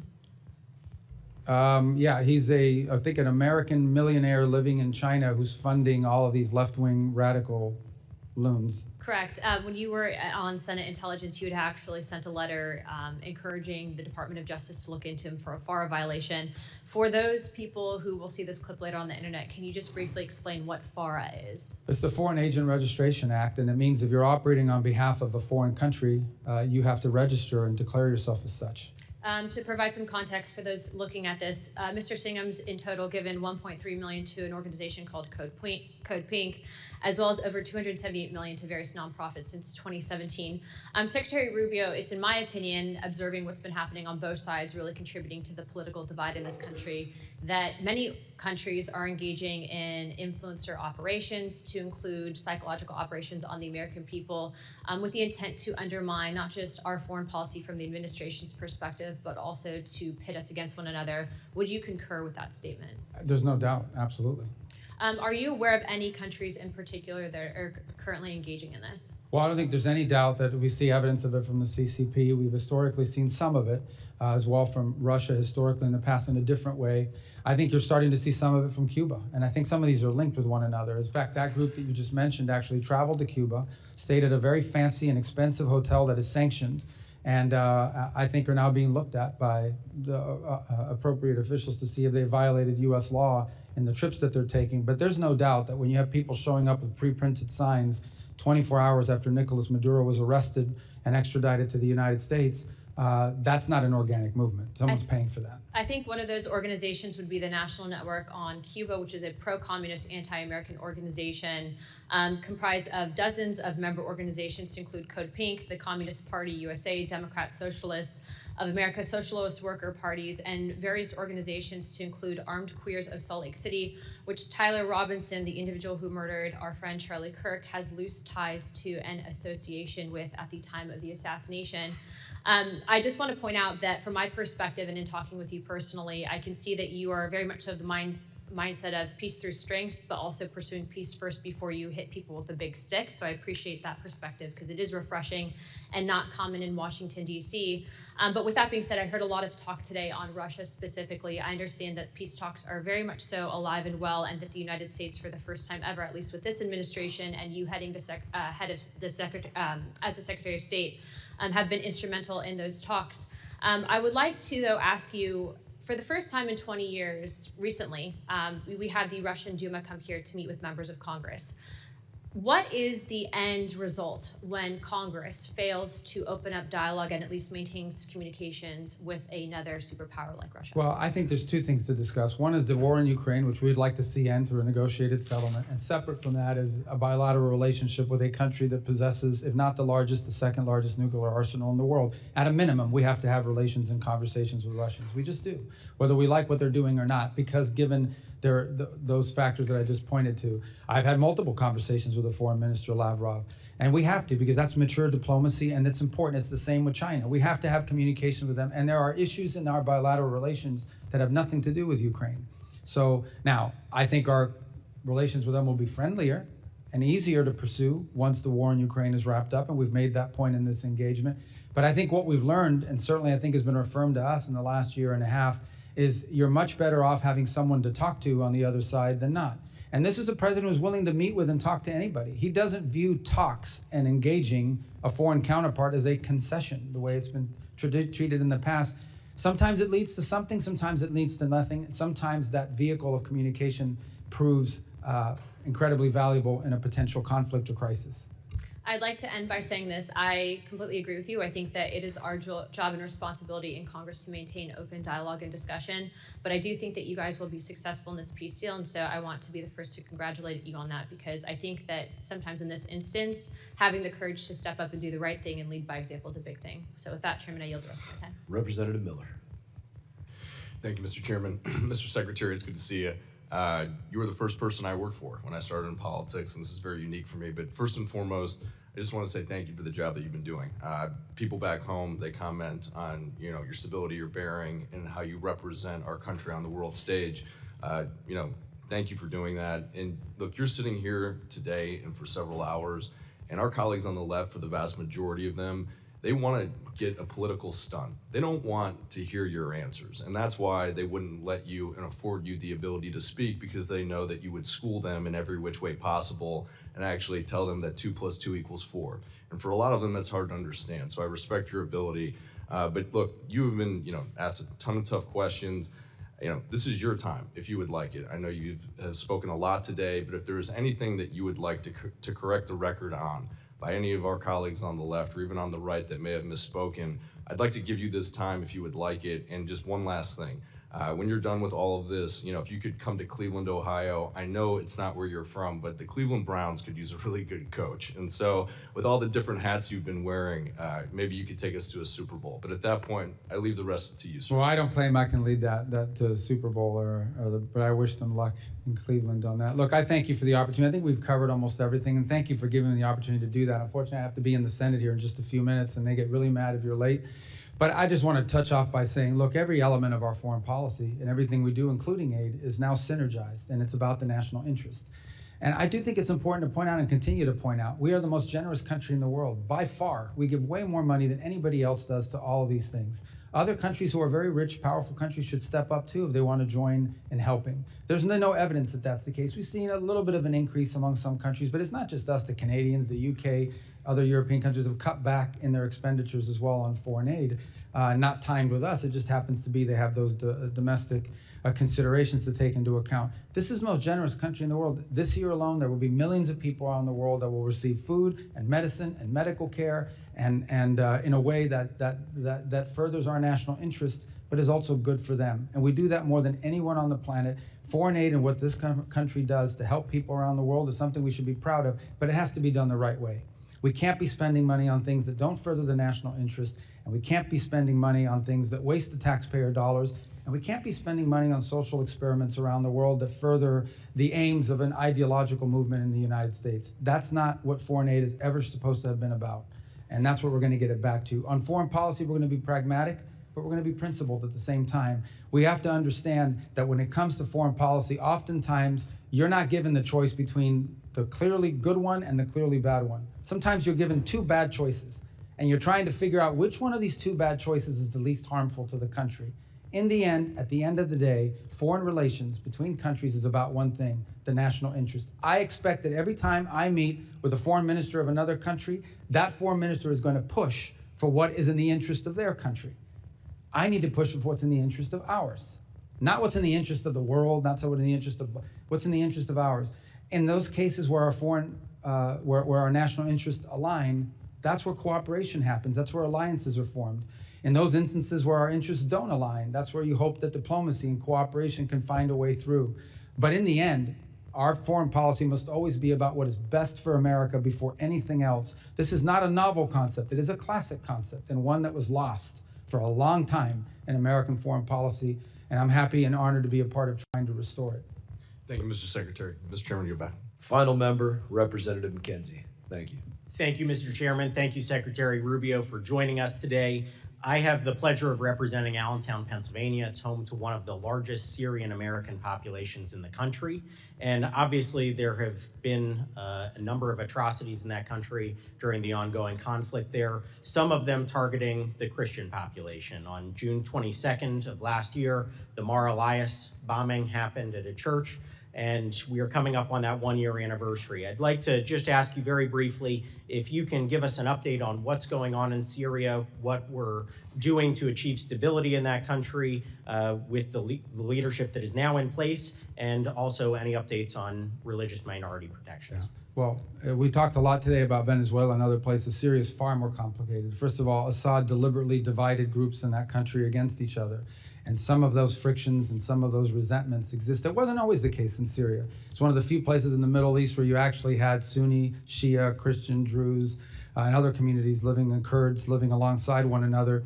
But Assad, and especially during the civil war period, pitted these groups against each other. So in many cases when you're seeing these atrocities, what you're seeing is some unit of some fighting group from one side going after and seeking retribution against a group and another. And it's a real challenge. I think you've seen a diminution in this, but nonetheless it exists, and it's already happened too much.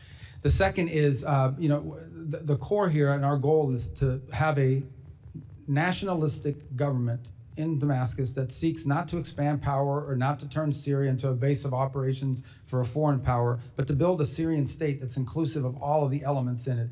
That's what we have engaged with the interim government there on. That's what we've engaged, and we've given them and tried to give them every opportunity possible to succeed. We've had some successes. As an example, when we had some fighting break out, especially in the Northeast, and we had these ISIS prisons. This is an underreported story, but we had these ISIS prisoners there. They agreed and were very cooperative in getting those prisoners transferred out of Syria and into Iraqi prisons before there would be a jailbreak that could threaten them and also threaten the region. I think we've seen significant progress in the relationship between Kurds and the central government. There's more work to be done, but some of that tension has now been downplayed. Down in the south, there's more complexity, of course. There are different Druze elements and Bedouin elements that have been more difficult to deal with. But we're trying to give the Syrian government there that's in place every opportunity to succeed. And obviously, there's a trust but verify component to this. I will say this, and I want to be, everything we've asked them to do, they have tried to do or have done, including counterterrorism cooperation. But they have some capability gaps. They still have individuals within their armed forces, quote unquote, that are members of radical groups and have certain ideologies and aren't necessarily neatly disciplined. I think they're working through that, but there's a challenge again because of capacity. So this is a long-term project, one that I think is going to exist long after this administration. I hope the next administration will pick up the baton. But I remind everybody that just 2 years ago, Syria was an operating base for the Iranian regime and all of its proxies. And had Syria stood on the table for them, it's interestingly enough, in the midst of epic fear and everything that's happening in the region, the one country that didn't see any of this. You saw it in Lebanon, you saw it in Iraq, you didn't see it in Syria. And I think that alone is a sign of why what's happening there has been good, but not good enough. We have a long ways to go. Well, thank you. Appreciate that detailed answer and your continued focus on Syria and improving stability in the country. The Syrians I know and the Syrian Americans say that they don't see those differences along religious lines. That is, as you pointed out, divisions that were created by somebody else. So what we can do to heal those divisions, protect religious minorities in the country, and ultimately get back to a stable and safe Syria for all those individuals is a We agree great goal. 100%. The future that the government in place now claims to want is impossible unless every element of Syrian society is incorporated in power sharing and has a voice and influence over its own future, and of course isn't being killed. Thank you again and look forward to working with you as we move forward. I yield back. Mr. Secretary, I thank you for your valuable testimony today. Members may have some more questions for you. They will have 5 days to submit statements, questions, and extraneous materials for the record, subject to length limitations. And without objection, this committee stands adjourned.